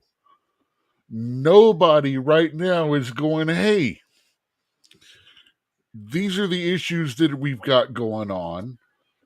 Here's where we agree. What do we not agree on? Why don't we get together and work on the stuff we agree on?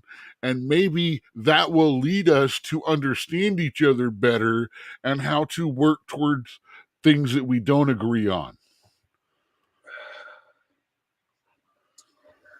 Well, and going back to your comments about the seeing the color, if if people didn't feel like their race gave them a privilege or didn't give them a privilege or whatever, if it didn't matter, then we need to take it off of like job applications and so forth and so on. Why do we have to fill out paperwork and put that on there? Why is No, that a thing? If we you've want to heard make me. it I've said that. Absolutely, I have said that. That just shouldn't be. Yeah. just take that off, it's like people say you're making it about race, and it's like, well, it is about race if you're not willing to take it off of the paperwork. If Truthfully, I think names should be taken off in the first assessment or first or second assessment. I don't think names should be involved until you're calling them in to interview. Yeah, and I've been looking for a job, and I've been filling out applications, and they ask me what race do you want to, what race are you or whatever. They do have the option on there that says I'd rather not say or something like that, and that's the box I check. That whenever, because automatically flags you to HR as potentially problematic. maybe I don't like that question. That's like, why is that even on there? What does that have to do with anything? So that's what That I'm has to saying. do with them being able to take care of their federally mandated responsibilities. So I have a problem with that. I really do. And so, like I say, the people that say, you're making it about race, but is the same person that's going to be like, and I ask them, well, then what's your ethnicity? Oh, I'm white. What do you, Well, then what do if you you, feel you about want to claim, age? you want to claim white, they don't ask, they ask you, are you legal age to work or whatever? Well, I don't know. Technically, you've got a white parent, right? No, I don't. Oh, okay. I thought My you. kids, I wasn't sure. my kid, like one of my kids do. But like I Well, say, then the I person, guess she would be able to check white, right? By the same reason that she could check black. maybe, I don't know, but legally, you know how that goes. So I don't. Well, no, legally or not, no, there is no legal about it. There is nothing legally, from what I understand, and I might be wrong, and I would love someone to do this just to rip me up and show me so I know where to do my own research from, because I don't even know where to start looking this up. But I don't think that you are legally compelled to put your race on anything other than state or federal identification. Well, it shouldn't be on there. What's the point? What benefits does it have? No, identification is legal, state level, federal level identification. I understand that. I don't agree with it. Because you can still Because it's identify. because it is a descriptor. Well, I get that. I mean, you can you describe people by their hair color, their eye color, how much they weigh, maybe you can say skin tone or something. You don't have to put it as a race. You don't need that necessarily to identify Okay, someone. a yellowish brown skin tone. Now, are we talking about a yellow bone, or are we talking about an Asian? That's what I'm saying. I mean, Well, even though I mean the skin tone can be both described the exact same way, yeah, but but even with it's completely different looks for an identifier. yeah, so but those are arbitrary because people pass for one or the other anyways. If they didn't identify as whatever it was, you in some cases you wouldn't even know at all. You got black people who pass for white people who pass for black. It happens. I mean, like Dude, I know a Mexican guy who speaks multiple dialects of multiple Arabic languages, And despite the fact he's Mexican, he went in and did recon and infiltration of villages in the sandbox where he was working. I mean, that was his job. And it's like, you literally can look at him and you cannot tell that he is hereditarily Mexican because he looks completely freaking Arabic. So that's what I'm saying. That's what I mean. It's not really necessary. It can, if you know, that's what I'm saying. The powers, the people who want to use it, I feel, is because they know that it gives them a certain amount of privilege, or the opposite. So it's like, if there wasn't no privilege or lack of privilege or the opposite of it, like discrimination based on it, then there's no use for it. You get what I'm saying? Just don't use it at all. You say you're making it about race. Okay, let's ixnay the race completely off. Well, good. That removes indigenous problems. That removes reparation problems. That removes a whole lot of stuff too. I'm awesome.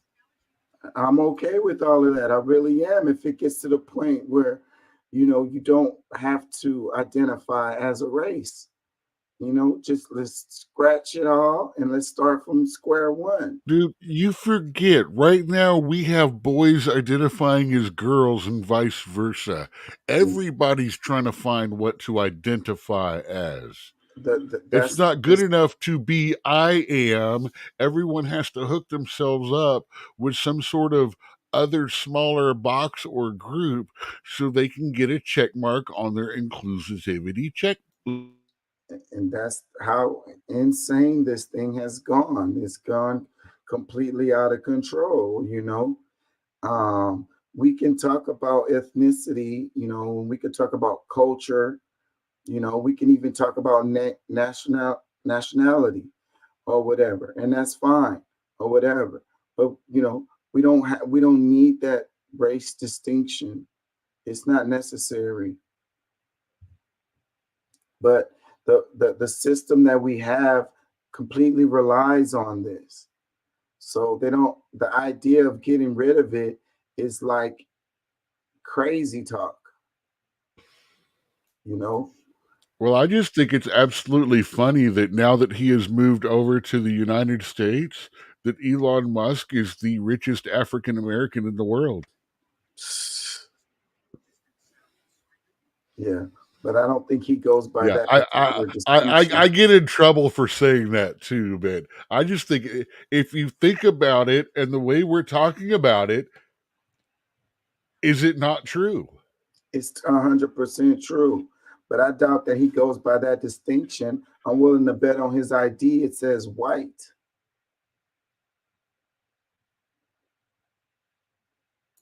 It says Caucasian.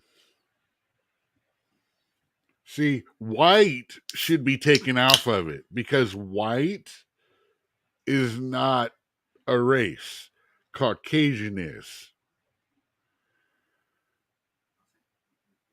Just saying. Yeah. So we can argue those semantics all day, and that's what shows how arbitrary and silly. That's not semantics, though. Caucasian, Negroid, Mongoloid are the three primary races. Well, then those should be the only ones that's on there. Then what are all those other distinctions then? They're all mixes of the others. I don't disagree with you. I know this stuff, but that's not how it works. That's not the legal distinctions. Well, remember, there's also Hispanic, South American, and other. Rorschach, stop. Let me read a couple more comments underneath this one. It says, I'm really voting for Trump now. Another one that says, this page should be called Obsessed with Trump. Another one that says, I can't believe this country is forcing me to choose between Biden and Trump again. God. Another one that says, I don't think we could survive another Trump presidency.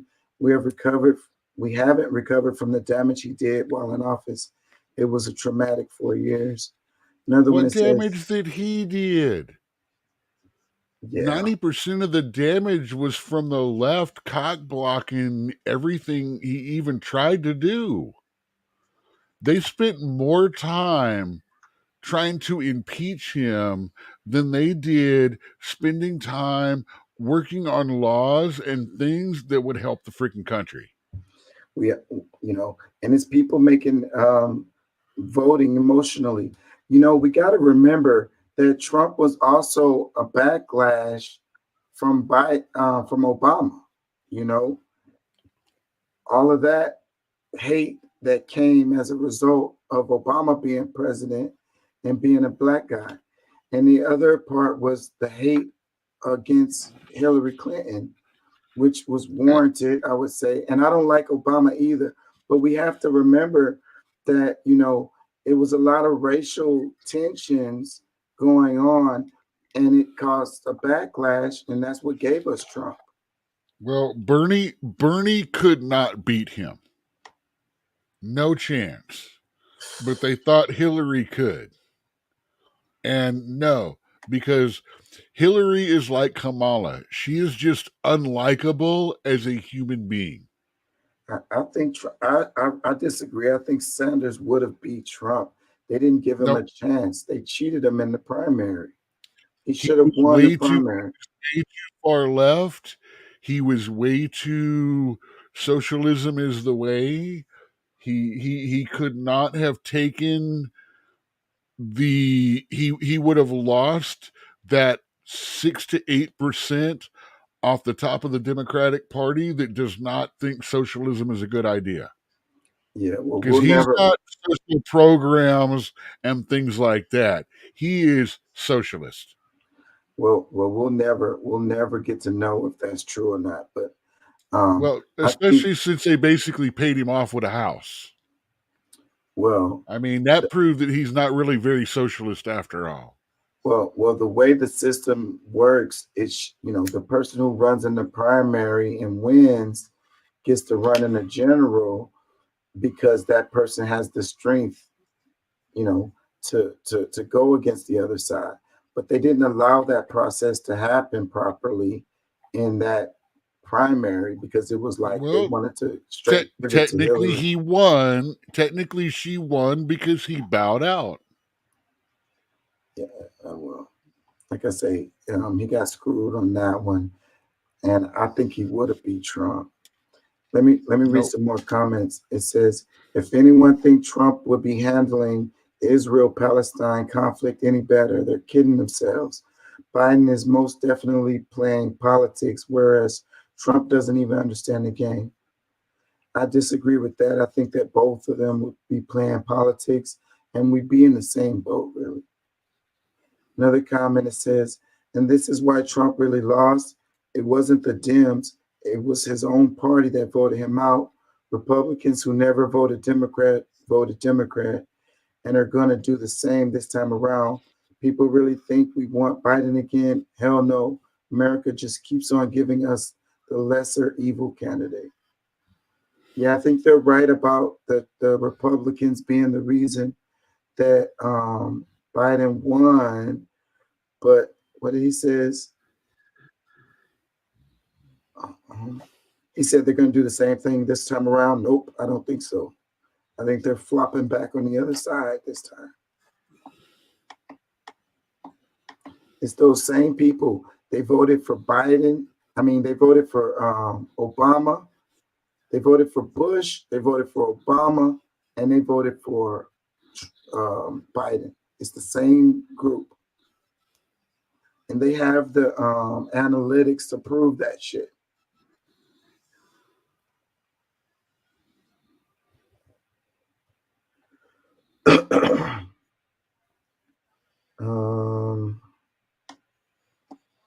Another comment, it says, if you don't want blood,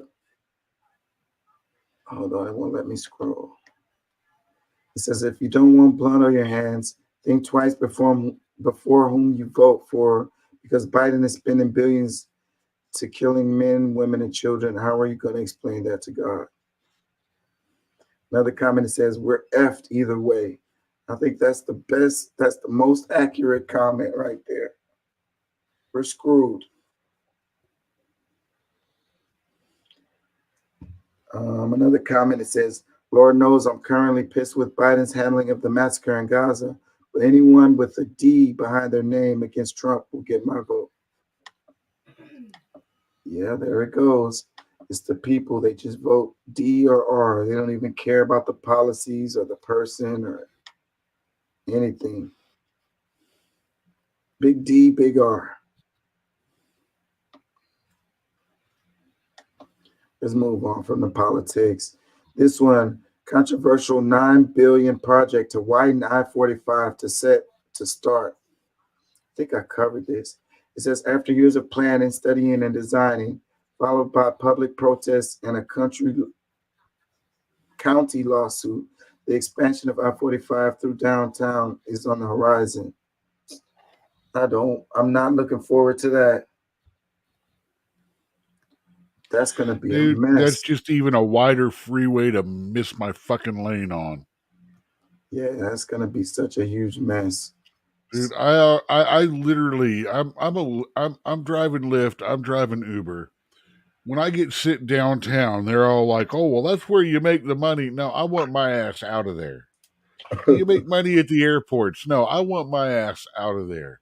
The dollars are not worth stress, the high headache. blood pressure, Yeah. the headache, and the bullshit that goes with it. Yeah. You guys go downtown, do that. I'm going to go take the purple bonus zone that's way out and bumfucked. Yeah, man.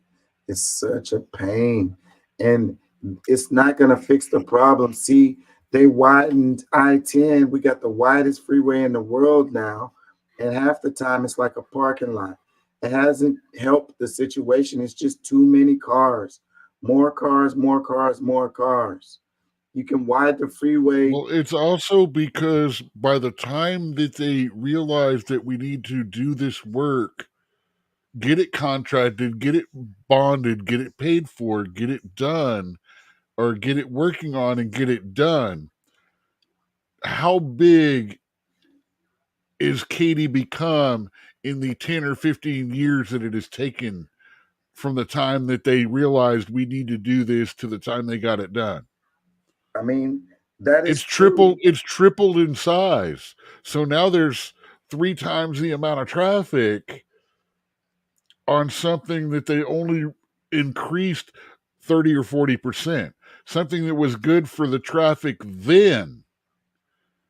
But now it's completed, it still is under the amount of the traffic that is going back and forth. Yeah, and that is true. But if the cars wasn't going out to Katy, they'd be going out to somewhere else. It's like the trick is, how many of these cars have one people in it? One person. The problem is the number of cars. The problem is we need a mass transit. That is the answer. Wider freeways is not the answer. It doesn't even matter. Say, take one of those middle lanes out and put a small train that's got 4 stops on it. Boom. That's an answer. Just 4 stops. That's an answer. Say 1 mile, 5 miles, 10 miles, 15 miles. And you know, when they made the deal for the I-10 freeway, it was supposed to have a train on it. That's the reason why there's so much space in the middle of it. A train was supposed to go through there. But somehow, once everything was said and done, that part of it got scrapped.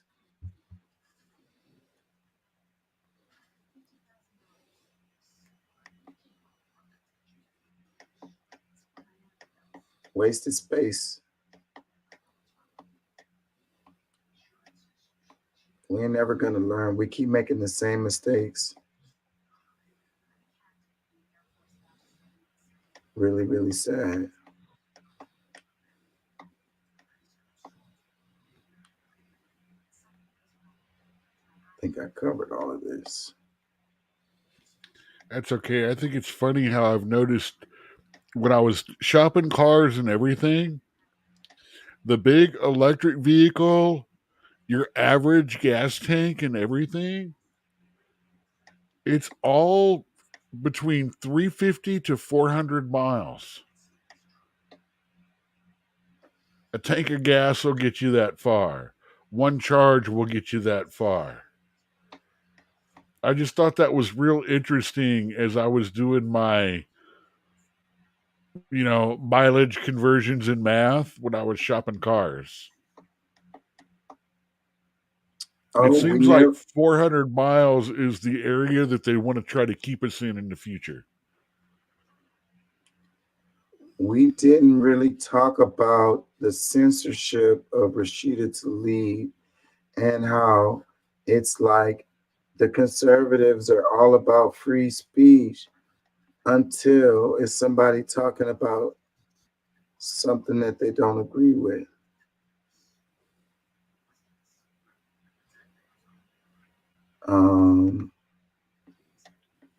And we touched on it, but let's go ahead and thoroughly talk about this. And we'll end the show on that.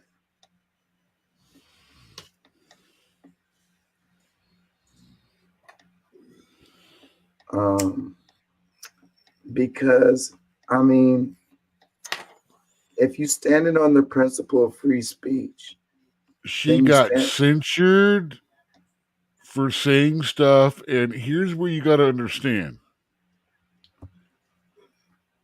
Our senators, our representatives, our president, they don't really have free speech.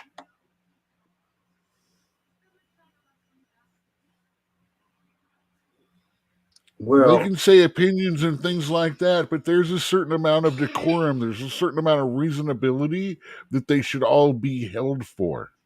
A higher level of standard.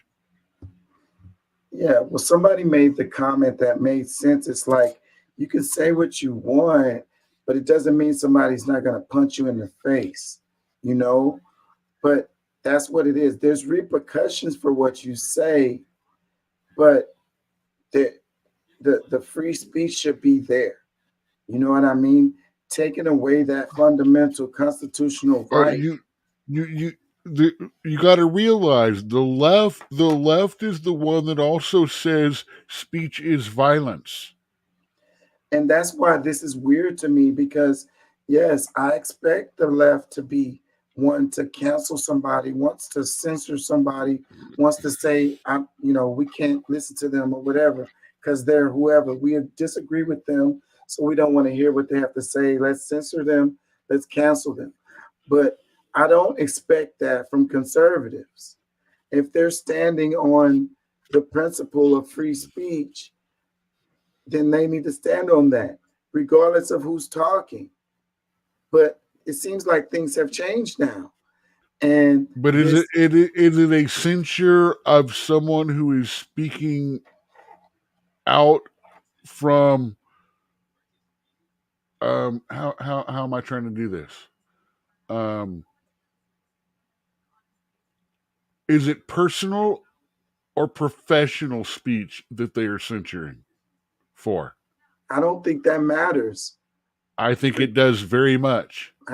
Free speech is free speech. I mean, whether it's personal or professional. Now, if you're at your job, you're at work, it's certain things that you can't say at work because it's inappropriate. You're in a and if she uses her free speech to undermine other people at the job, and her job just happens to be Congress and Senate. And she wasn't at work when she posted some stuff on social media. That's what it was. That's in her personal space. That's not at work. Was it her personal space, or was it her at Gov at Senator space? I think it was her Twitter. Was it her personal or professional? Was she representing her own free speech, or was she speaking as the dignitary that she was elected to be? No, I think it was her personal Twitter with her name. It wasn't no Like I say, here we are going. I think, I don't know. I mean, I'm could just pull it up. saying.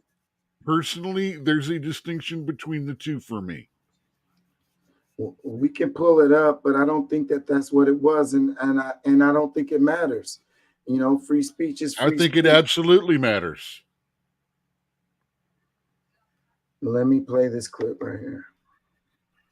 That actions have I consequences. thinking she and I has believe that free after a speech long like string of anti-Semitic everybody remarks, when it's her. But when she's speaking as Senator so-and-so and starts speaking her personal beliefs, she's not speaking for herself. She's speaking for herself and all her constituents. That is a professional forum. That is not the place for her to go ranting about her personal views. Well, she can't clock out as senator. You know what I mean? She's the senator. But are you everywhere she on? goes. Are you as the person, or are you using your title to broadcast your message? Like I said, if I became a congressman, if I put it on Doc Weird page, that's freedom of speech. If I put it on Senator Doc Weird, I should be held to a higher level of responsibility for that. That is not really free speech. That is my professional forum. That is where I should be proper, and I should be held to, like I said, it's a higher standard. So if she put it on her page, then they've got no business censoring her for it. If it was put on her, representative page, then there's a reasonable understanding that her job and people in her profession censor her for it. Censure for her for it. Not censor. Yeah, I'm pretty sure. I'm trying to find it right now, but I'm pretty sure it was a tweet from her Twitter. It will be the same Twitter that she would post from after or before she was a senator. Well, like I say, there's Cori Bush and there's Representative Cori Bush. To me, like I said, AOC.it's me and Rep AOC, I take in two entirely different mindsets. Because one is her and what she has to think and is her personal views. The other are her views and what she thinks professionally and things like that. And there is a difference between the two. Just like I can watch an actor that's done or said some fucked up shit and separate the part that they've done and the art from the artist. He's a piece of crap, but he did a good movie.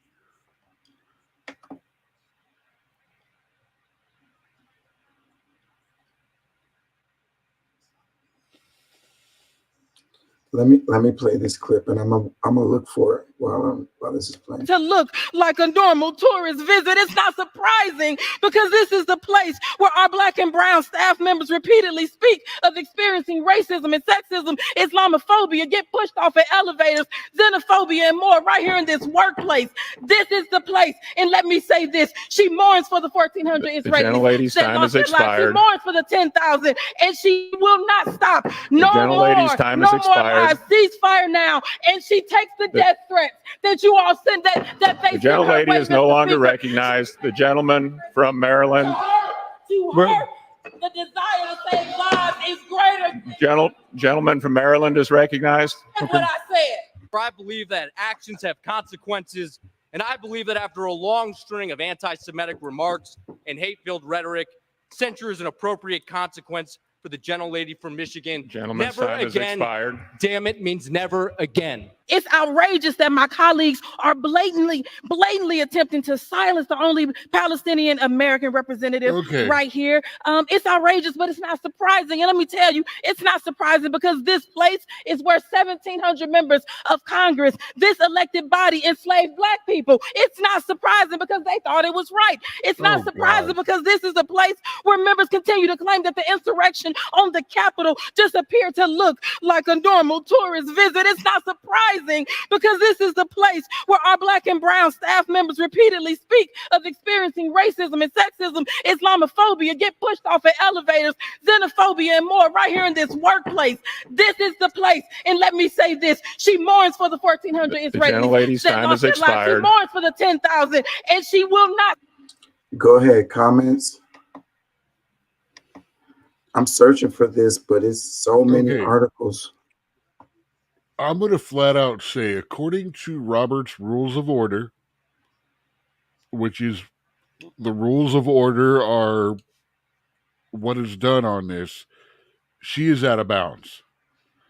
She kept talking for almost 2 minutes, screaming, after she was like, her time was over.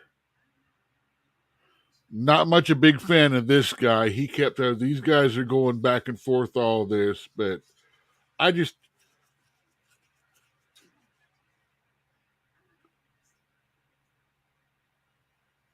she literally called out previous members of this Congress owned slaves and it's treat.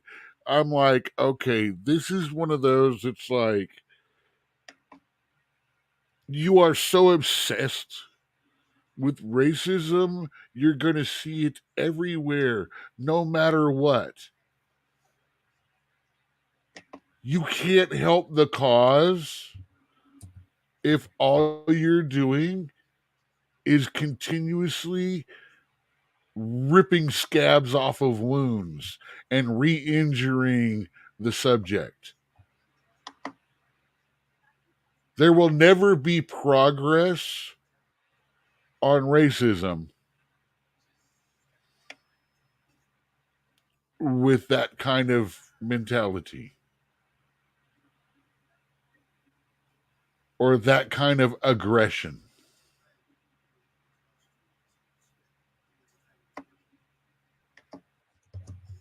I mean, she literally sat there and called over 200 years of racism is the problem now. And, people, now I don't know what the workplace is there.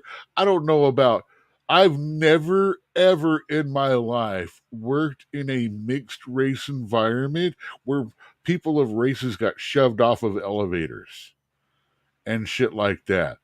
I really have not seen or heard of that. I mean, the worst I've seen in corporate workplace was when I was being called in for sexism, and then they realized I was just Southern. Because I used the word thank you, darling, a couple of times. And I didn't even use the hard G. Yeah. Let me read this. It says the House passed GOP-led resolution on Tuesday to censure Representative Rashida Tlaib over comments critical of Israel and in support of Palestinians amid Israel's war against Hamas. Tlaib has defended herself against the censure attempts, arguing they are an effort to silence her. And 22 Democrats voted yes. Yeah, I agree with that. That's something that people don't.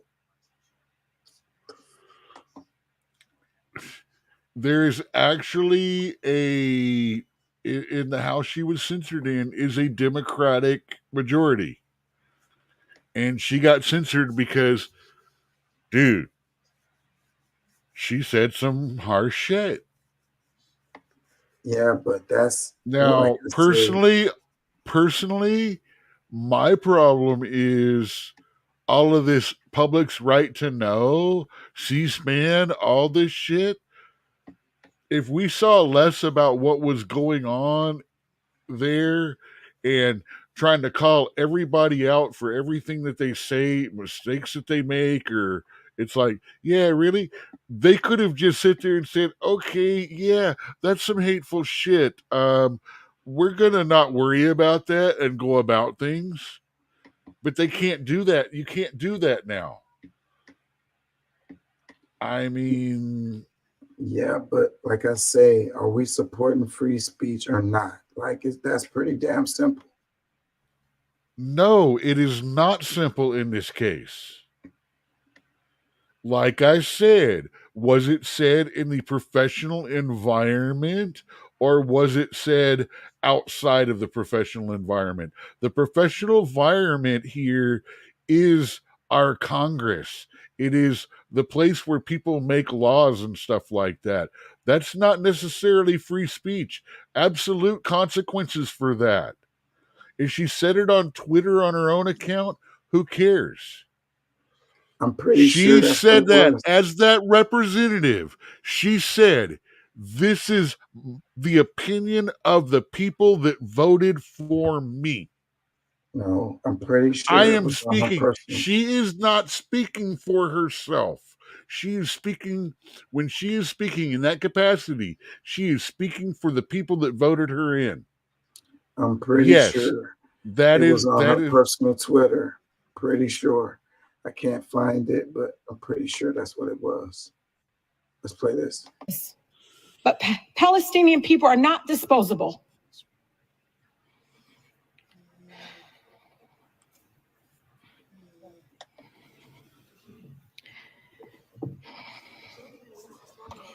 these people think they're our fucking leaders and they need a lesson. We are human beings, just like anyone else.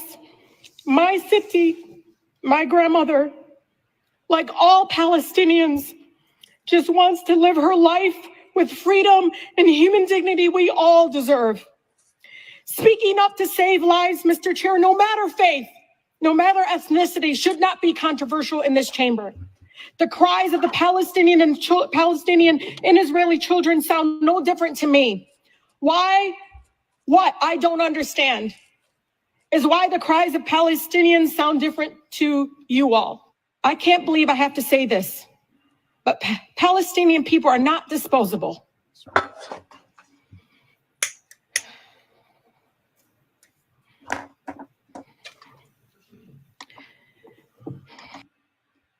Joanne Reed posted this clip. It says, I have to say what has deeply shocked me in this awful period filled with so much death and destruction is how indifferent so many are to the suffering of Palestinians, even children. Meanwhile, so many who are calling for peace and scrutiny for all children, Palestinian and Israel. But the coldness and indifference of some has been instructive and sobering. Some of y'all literally don't care how many Palestinians die, so long as vengeance is meted out. Very much like what many Americans wanted after 9/11. As a member of a race who has been similarly dehumanized, that hits hard. Palestinian people are not disposable. We are human beings. Tearful Representative Rashida Tlaib defended herself before Congress on Tuesday as the House GOP majority advanced a resolution to censure the Michigan representative for recent remarks on Israel-Gaza conflict.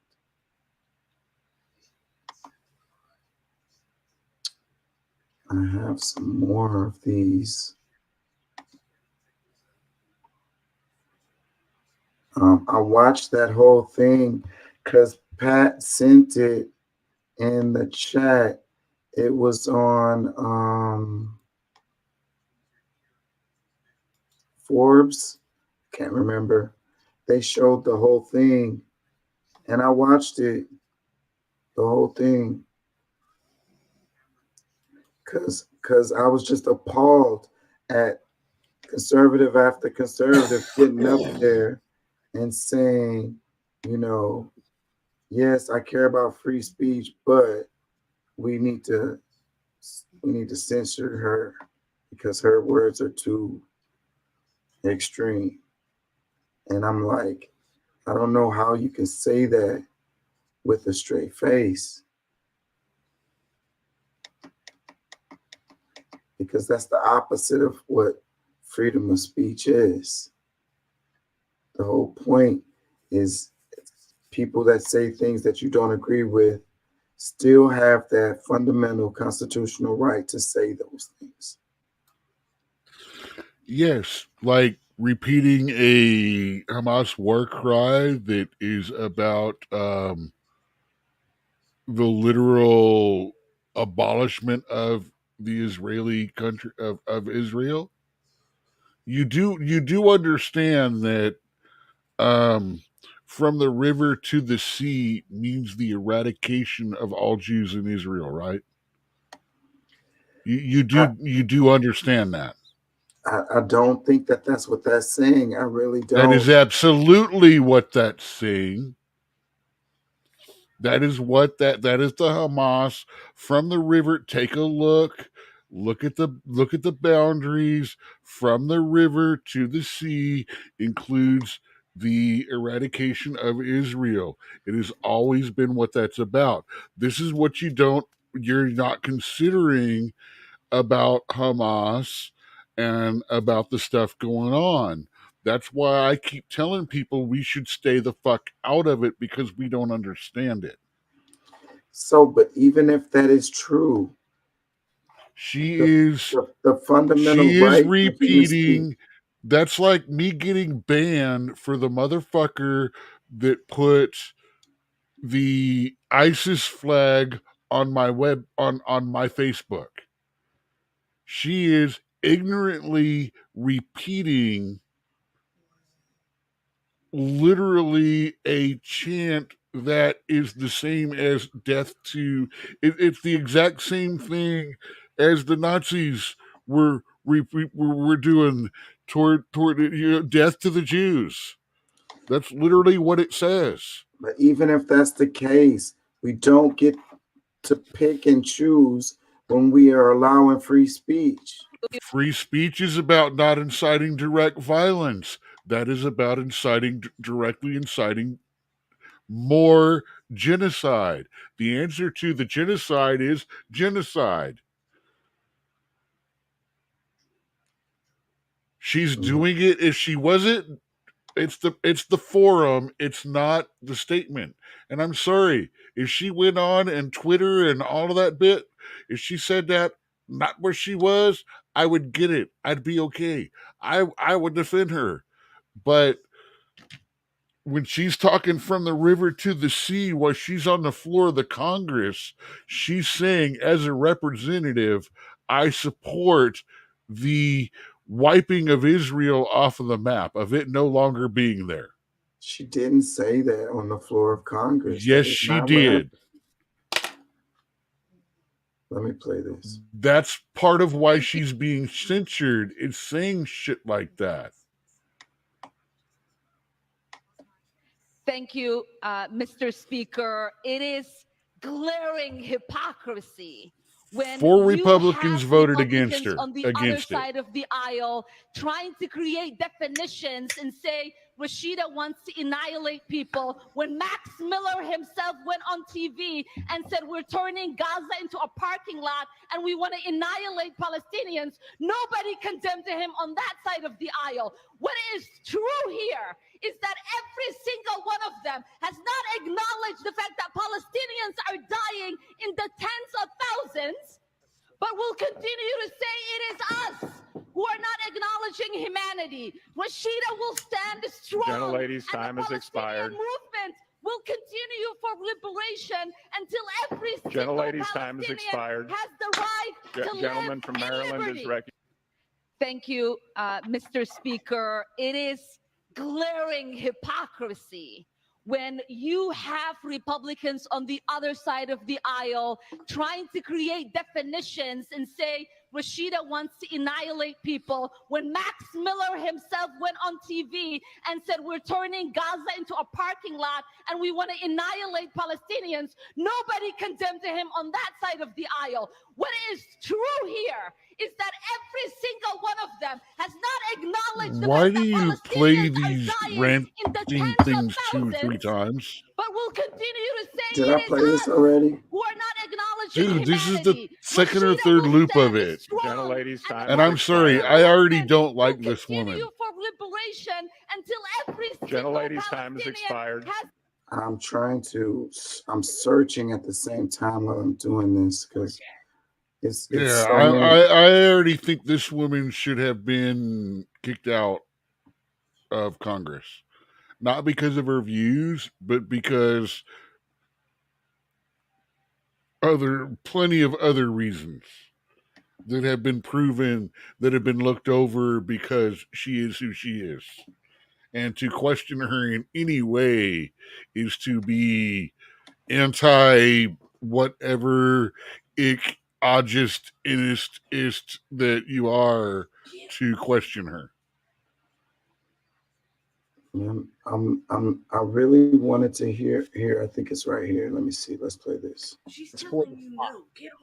A terrorist group responsible for the largest massacre of Jews since the Holocaust.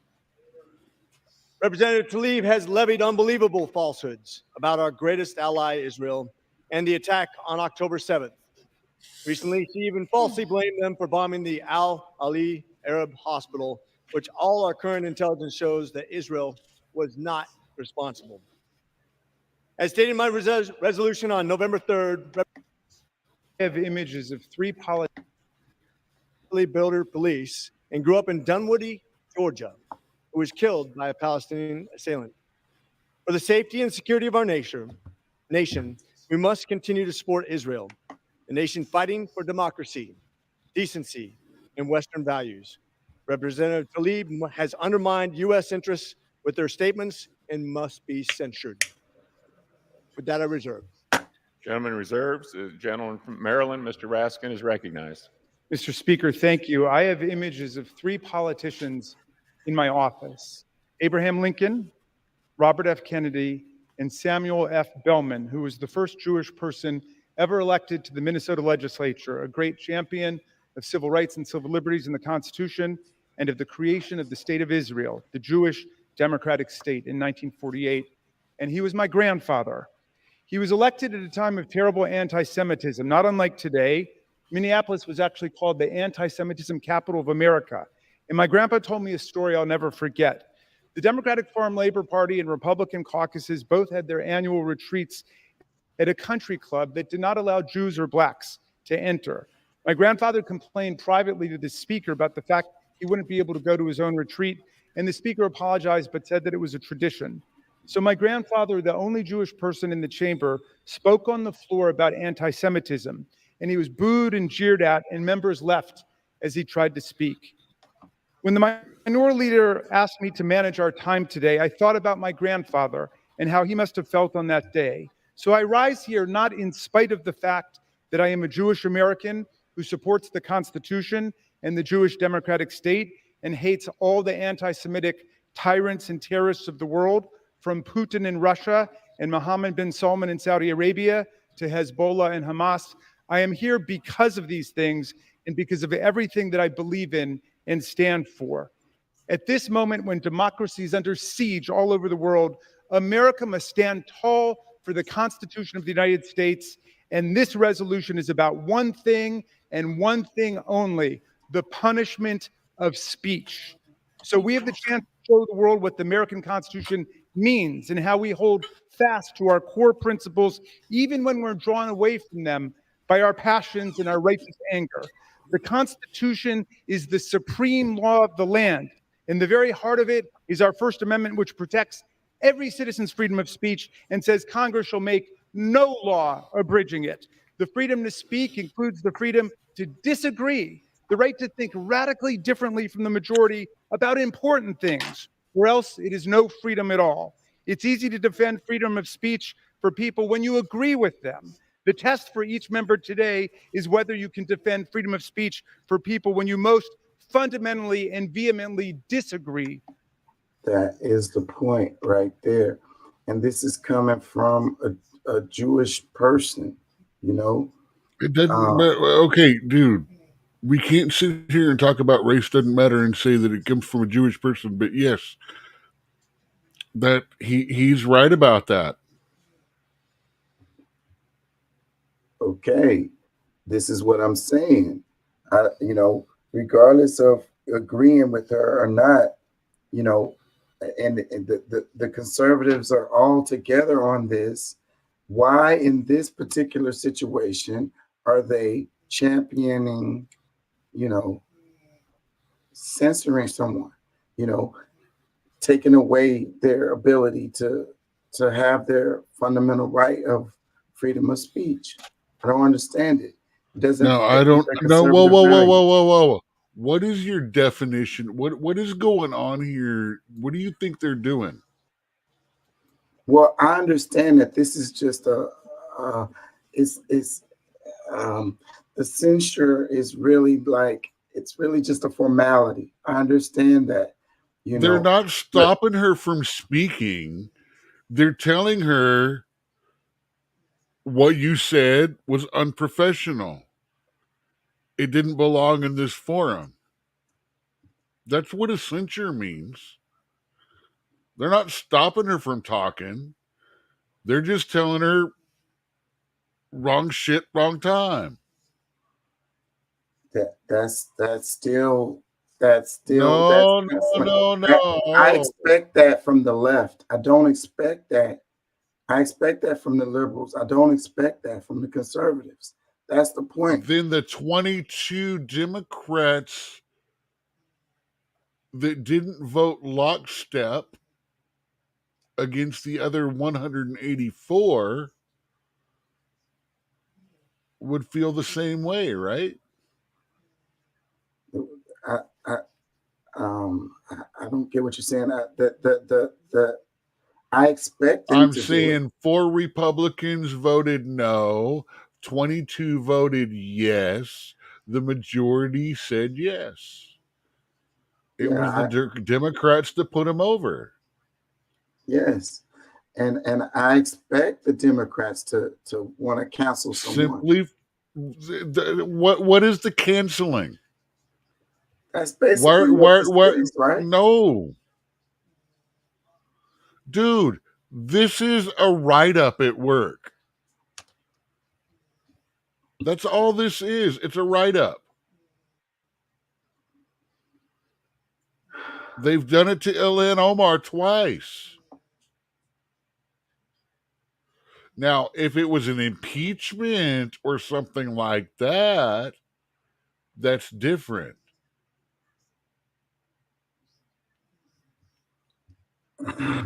Let me play a little more of his comments. With them. The First Amendment is like an apple, and everybody wants to take just one little bite out of it. Left-wing speech, right-wing speech, sexist speech, feminist speech, homophobic speech, pro-LGBTQ speech, anti-war speech, pro-war speech, religious speech, sacrilegious speech. Everybody just wants one bite out of the apple. But you know what? At the end of the day, once everybody's taken his or her bite, you know what's left? Nothing. There's nothing left. If you want to save the apple, you have to learn to tolerate not just the speech you love the most, but the speech you hate the most. Now, like the First Amendment, the speech or debate clause embodies this central value in the proceedings of this body. It states that members of Congress shall in all cases except treason, felony, and breach of the peace be privileged from arrest during their attendance at the session of their respective houses and in going to and from the same. And for any speech or debate in either house, they shall not be questioned in any other place. In the 2.5 century history of this great chamber, members have been overwhelmingly censured for their actions, not for their speech. Actions like participating in the violent assault against Charles Sumner of Massachusetts, assaulting Representative Josiah Grinnell of Iowa with a cane, selling military academy appointments, taking bribes, engaging in mail fraud and payroll fraud, improper spending of campaign funds, embezzling congressional money, engaging in sexual misconduct with a House page. Do you see the difference? It's not what they said, it's what they did. And I can find only 3 categories of cases where speech is the sum and substance of the charge, and all are acceptable that have been ratified by the Supreme Court. One, violent threats against other members of this body, which, as the court has found as recently as April, are not protected by the First Amendment. Two, fighting words, the use of unparliamentary or aggressively insulting language on the House floor that constitute a direct affront to another member. And the Supreme Court has said that fighting words are not protected. Three, speech advocating or promoting treason, secession, or insurrection, all of them outside of the First Amendment because of numerous provisions in our Constitution condemning and opposing insurrection. That's it. Violent threats against other members, fighting words on the floor, speech inciting insurrection. The resolution offered against the gentlewoman from Michigan is all about censuring her for her political speech, and literally nothing else. No actions, no conduct is being alleged or punished. The entire motion is about her speech and how much we hate it and how wrong we think it is. And all of that is fine for all of us to express individually on the floor, in the media, on the social media. And I have said to Ms. Tlaib myself that the phrase "from the river to the sea" is abhorrent to me, even with her published explanation of what she means by it, which is very different from what Hamas says about it and uses it. But I would never think of punishing her or disciplining her because we disagree about that.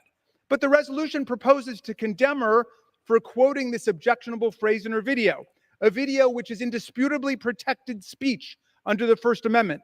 Unlike the gentleman from New York, Mr. Santos, who's proposed expulsion by... Okay, it was a video, not a tweet. Members of the majority was rejected by a commanding bipartisan majority last week because he has not been convicted of either the criminal or ethics charges outstanding against him. Ms. Tlaib has been criminally charged with nothing. She's been civilly sued for nothing, and she has no ethics charges outstanding before the ethics committee in any way. And it's easy to see why. She cannot face criminal punishment or civil liability for her speech because the United States of America, we don't punish people for their political ideas, no matter how wrong-headed or offensive we think they are. And the majority might think they are, or it might not, but in any event, it doesn't make any difference. She won re-election with 71% of the vote in Michigan's 12th district, and if anyone's going to punish her for her political ideas or performance, it must be the people of her own district who sent her here to represent them. Mr. Speaker, the disciplinary process should never be used to punish the political speech or viewpoints of a member of this chamber just because the majority disagrees. The punishment of political viewpoints will mean that members will be censured just for being in the minority rather than in the majority. And that will come to stifle our dialogue and haunt all of our work. Yep, I think that's the point. And them getting caught up on this. Meanwhile, it's stuff that could be getting done instead of them focusing on this and not getting nothing done. They're just arguing about saying that somebody can't talk about whatever the hell.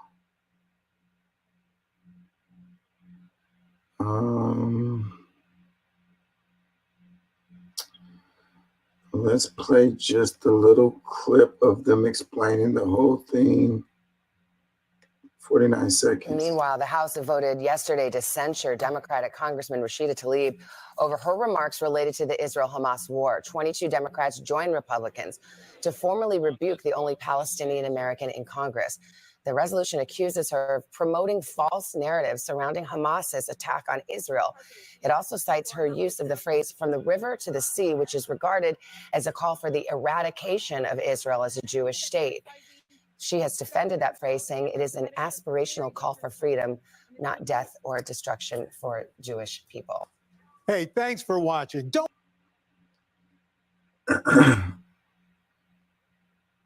So her intention wasn't to say the eradication of Jewish people. And I think that it's not fair for them to, I think that is, I'm sorry, that is an attempt to change the narrative or not apologize for using a phrase that's exactly what it means. I'm sorry. I have heard that phrase going back for a long, long time. and it has always meant the eradication of Israel, the Jewish state in charge of Israel. Everyone's going, oh, it doesn't mean that now. It doesn't mean that now. Bullshit. I mean, sorry. This is one of the ones where they're going to rephrase history and redefine it, but I'm not going to let there be a Mandela effect. That is always what that phrase has meant. I'm sorry. I started learning about this shit when I was what grade was I in? 8th grade? 9th grade?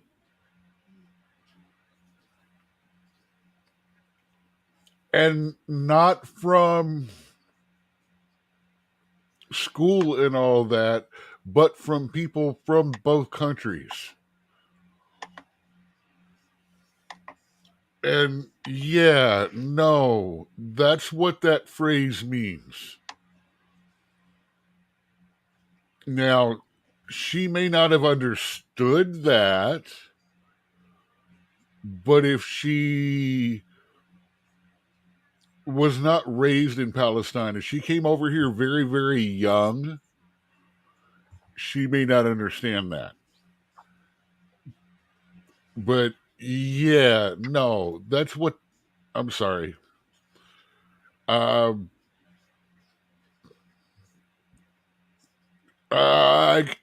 trying to find an equal phrase that I could say to explain it, but I really can't. Yeah. Let me read a little bit of this. It says Rashida Tlaib's Holocaust comments are wrong, but so are her critics. Today's talker. This is on USA Today. It doesn't say who the author is. May 15th, 2019. What? How could that be? It says it's not acceptable for elected leaders to weaponize comments about Jews or the Holocaust for political gain. We must end the blame game. It says Representative Rashida Tlaib, Democrat Michigan, is defending herself against charges of anti-Semitism this week after she made controversial comments about the Holocaust and the human rights situation. So this is old. So are we seeing a pattern here?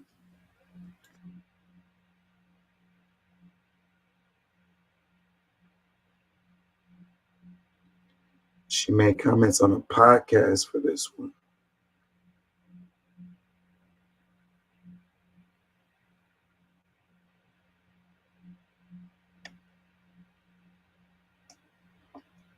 Yeah, I'm not going to read it since it's old. Anyways, that's probably why I'm delirious. That's why I'm clicking on the wrong ass articles and shit. No, dude. You got to understand. It also shows her pattern of being anti-Semitic, anti-Israel. It's a valid piece of information. It shows proof that this is a pattern of behavior. She's the only Palestinian representative in political office. She has a grandma. That makes her basically being the KKK of the Middle East. Okay. No, that's a bad way of saying that. So it makes her racism and hatred okay. No. It's saying that her perspective is represented as a result of her background, where she comes from, being a Palestinian herself. Okay, so that means if someone's background is someone that comes from racism and then it's okay for them to be racist. I don't agree with the framing that is saying that she's being anti-Israel at all. I do, because she says from the river to the sea, which is absolutely 100% for 30 years been about the destruction of Israel as a Jewish state. She's advocating for the rights of the Palestinians. You know, what about a Palestinian state? That's not even part of the argument here. Talking about, that's not a question that's been asked. The question and the point being, she is chanting literally a war cry from a group whose total 100% in their charter is the destruction of the Jewish state of Israel, of it being a one Muslim nation.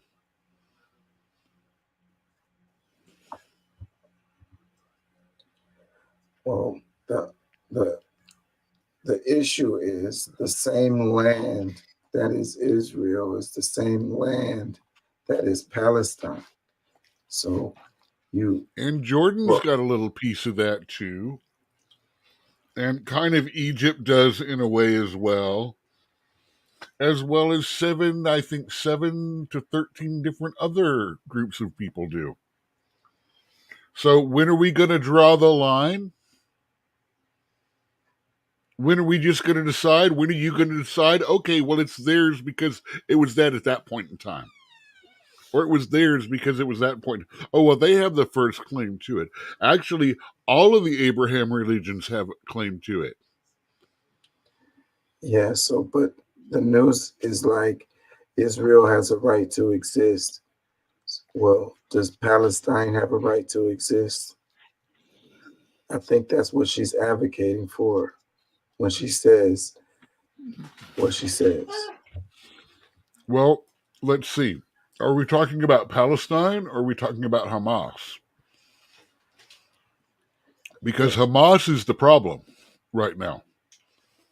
The terrorist organization that they voted to be in charge of Palestine, who recently basically attacked what is the equivalent of the Burning Man festival, and then dragged bodies, raped women, and dragged bodies through the street and shit like that, which is what started this whole thing.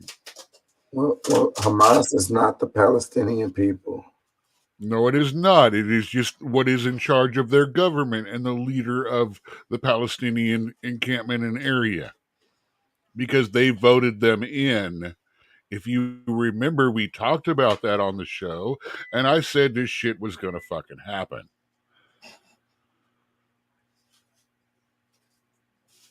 Yeah. I'm going to have to wrap it. It's 5 a.m. and I got to go to work tomorrow. I have to figure out a way to go to sleep. So yeah, what sucks about these topics like this one is everyone's already got their mind made up, and it's like no matter what information is presented, people aren't gonna, see it any other way than they've already preconceived.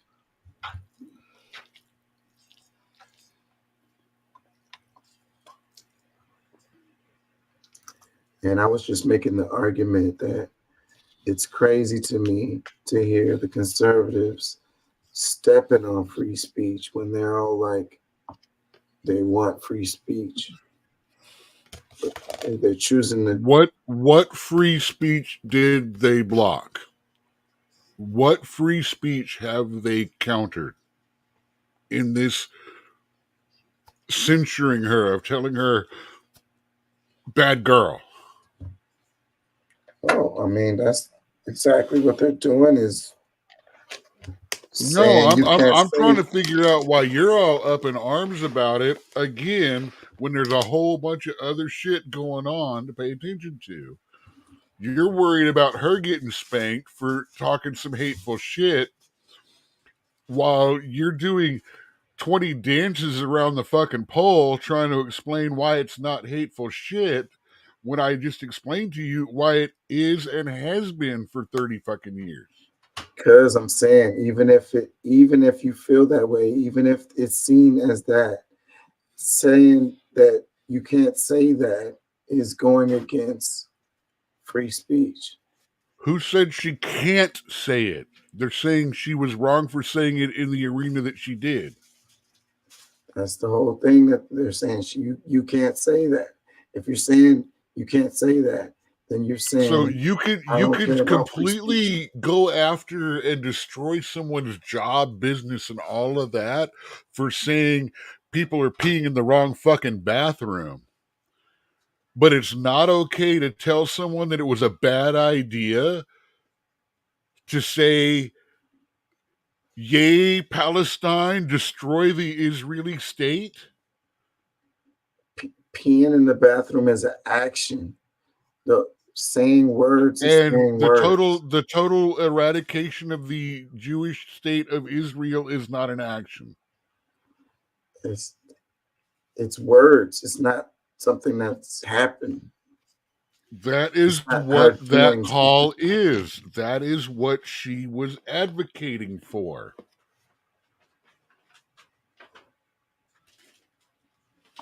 I'm sorry, if that is not a phrase that incites toward violence, then what the hell is anyone putting Trump up for? How did he incite violence on January 6th with anything that he said? Because there wasn't anything close to that. Yeah. This is a war cry, dude. This is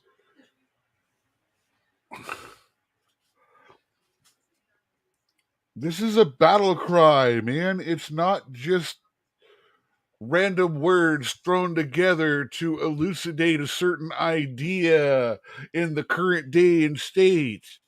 And she knows that because she's from there.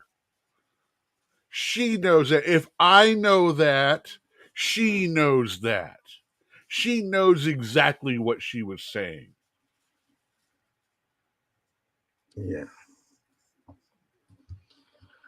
Well, I gotta get out of Just here. saying. I gotta get out of here.